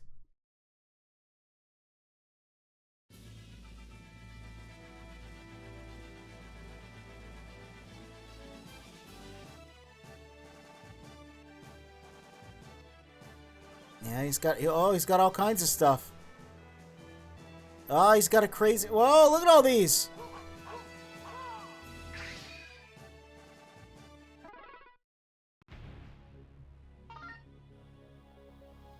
Name Hwang Sung-kyung, age 25, born December 14th, height 171 centimeters or 5'7", weight 60 kilograms or 132 pounds, blood type AB, parents deceased. Song Hyun-myung, master, weapon, longsword, blue storm. Style, Song's long blade. Hwang Sung-kyung was born in a poor yet peaceful family. He grew up strong and healthy, much like Minmo, despite being in a warlike age. His childhood memories of his parents were of brave people with a strong sense of justice. However, their righteousness was their downfall. His parents' death was a painful experience to overcome. Now he is a man. I was protected by a lot of people. Now it's my turn. Now it is time for me to protect others. He enrolled himself into a dojo to learn the long blade. He had an innate talent for it. He practiced as much as possible. It didn't take him too long to become the best student. At last, he could have a private lesson from the school's master, Sung Han-myung. Master Sung was happy to have such a talented young student. He had a child who was still small, yet very talented. However, one thing worried him about his child. It was that she was a she instead of a he. How can a lady pick up a weapon? How is this possible? Can you believe it? Absolutely unheard of. Master Sung seemed to be seriously thinking of adopting Hwang as his son. Master Sung didn't get a chance to talk with Hwang about it. The world was plunged into a dreadful situation. Among the Asian countries, Japan first settled its civil war and started invading the mainland. It's not too late. People rallied. I read that as railed. I was like, whoa, who's getting railed? What's going on here? Hey. Are we fucking under attack? Anyway, people rallied under the Sea Force Admiral Lee Shun-jin and prepared to defend their motherland against the coming invasion. They started building fortresses along the coastlines. A coast guard was formed, and Hwang was the first to volunteer. Those who were eager to devote their lives to the savior of their motherland were fervently talking about the legendary Patriot Sword. Yep, we got that again. Soul Edge. That they had heard of from the west. When the rumors spread to every part of the country, Hwang was ordered to search for Soul Edge. It's time for me to save others. Japan, Noto Castle, member of the Coastal Defense Force, Hwang was ordered to investigate the pirates. He stowed away in a trading ship and infiltrated the castle. But when he was leaving, he was spotted by a samurai guard. Name yourself, yelled the samurai as he drew his sword. Hwang recognized the man and knew he must fight. Of course, it's Mitsurugi. Beat him quickly. Others are coming. The flushed emoji, oh my goodness. Or flustered, or whatever it's called. Yep, the legendary Patriot Sword from another country. Don't think about it too much. So, Hwang is an interesting character. We've talked about it a little bit, but since I'm playing as him, Hwang is the replacement for Mitsurugi in the Korean arcade versions of the original Soul Edge. When they made the home version Soul Blade, they expanded him into a more complete character, gave him, canonized him into the lore. And I think that's really cool. We'll see Hwang more, and we'll see him spin off into another character and or characters and fighting style in later games. And he eventually returned in Soul Calibur 6 and was super rad. I really like that version of him. He's super, super cool. But originally, if I remember correctly, he was pretty much entirely just Mitsurugi. You can see he's got the same stance and a lot of the same moves. But he's got a lot of very acrobatic kicks. Because he's Korean, and Koreans invented Taekwondo, except for Taekwondo hadn't been invented yet. Don't worry about it. We'll see Hwang more about that. We'll see him more. We will see him again. We will see him in Soul Calibur, and then we will not see him in Soul Calibur 2, but we will see Assassin, and then we will see him again, technically in Soul Calibur 3 as a bonus character, and then we will see him not again until, Soul Calibur 6, but they brought him back. Hey, they brought him back.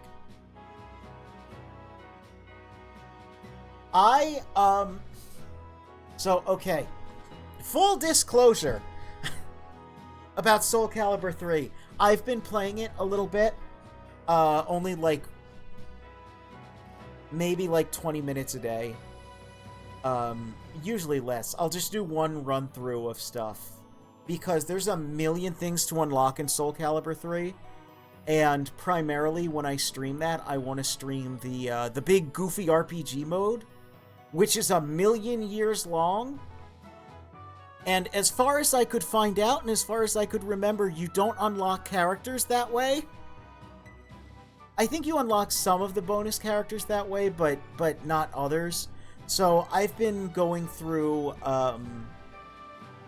the equivalent of arcade mode, just sort of mashing through, not reading anything, so I can unlock a couple things for when we get to that.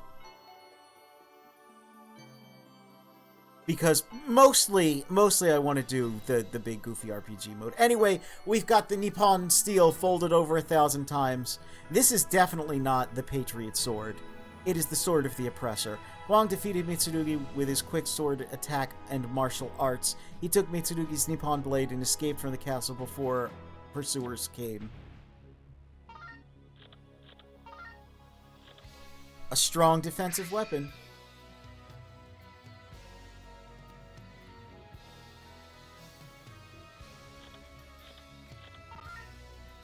Whoops. He did. He literally took the guy's katana.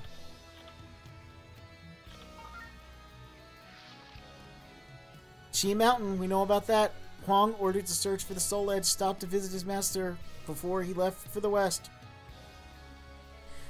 Han Myung said to Huang, I'm going to give you the final lesson. Oh. Oh, that's right. Oh, hey. That's correct. So this game actually does have what is internally referred to as a guest character. Believe it or not, guest character was a term coined way before Link ever showed up. And it's Song Han Myung himself. I think there's a weird way to play as him. I think maybe you can unlock him. Or it might just be a Game Shark code, but yeah. You're gonna see him here, and it's weird he's got that little question mark thing. Yeah, look at that! He exists.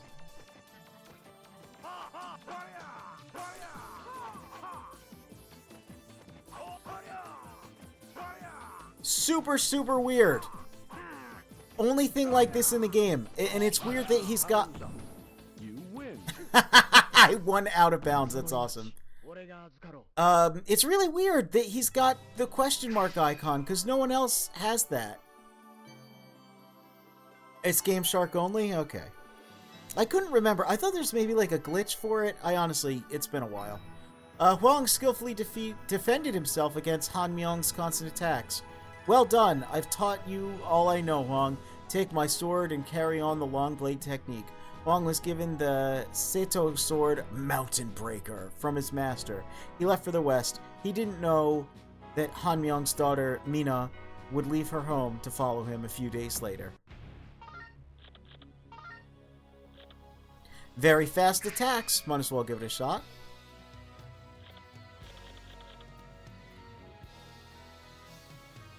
Featuring Song Han Myung from Chex Notes this series. Yeah, it's a little odd.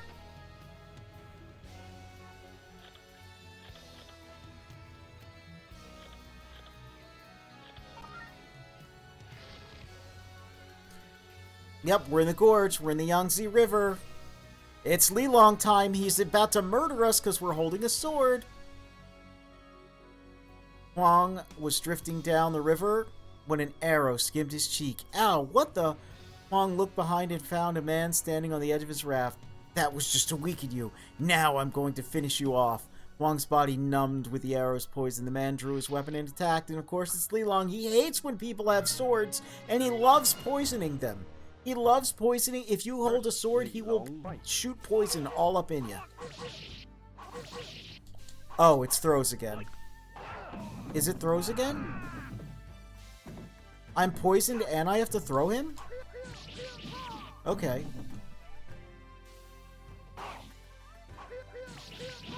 Odd, but alright. The grueling battle Easy enough. ended with the victory of Hwang Song-jong. You win. I looked away, and you already beat him. I'll never know what he looked like. He had his hair in a little bun, and he was pretty much just a retextured Hwang with the same moveset and everything. After a heavy battle, Hwang defeated Li Long and took his curved sword, Thunder's Fire, which was made in the Toe period! Exclamation point. Fortunately, the poison soon wore off. We're getting our weapons fast here. Excellent in both attack and defense. It kind of looks like a toy, though. Like, the katana looks nice.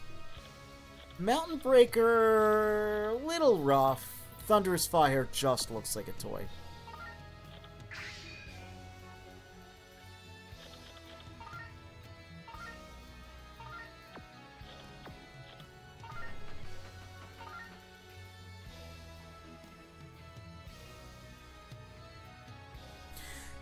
Oh, Helly, that joke. I'm not going to read that joke. That's a good joke, though. I just want you to know that is a very funny thing that you said.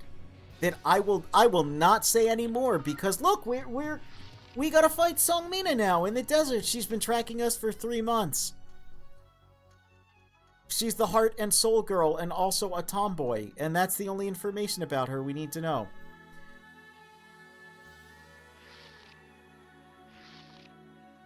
Oh, this is new information here. As the only daughter of Sung Han Myung, she was eager to find the legendary sword. She didn't listen to her father, who tried to stop her, and left to find Soul Edge. After months of following Hwang's trail, she finally caught up with him. Even though it's been a long time since they saw each other, Hwang didn't look happy to see her. Listen to me, go back to your father. Never! I'll never go back without the Patriot Sword. Well, if you defeat me, you can go on, Hwang said. Prepare yourself, she cried. Knock away your opponent's weapon. Do I really just have to guard impact her once? Or by knock away her... No, knock away her weapon means I need to... Yeah, I need to actually break it. Oh, I like the green version of this outfit. She gets one in Soul Calibur 4. I think that's like her Player 2 outfit. That looks kind of like this.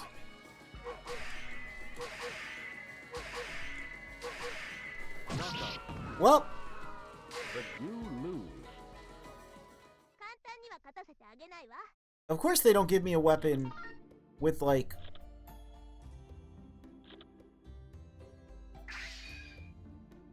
the chip damage ability yet, because that would be nice. You can unlock it. Oh, you have to beat arcade mode with Hwang and Sung Mina. Okay. I thought you could unlock him.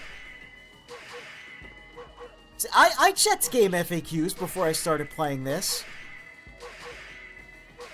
And I thought I saw that it said you could unlock him. Knockout. The grueling battle. He'll join Siegfried and Sophitia off-screen. Well, okay. Well, we're definitely going to do at least one more stream of this game then. Because, yeah, I need to do that. That's an unlockable. Versus Sun Mina. Fight. We need to unlock everything in these fighting games.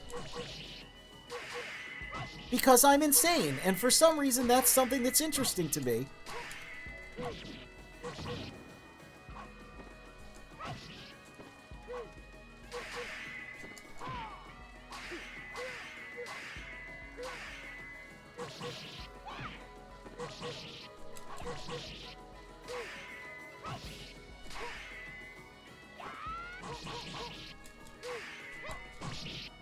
Knockout. She's not blocking enough. She needs to cooperate. Yes, the guest announcer refers to him as guest fighter. The guest announcer? Jesus. The announcer refers to him as guest fighter. Yes. Yep. See, I know what's up. I remember that. Now the guest... I thought it was guest character, but yes, guest fighter. Okay, this is the way to do it, apparently.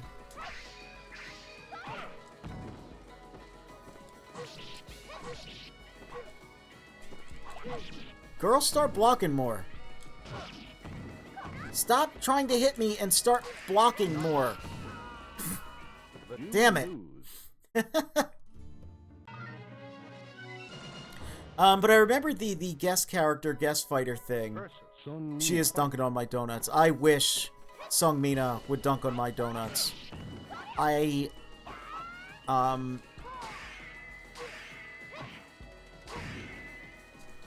She was... You know when you play a game when you're 12 and you're like, that's it, that's the girl. Yeah, Soul Calibur, yeah. I'm like, that's the one. So she can dunk on my donuts if she wants. I don't know what that's a euphemism for, but I'd be down for it. Lose.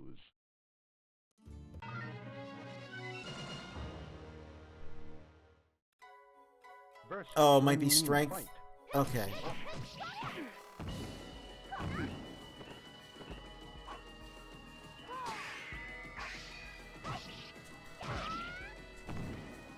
Now, granted, I could also be playing a little better defensively as well, so I can just lame her out, but,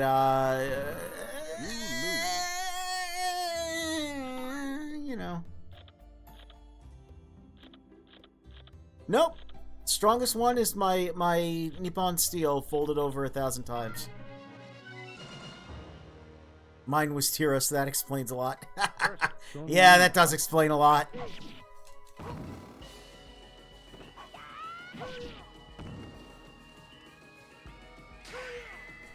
Tira didn't exist though in you know, Soul Calibur 1, but you know, I'm an old man.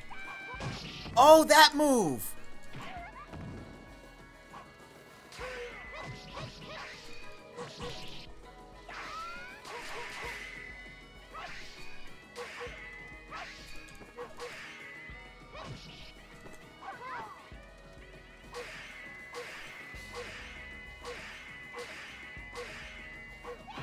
Oh, come on. Ah, so close, so close. You lose. Unlock everything in Anarchy Reigns. I don't remember what that consists of. Sun Mina. Fight. Probably nothing good. Oh look, we're both using the Blade of the Oppressor. I just realized that.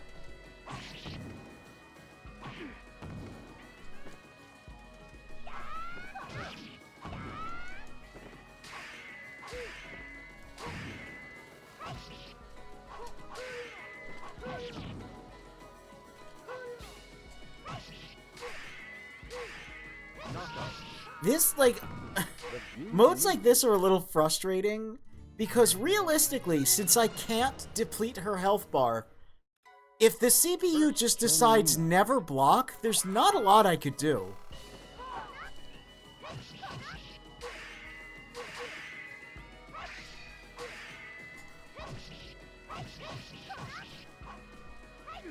Wow.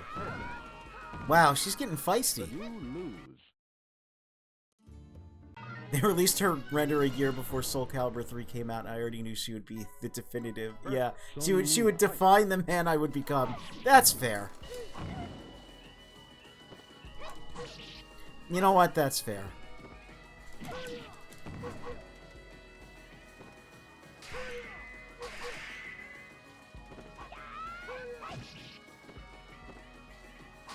We love a mentally ill woman.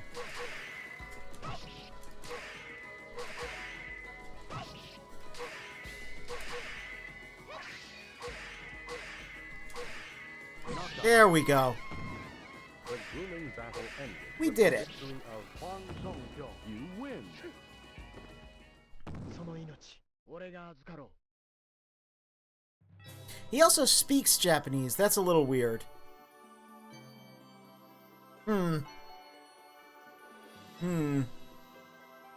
Anyway, it was a rigorous battle of wills. Ohong's technique overwhelmed Mina. The young girl reluctantly gave up on her dangerous journey and returned home. Although I guess the only two languages represented in this game are English and Japanese, but... that makes it weirder. When the whole game is Japanese, it's like, whatever. Or English. Like, when it's all just one language, it's like, ah, whatever. But when there's... just like a little bit, it's like, strange. It holds arcane powers over me even now. Let's see. Yeah, I thought it was this one. I thought it was this one. I had a feeling. The underboob awakening image, yeah. Yeah. That's fair. That's fair. I remember when this image came out and sweating a little bit, yeah, not gonna lie. All Europeans speak English, all Asians speak Japanese. That's all there is to it. Okay, I see that was the underboob awakening for all of us.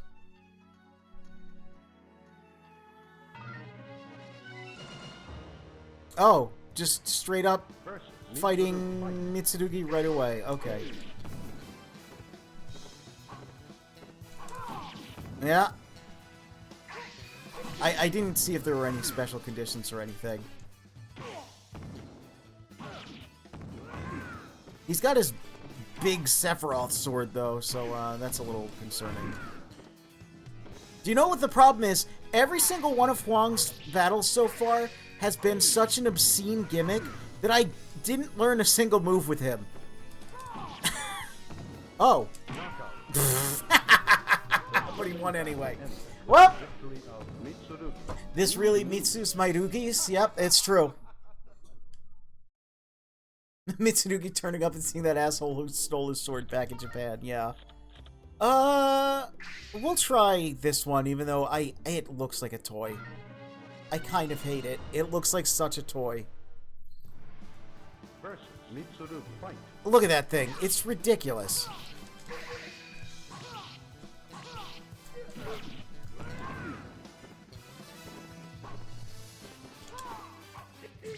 Oh my god. Wow! Why is he being like... Why is he gotta be like this? Okay. Well... Big novelty foam sword from the Lego shop. Yeah! It does. It looks like one of those goofy, like, things you find at, like, the hell's that place called? With all the goofy shit for, like a Dollar General, right? Where you see all, like, the little, like, kids' ninja toys and, like, goofy shit.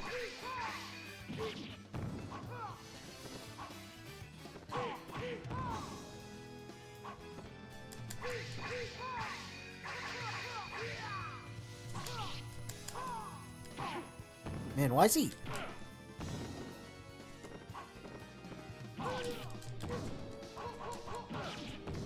Why is this actually kind of hard?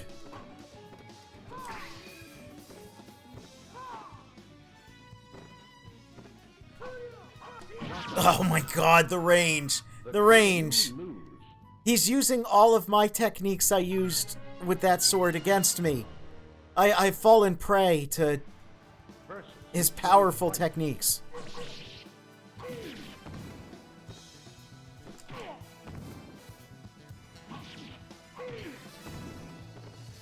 Alright, what do you got, Huang? I know he's based on Mitsurugi, and I know he's got a couple moves. So, like, theoretically, I should be able to use him a little bit, but, man, Come on. Oh my god. The CPU, man! Did they stop selling those everywhere? They stopped selling them in my town because the Lego shop is a big, open-fronted feature to the mall. So, very funny teenagers kept running in, taking them, and having sword fight. Oh god, I hate teenagers. Ugh. I hated teenagers when I was a teenager, though, so, you know. I don't know, though, because I haven't been to a Lego store, because it would be dangerous if I go to a Lego store.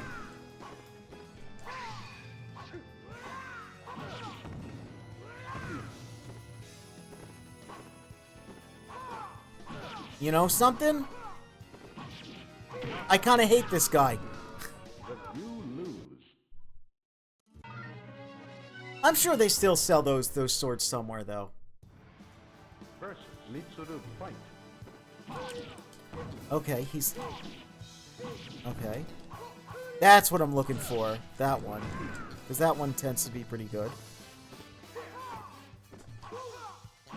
Oh yeah, hey.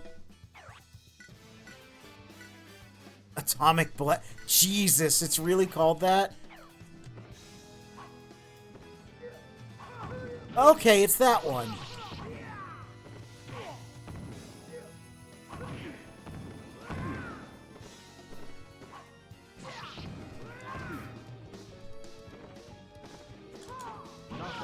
Oh my god. You lose. Spike shows up to fight a samurai with a giant novelty foam finger. God damn, why is he beating my ass? Yeah, Fast attacks. This is just overall better, yeah? Durability and speed. I guess I did. Samurai Blade is literally better. He's just like reading all of my shit though. Like I keep Versus Mitsuru fight. Oh my god, you see?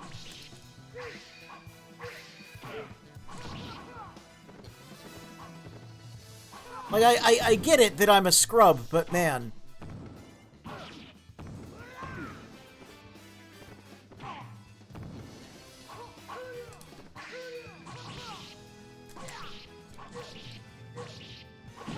Oh my god. You lose. Yeah, Suika, like that's the yeah, that's I saw the name of that move and I was like, that's, you know, he's over here trying to avenge his people from the Japanese invaders, and he's got a move called that. Did they? But it's a Japanese game. Did they think it was funny? Was that like maybe just a localization thing? Like that made me uncomfortable. I'm gonna be real.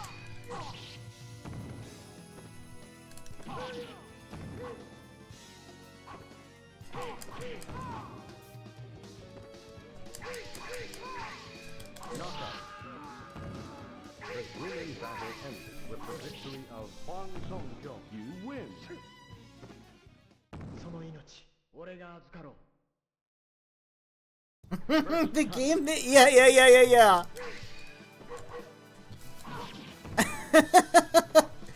They were worried about how Korean players would react to seeing a samurai of this era. So they gave his replacement.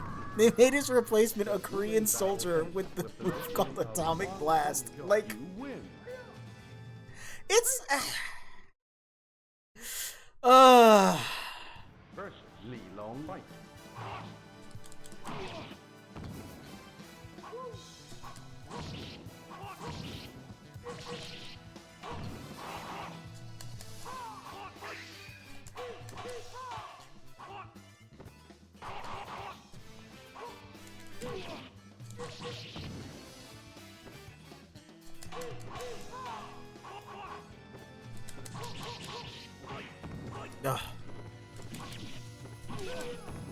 Oh god, I'm near the edge.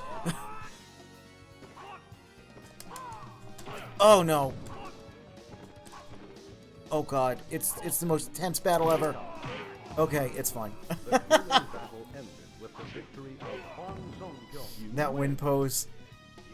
Hey, these are 1995 animations. It's fine. It's fine. Versus Rock fight. Oh look, his weird double axe thing. Oh god. Oh god. Well, at least it's Rock. Rock.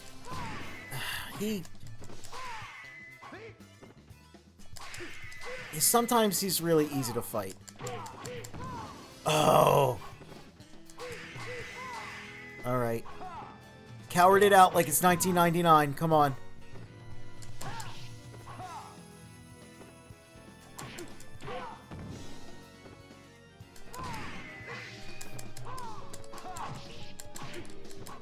Oh, you son of a bitch! Grueling battle ended with the victory of Rock. Think we could get away? You lose. Oh my god.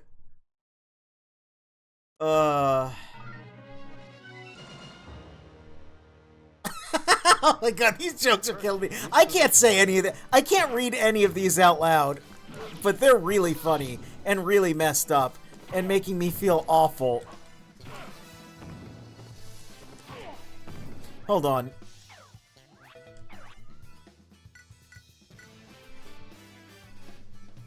Yeah. Chasing victims in atomic blast, steel avalanche. Okay. Well, he's got twin hopper. Okay. Split you in two. Oh my god. X strike. Earth Crusher and Moon Crusher. Oh my god. These don't give you like any information on what they do. I mean, they give you some information, but that's the one that I remember using a lot. And again, Mitsurugi still has that. But of course, now I have to beat him again.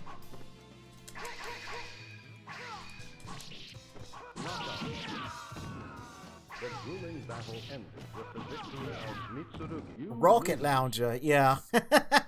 I wish I could just pull out the Rocket Lounger. Iron Lizard. Versus Mitsurugi. Fight.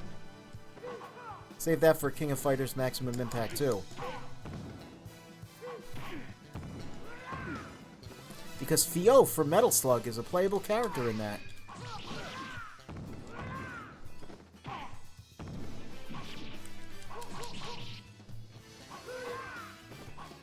I'm stupid. I didn't think to just, like, see if the grab spam works.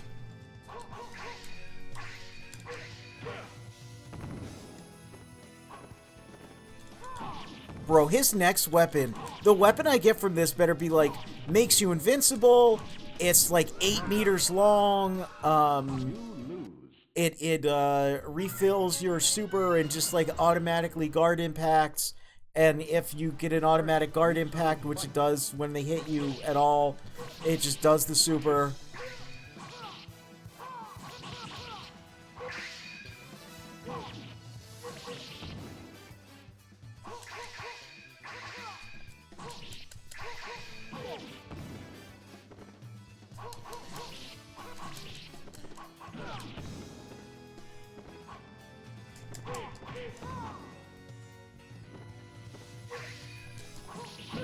There we go. Okay, okay. The grueling battle ended. Your reward, a bigger novelty foam sword.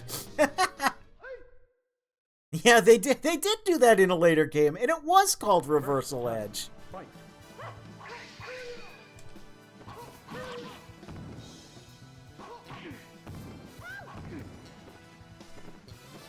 What is his, Oh, you want me to do a half circle in this game?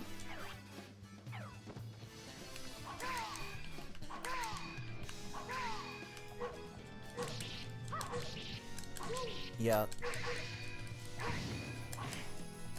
Yeah, that ain't happening. I want you to know that is not happening. Half circles in this economy? Versus Li Long. Fight.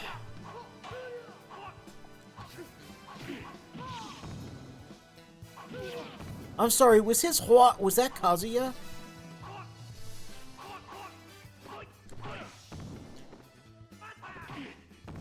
Maybe not. He sounded a little like, Tekken 2 Kazuya for a second there. I know there's a lot of shared voice acting with the early Tekken and Soul Calibur. That, when he guard impacts, that sounds exactly like Kazuya.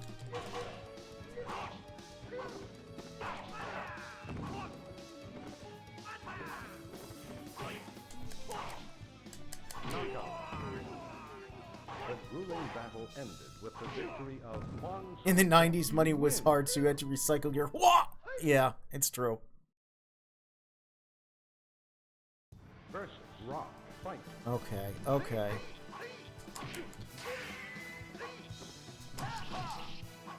Oh, Jesus Christ. You lose. Oh, you son of a bitch.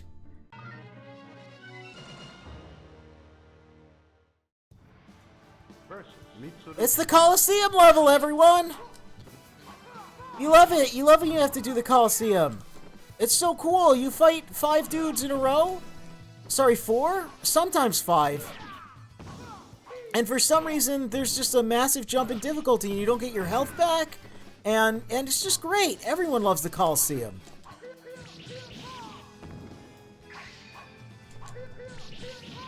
Everyone loves the Coliseum.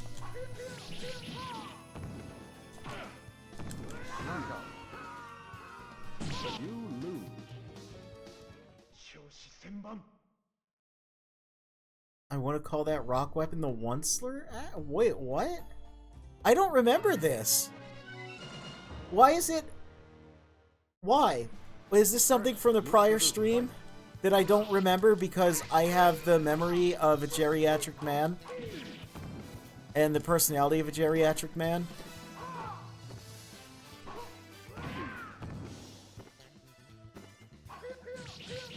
And the diet of a geriatric man?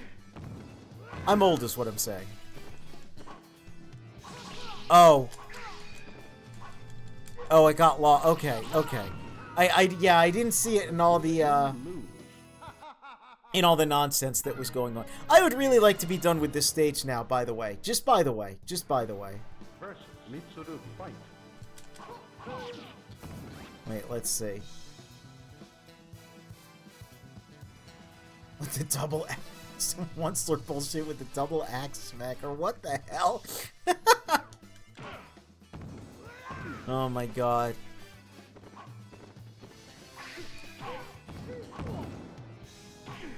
You know, I remember in Soul Calibur and as Assassin in Soul Calibur 2, basically just being able to hit kick all day with Wong and just winning forever.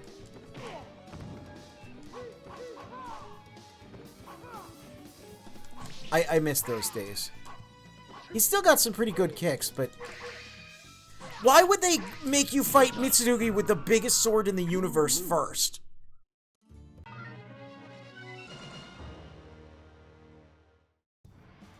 Versus Mitsuru fight.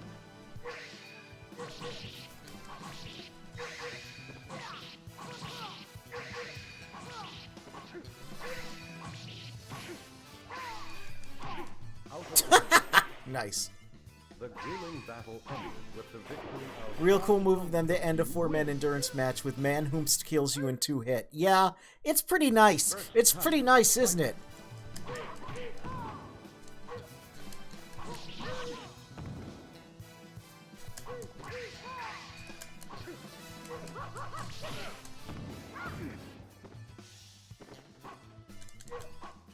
Oh my god.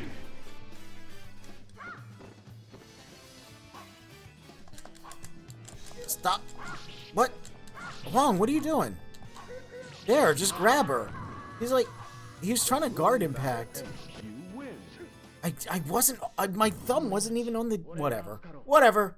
It's fine. Hey, it's fine. Versus It's a funny joke, yeah. We stole his sword, so now he has a bigger sword in which to destroy me. Oh yeah, look, I forgot about this technique. Oh no, he actually side-rolled it.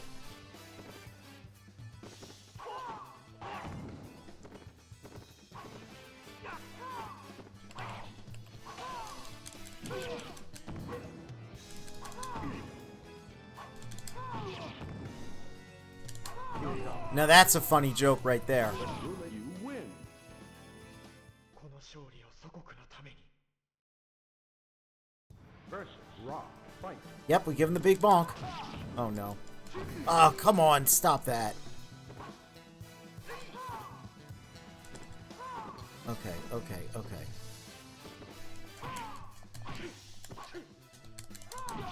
Okay. Oh my god, how did that...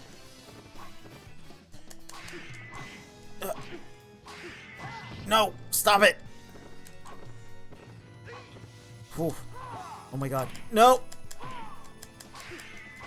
Arrgh! You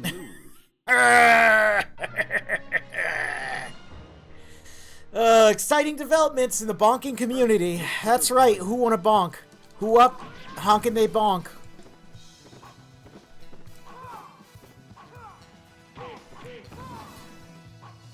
I'm certainly edging my soul.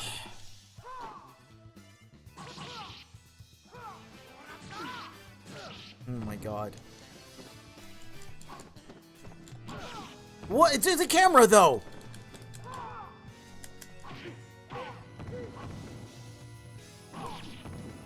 I've never seen a fighting game with, like...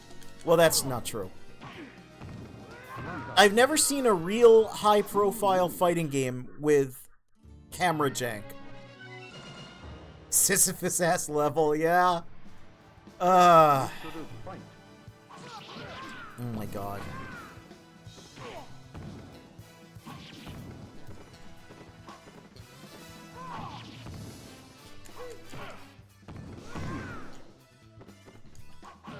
Oh my god.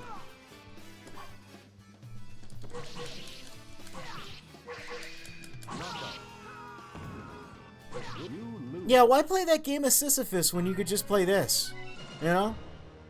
Why play that or Quap or... People try too hard with the rage games nowadays. All you gotta do is play one of these old fighting game single-player modes. You know?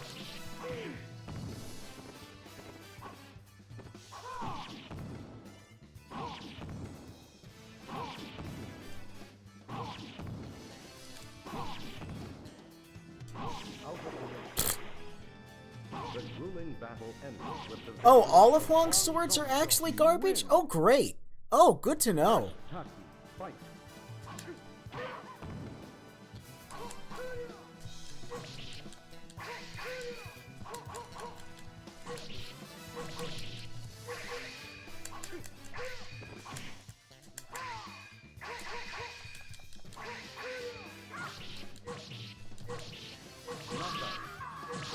Why's Taki just got, like, no brain at all during this? I mean, it's nice.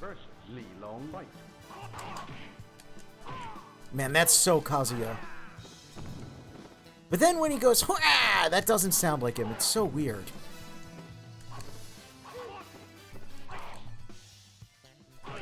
Oh my god.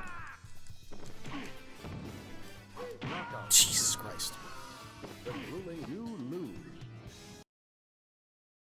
Yeah, I don't have very good weapons to do this with, at least. Versus Mitsuru fight.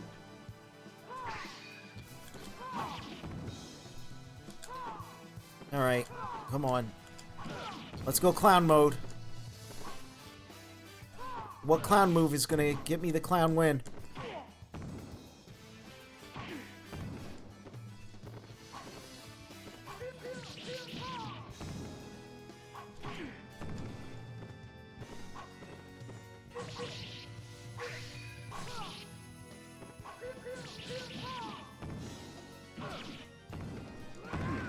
Bro, everyone's moves are so high damage and their weapons are so high damage.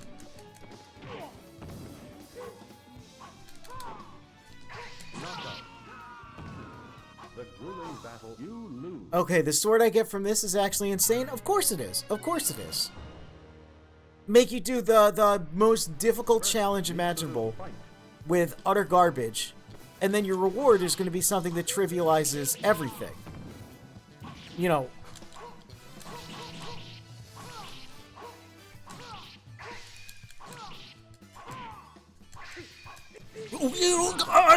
What? Excuse me, sir. Look how smooth that was on his part. That was actually pretty badass. I'm a little upset. I'm a little upset. I don't know why the CPU thinks it's got to go to, like, level 11 here. On a guy who's, like, a scrub who hasn't even learned any of the moves, aside from this.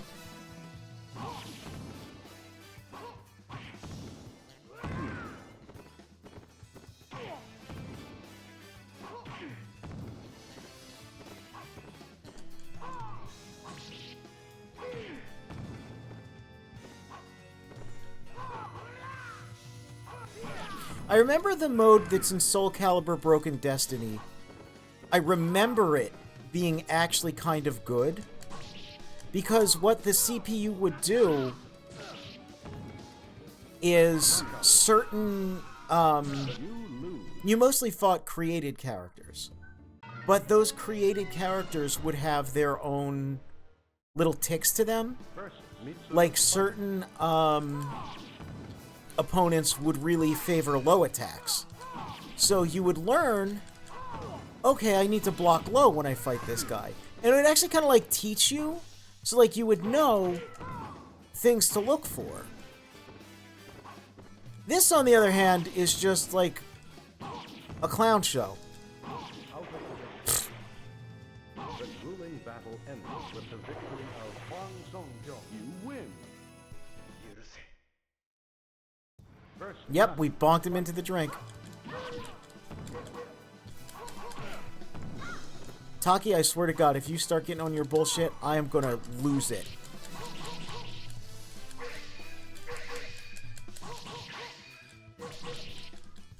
Okay, no, she just has no AI programmed. ended with you win. Bonked, drinked, binked. 大義のためだ。 First, Li Long fight.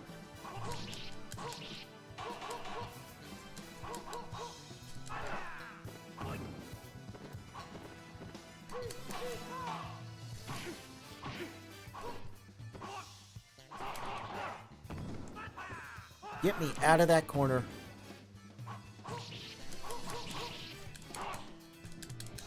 Oh!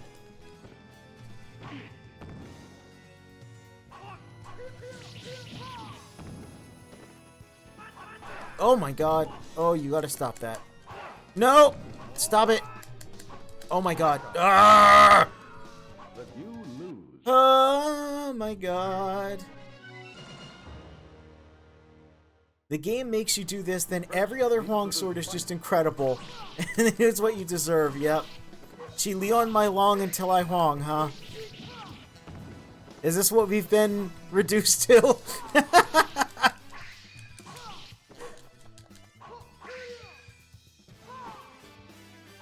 You know, I'm just gonna get the fast sword. Let's see the fast sword. What's the fast sword do? Did I try that? You know, for a sword called Mountain Breaker, you would think it would be a heavy, strong sword and not a fast, Mitsuru fight. like, light sword.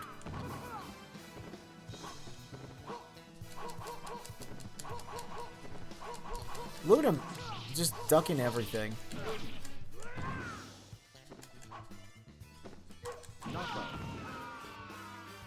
You lose. Lee Storm on my Mountain Breaker till I thunderous fire. Yep. Yep. First, Mitsuru fight.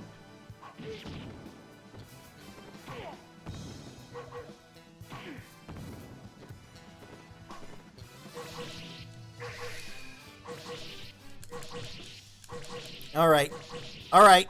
Alright. Alright. Alright. Alright. Alright. No. No. Nope. Nope. Nope. Wow, yeah, he literally hit me once and did that much damage.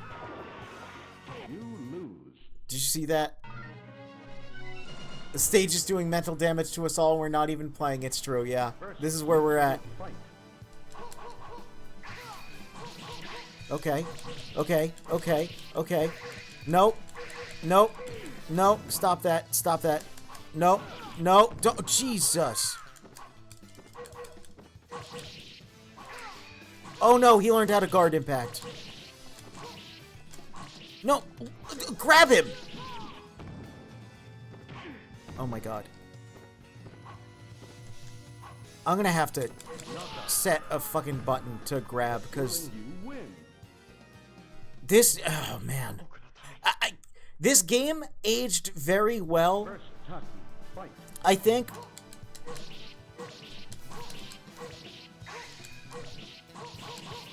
For the most part. Oh, he does have AAB. You win. Oh, that's pretty good. But just, and it is, for the most part, responsive, but man, some things are just a little stiff. Fight.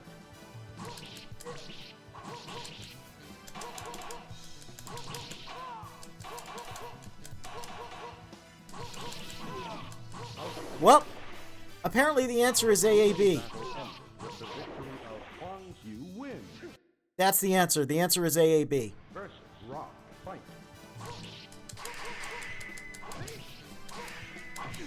Stop it, Rock. Stop it, Rock. You're not even strong. You're like the worst character in the game. You cannot be beating me.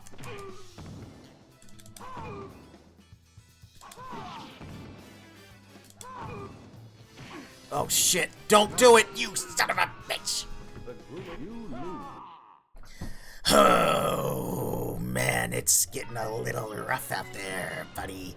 You better make sure to wear your galoshes. Oh, really? You're just gonna out of the gate, like frame 0, just do that?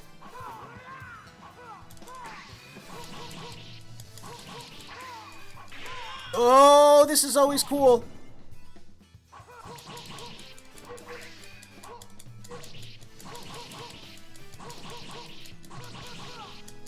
He's like, haha, I can do that too, and then he just kills me. You lose.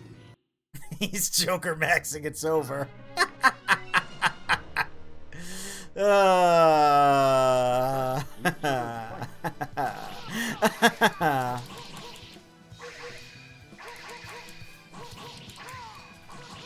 It's so funny, right? Because you notice it's like, oh, well, I'm being very like I'm not being good at fighting games right now. But every time I attempt to be good at fighting games, I get my ass handed to me. Every time I be a scrub lord, it works better. Mitsuru, fight.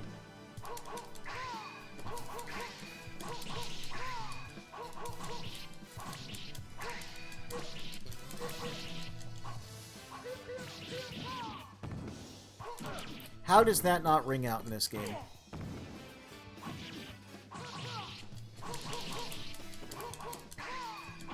Oh my god. Oh my god. The grueling battle ended with the The axe hacker. Yep, that's it. That's what got done to me. Rock pulling up the Coliseum in this bad boy.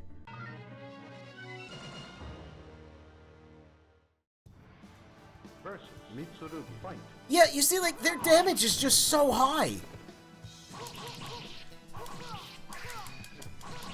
Like, this thing is kind of my best bet, because it's like, well, if I can just do fast moves and keep them, like stun-locked, basically, then that's my best bet. And that's, like, kind of sucky. Versus Taki, fight. Oh, don't... Girl... On my fucking life.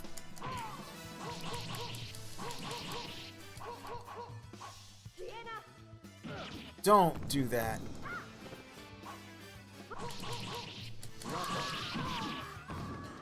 You win. Versus Li Long, fight.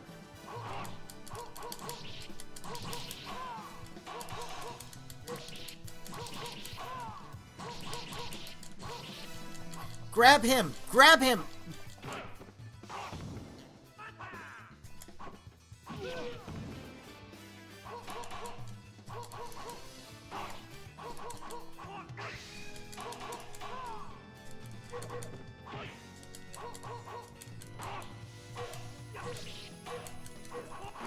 Oh my god. You lose. So, hey, you gonna have any lunch? Did you have lunch? Did you... Weather? Sports?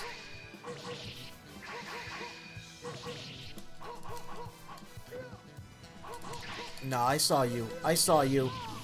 Oh, thank God. Ring out. Ring out. Let's go. Let's go. Let's go. Come on. We got this. We're locked in. We're locked in. Fight. No. No. Don't you even dare. Don't you even start. Don't you even start. Taki, I swear to God. What?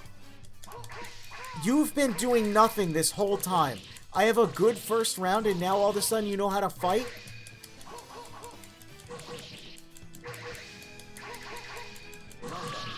Oh my god. Oh my god. Grueling battle ended with the victory. You win. Versus Li Long, fight.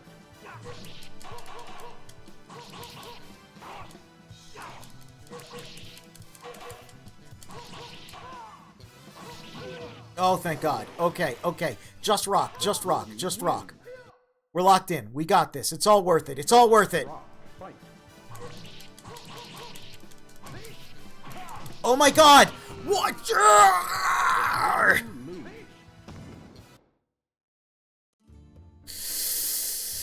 I hate him. I hate it. I hate it. I hate it. Versus Mitsurugi. Fight. Just one more, he said. Just one more, he said an hour ago when he was getting hungry and figured, well, you know, I can last another 20 or 30 minutes. It'll be fine. I'll just eat my fajita a little later and I'll be okay and everything will be great. And you know, we're just gonna go off to the funny farm where you can be happy all day long. And Mitsurugi's not there and he won't stab you with a gigantic sword straight out of Final Fantasy VII. Versus Mitsurugi. Fight.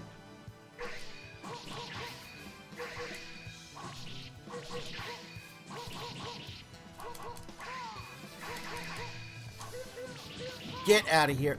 How?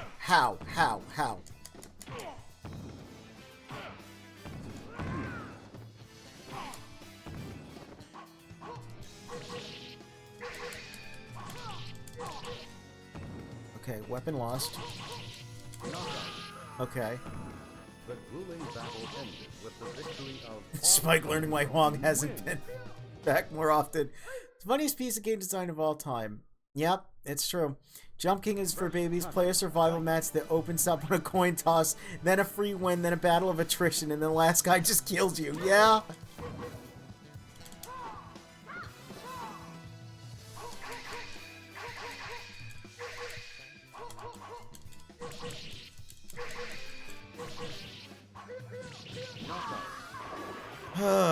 you win. It's so embarrassing because it's Rock, who is, like, never usually good, but they just give him a weapon with insane damage output.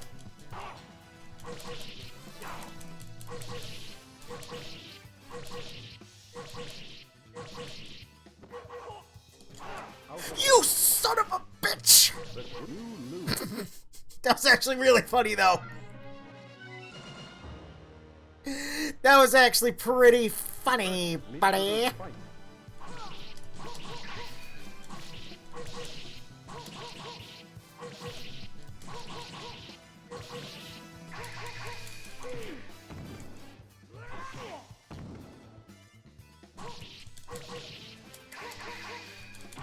Oh, don't you dare. But you win. First, Taki. Fight.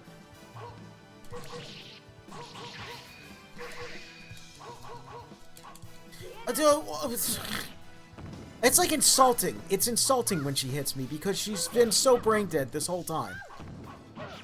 Look, what is this all of a sudden? What, did her brain cells take like several seconds to activate or something? The grueling battle ended with the victory of Huang Songyong. I think you need to add a Joker squid as a toggleable skin. No! No! Damn it! Oh, don't make me laugh. I have to beat this. I'm getting so hungry. I just need some fajitas. Oh my god, you son of a bitch. The grueling battle ended with the victory of Li Long. You lose.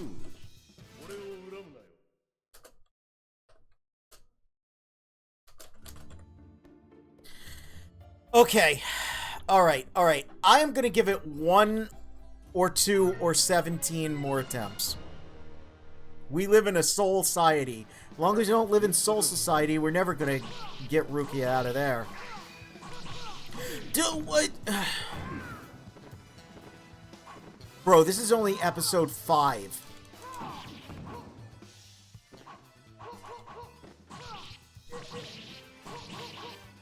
Don't add a bimbo squid.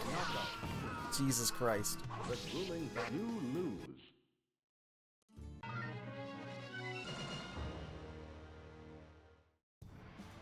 Versus Mitsurugi. Fight. Just add a little, like, little clown nose or something.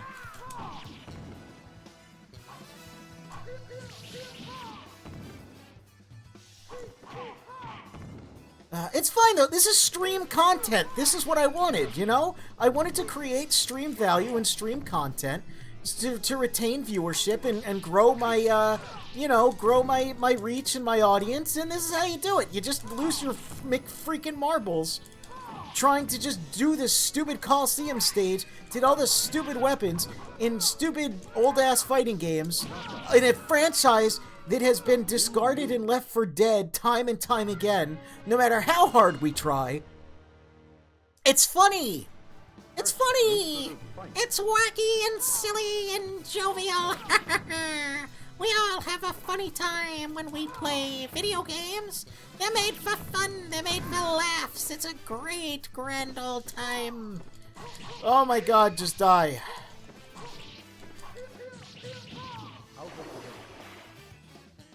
Smike is not feeding the Joker squid allocations.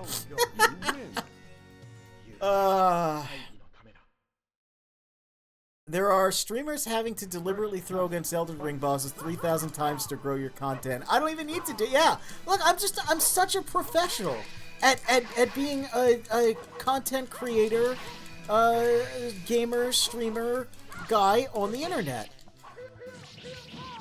Look at all this funny stuff that just happens organically here. We all have a good time in the Coliseum, don't we? Versus Li Long fight. Oh, Li Long, you need to stop.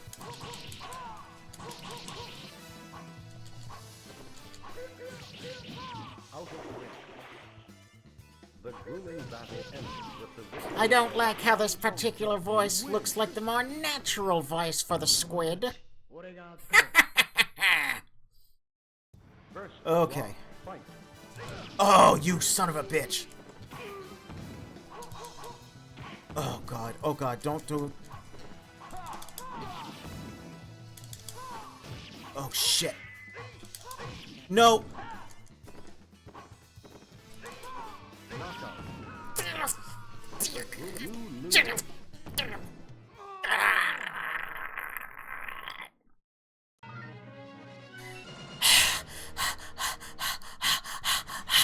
Versus Mitsurugi fight. We all live in a clown world now, devil boy. There's no escaping this insanity. We're all locked in our own double helix of hate. What does that have to do with video games? I don't know, but I just know that, my god, I just want to get some fucking food in me.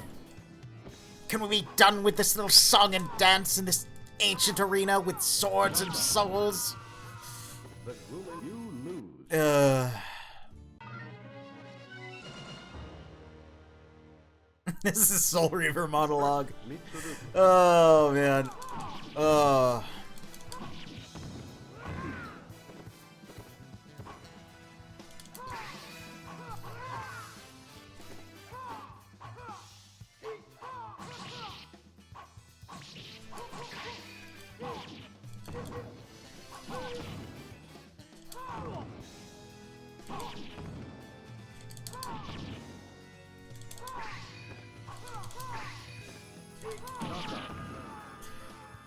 Okay. Speaking of blades, oh dear. That's unfortunate.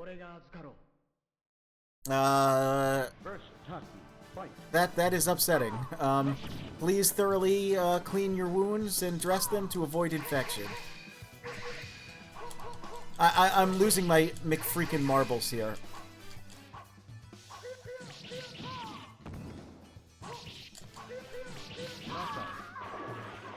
All right, back to Li Long.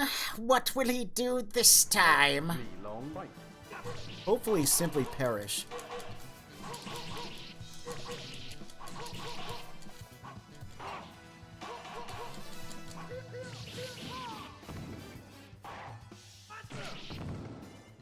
Oh god. No, turn around, you numbnuts! The grueling battle ended with the victory of Li Long. You lose.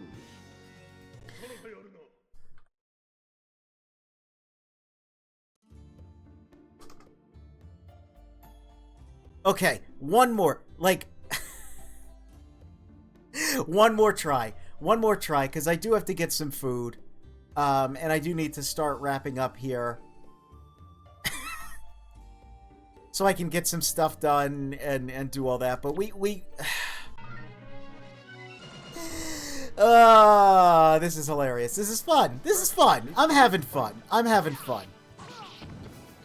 Alright, maybe 2 more because that was like such a atrocious start.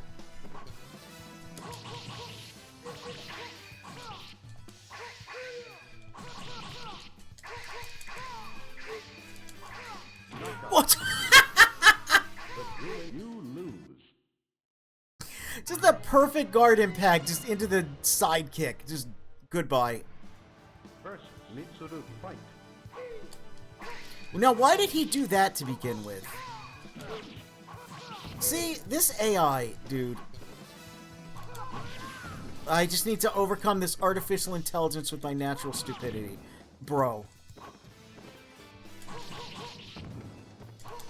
No, he's gonna... Okay, okay, I lied. One more. One more, one more. These kids these days with their hard games with tight parry timings and complex attack patterns. Back in my day, devs didn't know what the hell they were doing, so they just put big numbers and prayed. Yeah? It's very frustrating to know that they just give Huang bad weapons. And that this weapon is my best bet because I just get better frame data. And if I can just stun them and lame them out and get them to the side of the ring and hope my throw works and get them out of it, then it's fine. You win. But the problem is Taki, fight. actually accomplishing that. And I kind of actually don't want to... Okay, well that's fine. You win. First, Li Long fight.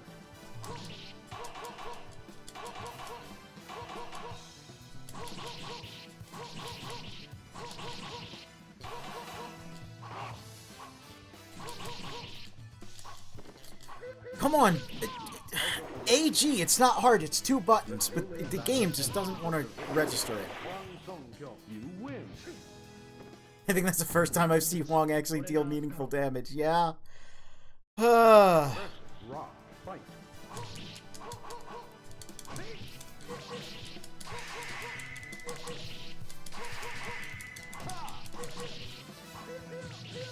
Oh, thank God! The grueling battle. Woo! We did it, everyone! Alright, what fantastical weapon did I get from this? We got... Oh, the Falchion. This one comes back in later games. The battles lasted for a long time? Yeah, you don't say. Oh, we're saving that, buddy. Oh, we are saving. We are saving. Do you know what? Let's just real quick. Let's just see what Greece is. I've got a problem because I don't want to stop playing. This is, like, unfortunately fun. Oh my God, look at that! Oh my God. It's literally just better. Okay. Yep. You're at a shrine. In the shrine, Huang heard a voice coming from the sky. You, the warrior searching for the evil sword Soul Edge, survived my test to prove your worth. Female fighter appeared in a flash of holy light. She's the rumored one.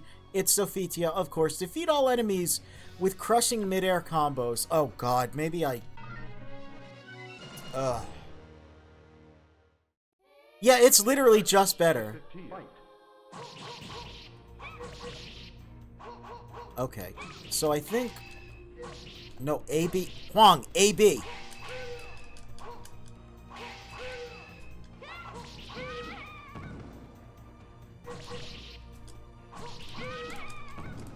Oh, that doesn't do what I thought it did. Okay, what's his... No, wait, where's his...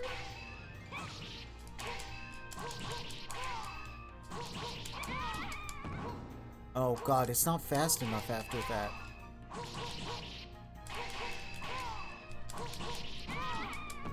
Yeah, what do you do after that? Oh wait, does he have the, Okay, he's got that. But... Hold on. Do you have, like, a follow-up?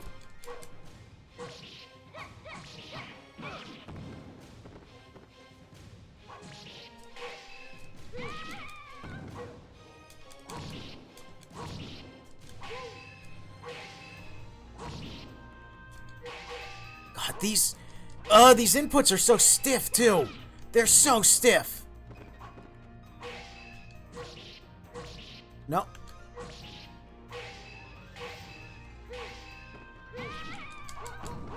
Okay, maybe?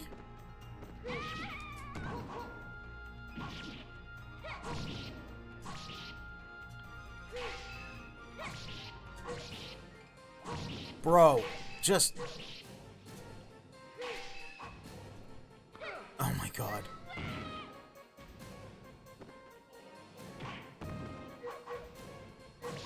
Where do you suggest we put the Vaporwave Temple? That's pretty good. It really is a Vaporwave Temple.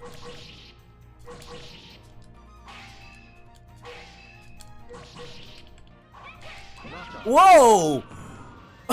She did not want me to do that! Okay, yeah, I need to find... Yeah, every iteration of B you can think of, pretty much. I can't believe that one. Because, like, that launches, but, like... Oh my god, do you really have to, like...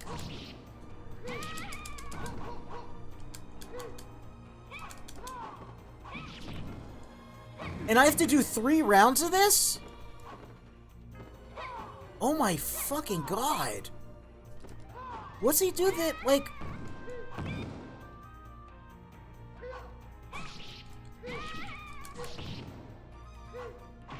Like...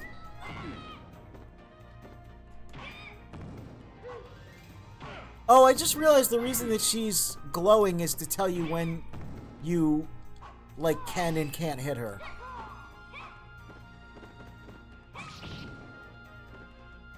That's pretty nice. Too bad I understand the concept and just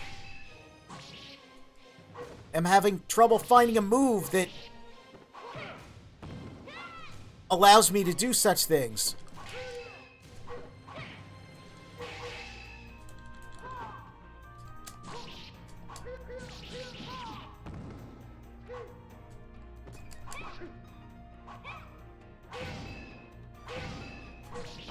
Okay. See, now there she just did a short hop, and I was able to get her. And, like, again, I get the concept. It's, oh, just when I thought they would let me just do a fun level with my cool sword. You know?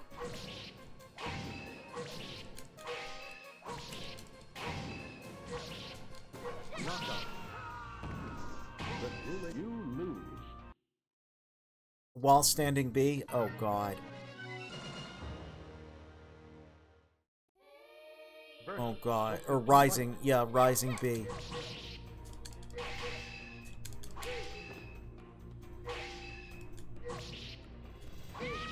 Oh, that? Okay, okay. Rising B, okay. What after it, though?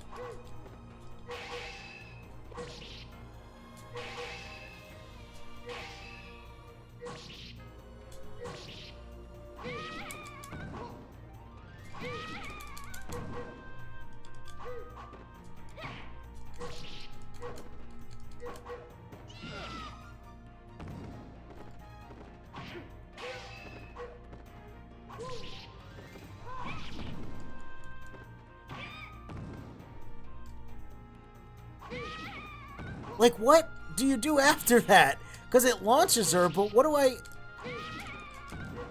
Is there any, like, follow-ups I can do?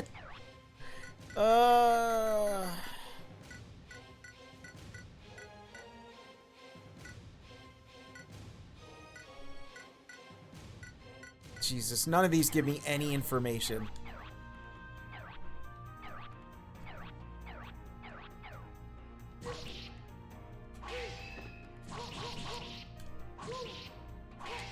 I'm so mad that this doesn't work.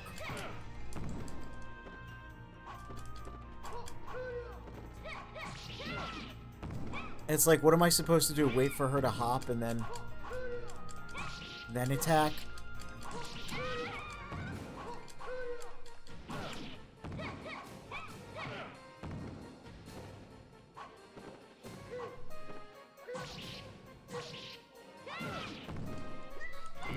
pro this game. This game. This game. Time to try his critical edge. Oh, you mean with the fucking half circle A, B shit on the... Oh my god.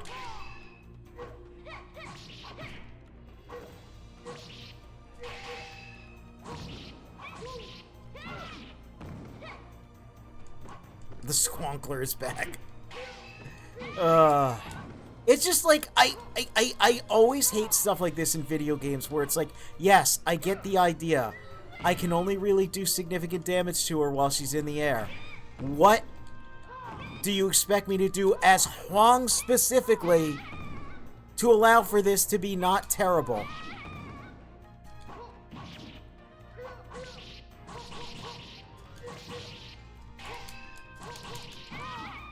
Because that, like, after anything he does that launches, I can't find, like,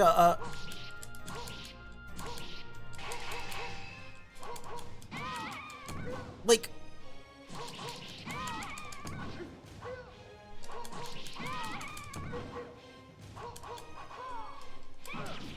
They designed this intentionally. Yeah, like, what?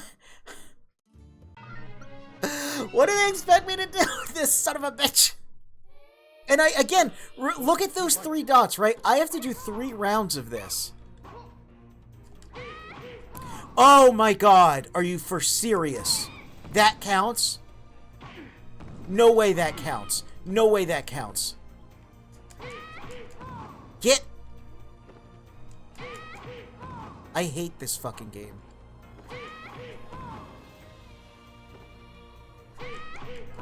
Why would that count? I mean, I get why it counts, but why?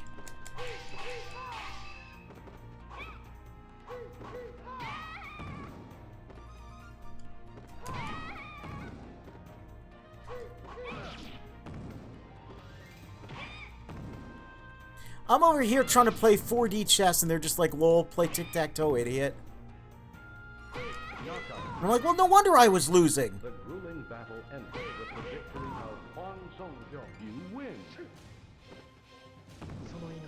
Yeah, I was trying down forward B AAA.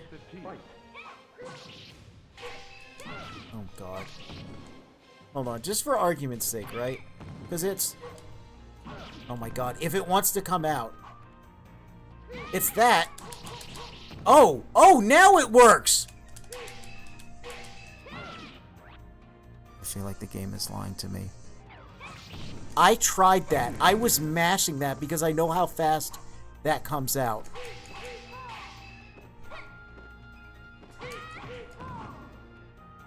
I tried that.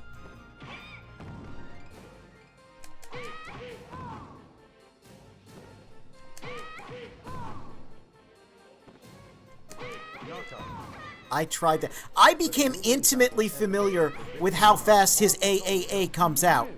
I will have you know. And I attempted that, and it was not working. Yeah. Oh. Yeah, the Soul Edge Blade Caliber games have really, really funny AI. And, it's always about cheesing things and, like, you know, a lot of times they will get, like, this, again, is an intentionally, you know, it's an intentional challenge level where you have to hit them in the air. But, oh my god. Okay, he's getting wise, he's getting wise.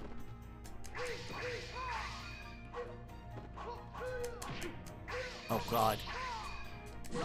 That's fine, it's fine. I get it now. I get how to do it. I can't believe that worked. I can't believe it's just do the stupid kicks. Alright, let me try the BAAA thing again. Look, sometimes it... Oh my god, you have to, like... Hold on. If she's... You have to hit it so close.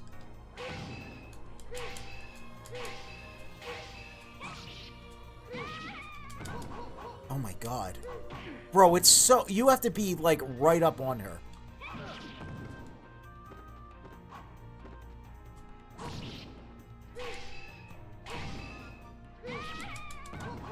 Yeah, sometimes it just doesn't want to work. And now she's going to knock me out because I did that. Yeah. Huang even loses to Huang. Oh my god. Yeah. Yeah, it literally just, you need to be too... So, I mean, the answer is just to do the kicks over and over again.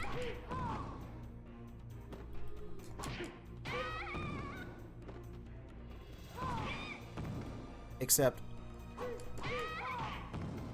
There we go. Oh, look, and you can't ring her out either, because of course you can't. No, that would just be nice. There we go. It's like... oh my god. So, is that how they want you to do it?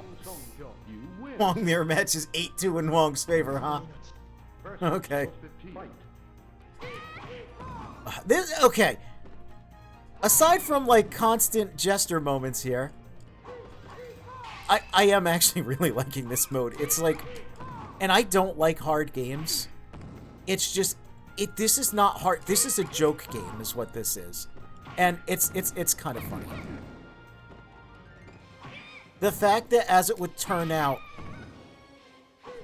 the most easily spammable Huang move is actually just the answer to this. And even though the, you know, the BAAA thing, that does way more damage. But you have to be so close because of, yeah, the 3D shenanigans.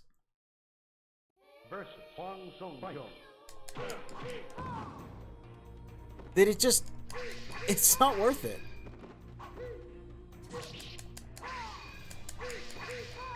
Of course, he's gonna be a little bitch. Yeah, he's gonna just keep blocking. Now he's gonna do like a Kamehameha and just like drain all my health. And I'll be like, wow, I didn't know Huang could do that. And it's like, yeah, he can't do that actually. Just CPU Huang can do that. There we go. We did it. Hey, we did it. Well, that's where I'm gonna call this freaking stream for the evening. Tomorrow will definitely be a rest day. After this. Because I need to get some stuff done. And then I need to check what dates are coming up and things like that. But hey, we did it! We got a good sword. Let's see. Huang defeated both Sophitia and his own illusion and was given the Sword of Dawn by the god. When Huang held the sword in his hand, he felt a warm pulse in the will of the hip-hop Socrates himself, urging him to destroy the evil Soul Edge. Let's look at it. Highly defensive blade with strength recovering effect. It looks worse than this in every way. But we'll try it out next time. We'll try it out next time.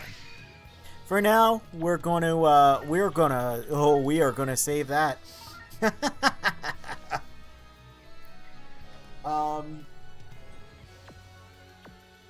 And we are gonna call it an evening. We're gonna call it a night, and next stream will be Tuesday at the regular time. I'll be working on commission for Thunderbird Prime channel VT Twitch, the one I was working on before. And of course, I've got some stuff planned in September that I'll talk more about then. But let's see. This sword is almost as damaging. The weight is lower, so that's better. Oh, and the strength and yeah, strength and durability aren't real stats, so it is better. Let's see. Hold on. Yeah, actually, looking at that weight is a lot smaller. Okay. That's good. That means it just has way better frame data, so that's nice to know. I'll definitely be taking a look at that.